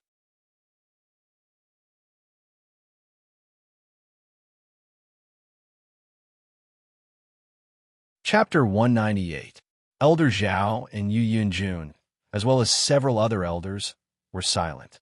The sect leader had his own selfish motives, but at this point, he had no qualms about sacrificing himself. Elder Zhao, since the sect leader is gone, you should be the acting sect leader. Please take command and not let the sect leader's sacrifice go to waste. Yu Yinjun and Zhao Ning were both core elders, and thus had the authority to take over the sect leader's position. However, she was a woman, and it wasn't appropriate for her to do so. Understand, I shall take over immediately. No matter what, we have to fight till we reach paradise. Zhao Ning knew that things were getting urgent and did not decline. He then said, Elder Yu, you specialize in Dao arts and are not proficient in sword arts. Let us defend. You and Chu Xia can escape. Yu Yinjun paused for some time before saying, Let Chu Xia and the second batch of people leave. I am still a Yin Master Daoist. My sect has been nurturing me, and I still have Dao arts. I want to fight. Then let's fight. Zhao Ning drew his sword, filled with killing intent. At this point, the wall had been completely destroyed. Dozens of people rushed into the monastery. The Free Cloud sect disciples formed a small formation and were either fighting or retreating. Boom! Within paradise, the Earth Immortal's clone groaned out as he fell backwards. However, the true sovereign was surrounded by a black aura, as though it was trying to destroy his body. Spiritual light flashed as the Earth Immortal's clone fought against the black aura. Red blood dripped down onto paradise. The true sovereign looked ahead. "When did you cast a curse on me?" When the Earth Immortal heard this, he laughed coldly. "You're just a true sovereign. How can you understand the true meaning of being an Earth Immortal?" The Earth Immortal's clone started to bleed as well. Although the blood was red, it was different from the blood Immortals. It looked like a red crystal as it dripped onto the ground. He then laughed.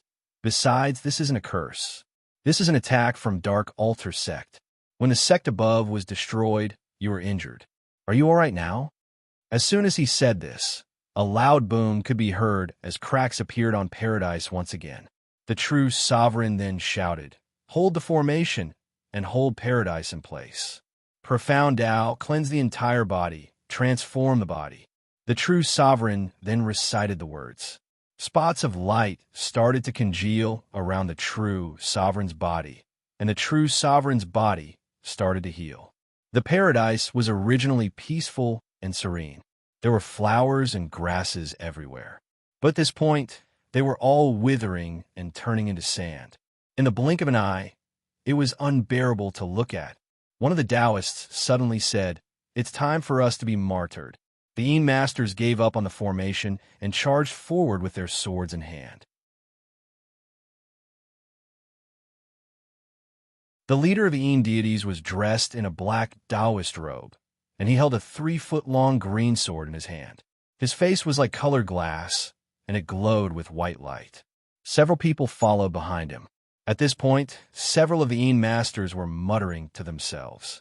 One of the patriarchs looked at his disciple and shouted out, "Chunshi, go back. We don't need disciples like you to sacrifice yourselves. Master, forgive me for being unfilial.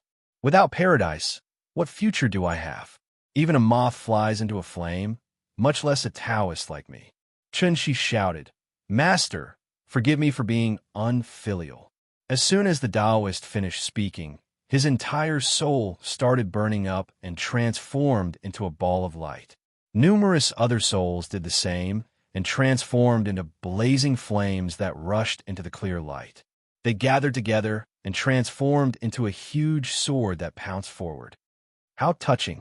The Earth Immortal's clone spoke as he stretched out a hand. Boom! The huge sword trembled but didn't shatter. The Earth Immortal's clone trembled as his face fell. He then shouted out, "Just a bunch of ants, and you still want to shine? Turn into ashes." As he spoke, he waved his hand as another pearl appeared. As soon as this pearl appeared, it brought with it the sound of thunder and wind as it slammed into the huge sword. Boom! The huge sword shattered into pieces. These pieces fell to the ground and turned into sweet dew. Not only that, the entire sky turned dark as the light disappeared. Once again, a huge amount of sweet dew fell to the ground. As the dew fell to the ground began to mend itself. The Yin Masters who were affected by the light started to recover. The Earth Immortal's clone felt his entire body tremble as blood flowed from his nose. He took several steps back. His expression was one of shock. The true sovereign looked at the Imperial Edict and King Lu's Imperial Qi clashing against each other. He then gritted his teeth and laughed. "Do you think that you're the only one with such abilities?" Following the true sovereign's words, paradise started to emit a melody as it spread out towards the Earth Immortal's clone. This caused ripples to form, as though it was trying to melt the Earth Immortal's clone. As the sweet dew fell, the rest of the Yin Masters started to heal. However, the Earth Immortal's clone's body started to tremble as red smoke started to emit from his body. It was obvious that he was being corroded. You've mastered paradise to such an extent. That sweet dew was your incense flame, right? You really have the potential to become a true sovereign. The Earth Immortal's clone spoke out coldly. At the next moment, the true sovereign shouted out as he materialized a long spear and charged towards the Earth Immortal's clone. Seeing the true sovereign charging towards him, the Earth Immortal's clone laughed out. "Haven't you seen my strength clearly? I've always wanted to kill you. But even if I can't, I've still managed to buy some time." Small heavenly realm. As soon as the Earth Immortal's clone spoke, the space in front of him exploded. Behind the true sovereign, a drop of blood appeared and turned into a blood man. The moment this blood man appeared, a huge chain appeared between him and the Earth Immortal's clone, forming a prison. How do you think the Imperial Chi should be used? The Earth Immortal's clone waved his hand as King Lu's Imperial Chi hesitated for a moment before it turned back into a long sword. "Go to hell." Just as the long sword was about to land, the sky trembled as a ball of fire appeared in the sky. As soon as the fire appeared, the spiritual energy within paradise was channeled into the fire as it flew towards the Earth Immortal's clone. Another person with the authority to enter paradise? The Earth Immortal's clone was taken aback as he looked at the incoming attack. In a flash, he disappeared and reappeared 10 meters away. At this point, a female Taoist appeared behind the Blood Man and slashed down with her sword. Pooh! The Blood Man was decapitated. Looking at the head that fell to the ground, she was initially elated. Slowly, her expression turned to shock and anger. The prison had not been broken. My small heavenly realm is specially used to deal with true sovereigns from paradise. How can you understand the thousands of years of hard work?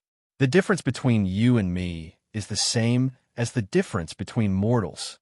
The Earth Immortal's clone spoke out coldly, his eyes filled with killing intent. Boom! A bolt of lightning flashed through the dark clouds, illuminating the entire mountain. Branches danced in the wind as Pei Ziyun rode on a horse. He could already see the entrance of the mountain and could hear the sounds of battle. All of a sudden, he felt a sense of danger as his eyebrows twitched and he jumped down. Poo-pee-you. Several arrows pierced through the sky, and the horse in front of him tripped and fell to the ground. There was a cry of pain, and the horse did not make another sound. Its neck had been broken. Seeing this, Pei Ziyun felt a chill in his heart. Without hesitation, he dashed into the darkness. Poo-pee-you.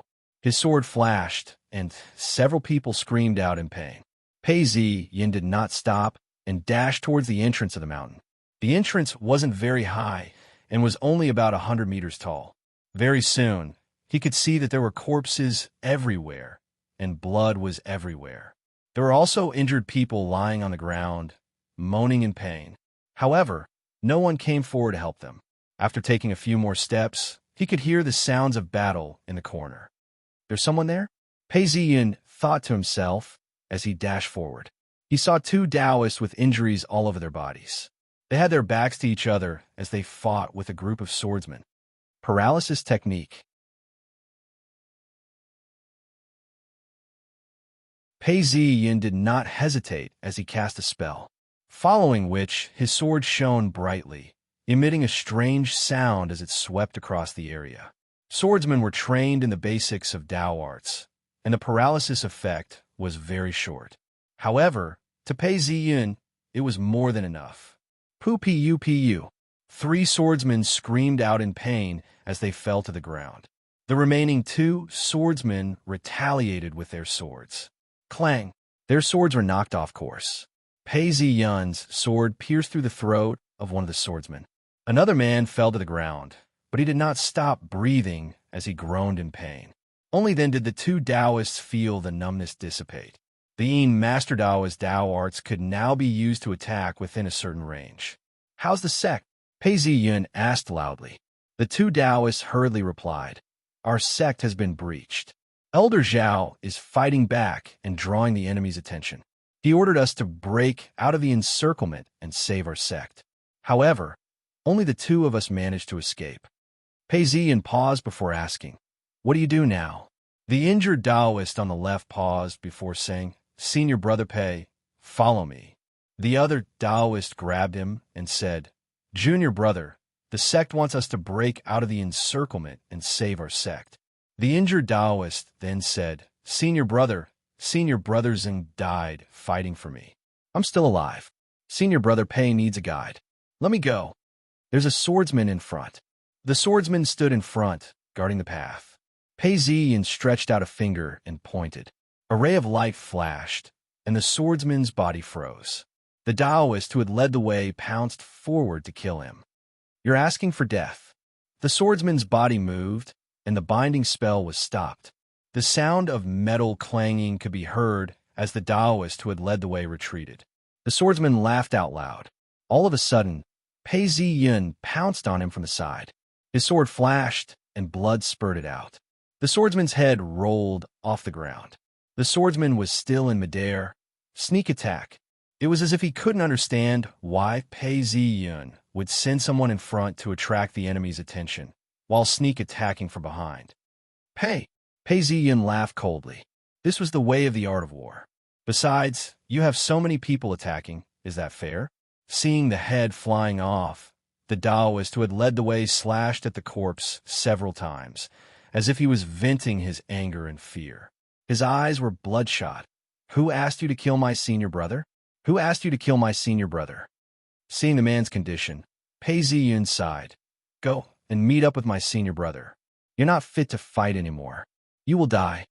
When the Taoist heard Pei Ziyin's words, he sat down in the pool of blood and hugged his knees as he started crying. Pei Ziyin looked up at the sky and sighed. If only I could live a peaceful life. How good would that be? As soon as he finished speaking, he killed his way up. Along the way, there were corpses everywhere. There were only a few swordsmen who he killed immediately. Main hall at this point, a fire was burning outside, and black smoke rose up into the air. Within the main hall, there was still some spiritual light. Zhang Yun had retreated, and there were several wounds on his body. Boom, boom, boom. At the entrance of the Patriarch's hall, almost everyone was gathered there. Several swordsmen were banging on the door. Elder Lu laughed coldly. Break open the door, and use it as a shield to kill our way in. The rest of the people follow up. Master will use his Dao arts to support us. We will concentrate our attacks and reduce our losses to a minimum. We've already lost many people. Just as Elder Lu spoke, a Taoist stepped forward and whispered, Elder, the swordsmen we've arranged to guard the path down the mountain have fallen. Elder Lu was shocked. You guys continue to follow the rules and kill your way in. I shall go and see who's the one making life difficult for Dark Altar sect. With a wave of his hands, several people followed behind him. Along the way, Pei Ziyin could hear the sounds of fighting and killing. Pei Ziyin continued forward and turned a corner. Ahead of him was a pile of rubble and a half-burnt house. As he continued forward, he saw many corpses. There were swordsmen, Taoists, Free Cloud sect, and Dark Altar sect. As he turned another corner, he saw a light in front of him. More than 10 people had surrounded the Patriarch's hall.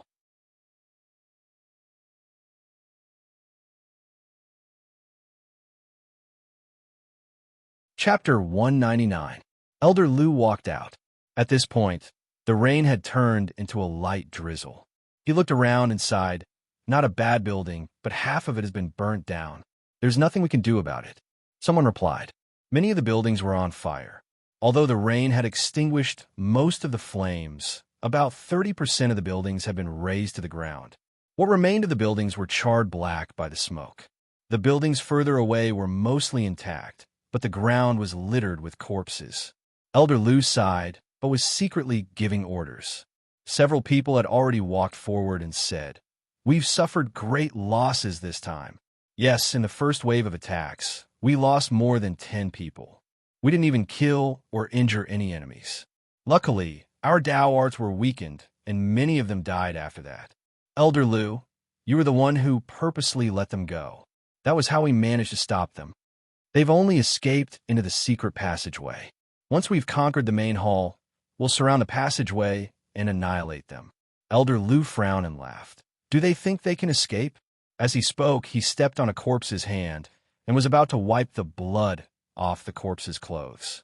At this point, the corpse beside him leaped out and a sword flashed. Elder Lu's reaction was fast as well. He crushed a ring and a white light flashed as it protected his entire body. In the next moment, he was about to retreat, but he heard a pu sound as the tip of the sword pierced through Elder Lu's back. Elder Lu coughed out mouthfuls of blood as he struggled to hold himself up. He fell to the ground dead. His eyes were wide open, as though he had died with a grievance. The surrounding people all cried out in shock. In the blink of an eye, they reacted, "Kill! Kill this person to avenge the elder." These people screamed as they charged towards Pei Ziyun. Pei Ziyun flashed and appeared beside one of them. This movement technique was also a type of Dao art. It allowed him to become light and agile. The swordsman felt the danger and raised his sword to defend himself. Pooh! The sound of the sword colliding could be heard as the swordsman felt as though he had been hit by a hammer and fell to the ground. Pei Ziyun did not say a word as he pierced his sword into the swordsman's body. As the swordsman screamed in pain, another person approached and slashed at him. Pei Ziyun tilted his body slightly and swung his sword. The man felt a sharp pain in his chest as he fell to the ground. In the blink of an eye, 2 swordsmen had been killed. The rest of the swordsmen were terrified. Pei Ziyun did not even bother to look at them as he pounced forward. The few swordsmen did not have time to dodge. They looked at each other, and 4 rays of light flashed out. The sword in Pei Ziyun's hand flashed, and a clear sound could be heard as it drew a shallow arc in the air. Pu. As soon as they made contact, the 4 of them felt their arms go numb and tremble. They immediately retreated. However, the sword was even faster. It slashed across their chests and abdomen, causing the 4 of them to groan in pain as they fell over. At this point, Pei Ziyun felt a sense of foreboding and dodged to the side. Beneath his feet, a tree vine tried to wrap around him, but it missed its target. At this point, someone leapt towards him from behind and thrust his sword towards him. There was a loud clanging sound as the 2 swords clashed. Pei Ziyun's body trembled slightly. The swordsman was shocked at first, but then he was overjoyed. He shouted, "Kill him quickly. He's been through many battles, and his energy and stamina have been greatly depleted. He won't be able to last much longer." Is that so? Below him was a frightening ray of sword light.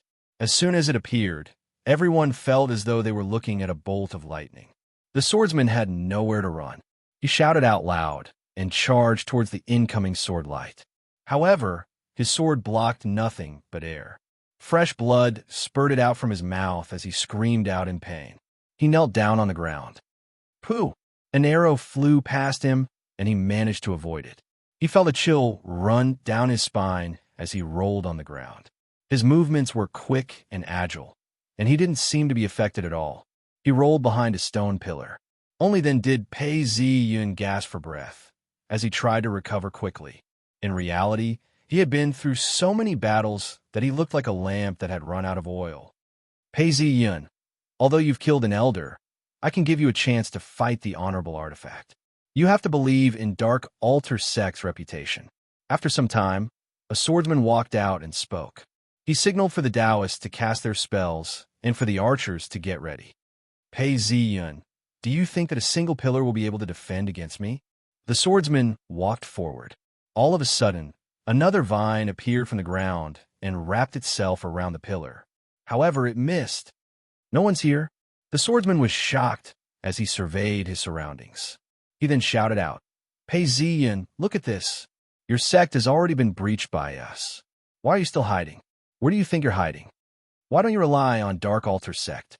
I believe that with your strength, you can definitely become a core disciple of Dark Altar Sect. Wouldn't that be better than dying in battle? We Taoists cultivate so hard. Isn't it for the sake of longevity? If I die, I'll have nothing. The night was dark, and he couldn't see clearly. Pei Ziyun laughed coldly as he hid behind a rock some distance away. He observed the Taoists and the archers lying in ambush. Based on the angle of the arrow, the archers could roughly guess the location of the Taoists. However, the Taoists who were proficient in Tao arts were the best at hiding. Under normal circumstances, he would be able to kill them. However, in his current state, he was a huge threat. Thinking of this, he stealthily moved forward like a cat. Something's not right. The swordsman suddenly thought of something. He then shouted out, "Be careful of a sneak attack." As soon as the words left his mouth, he realized that he had revealed the location of the archers. He then shouted out, "Lu Yuan, that person is coming. Be careful." Hearing the swordsman's words, one of the archers who was hiding in a corner tried to escape. Pei Ziyun appeared beside the archer like a ghost and slashed out with his sword. The archer was in a life or death situation, and his heart turned cold. He threw away his bow and pulled out his sword. However, as soon as the sword flashed, he felt a chill run down his spine. There was no pain, only numbness, and he fell to the ground. Another vine stretched out and wrapped itself around Pei Ziyun's body. Just as it was about to wrap itself around him, Pei Ziyun drew his bow and knocked an arrow. Xiao! The sound of an arrow piercing through the darkness could be heard, followed by a shrill scream. A Taoist struggled to stand up before he fell to the ground again. "You're the only one left. Die." As soon as the Taoist died, the vines loosened. Pei Ziyun then dashed forward, as fast as an arrow from a bow. The swordsman opposite him shouted out as he charged forward. Ding, ding, ding. Sound could be heard as the sword pierced through the air and pierced through the throat of the Taoist. The swordsman let out a groan as he fell to the ground. Even when I reached the top of the mountain, I should have killed at least 12 people by now. Pei Ziyun stood there in a daze, gasping for breath. He stumbled a little as he rummaged through his robes and pulled out a small bottle. Luckily, I still have the replenishing pills I refined. I should be able to replenish my energy. As he spoke, he poured out 3 pills and started chewing on them. He then walked towards the main hall. Actually, there shouldn't be many enemies left in front of the main hall. Let's surround them and kill them all. Junior Brother Pei, is that you? At this point, someone asked. Who? Is that you, Zhang Yin? Someone came out from the side of the hall. The main hall was already half destroyed, and there were broken bricks and tiles everywhere. The two of them looked at each other before Pei Ziyun asked, "What's going on?"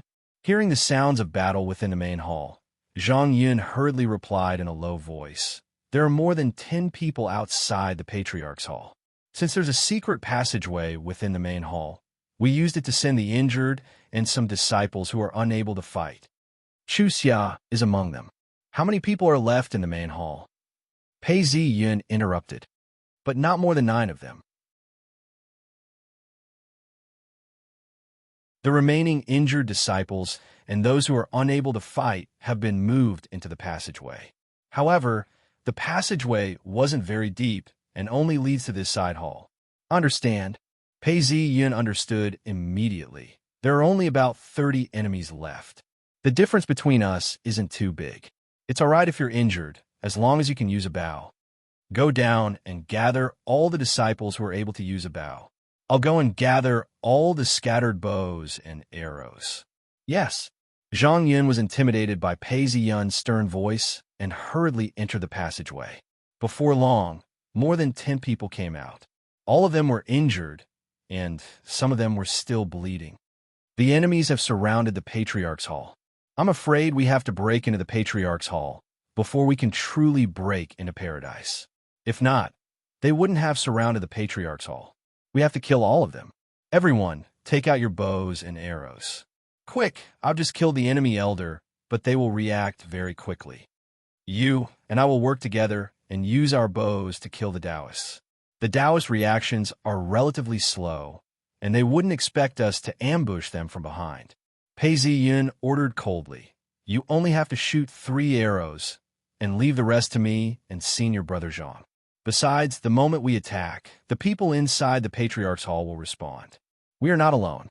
Kill them now." Yes. Boom, boom, boom. Although the Patriarch's hall was protected by a Tao spell, the door was cracked open. One of the Taoists laughed coldly. Looks like the Patriarch's hall of Free Cloud sect cannot hold on any longer. The people inside must be exhausted. Let's kill them all. Everyone get ready. Following the order, the remaining swordsmen, and Taoists all focused their attention on the door. They gathered their Tao spells and energy, preparing to strike at the people inside. At this point, they heard a cold voice. "Fire! The door hasn't opened yet. Who's giving orders? The Taoist thought to himself. Suddenly, a buzz sound could be heard as a rain of arrows rained down on them. At that point, 7 or 8 people, especially the Taoist, screamed out in pain as they fell to the ground. Enemy attack. Fire again. Another rain of arrows rained down on them. This time, the number of people who were hit was much lesser. Only 5 or 6 of them screamed out in pain, but they weren't dead yet. Last shot. More than 10 arrows rained down on them, and only 3 or 4 of them were hit. Shooting a bow required strength. The injured were all injured, and their wounds were bleeding profusely. They could no longer draw their bows. At this point, Pei Ziyan shouted out and rushed in with Zhang Yan. The nearest swordsman swung his blade at Pei Ziyan.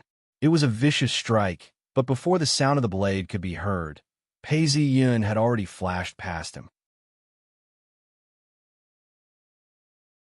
His sword flashed, and blood gushed out like a fountain. The swordsman fell to the ground.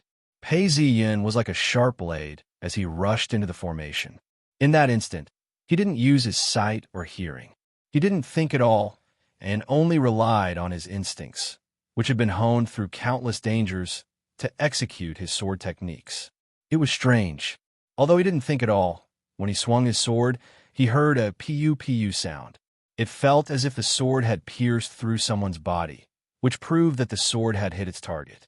Like the shape of the clouds, the changes of the wind, without thinking.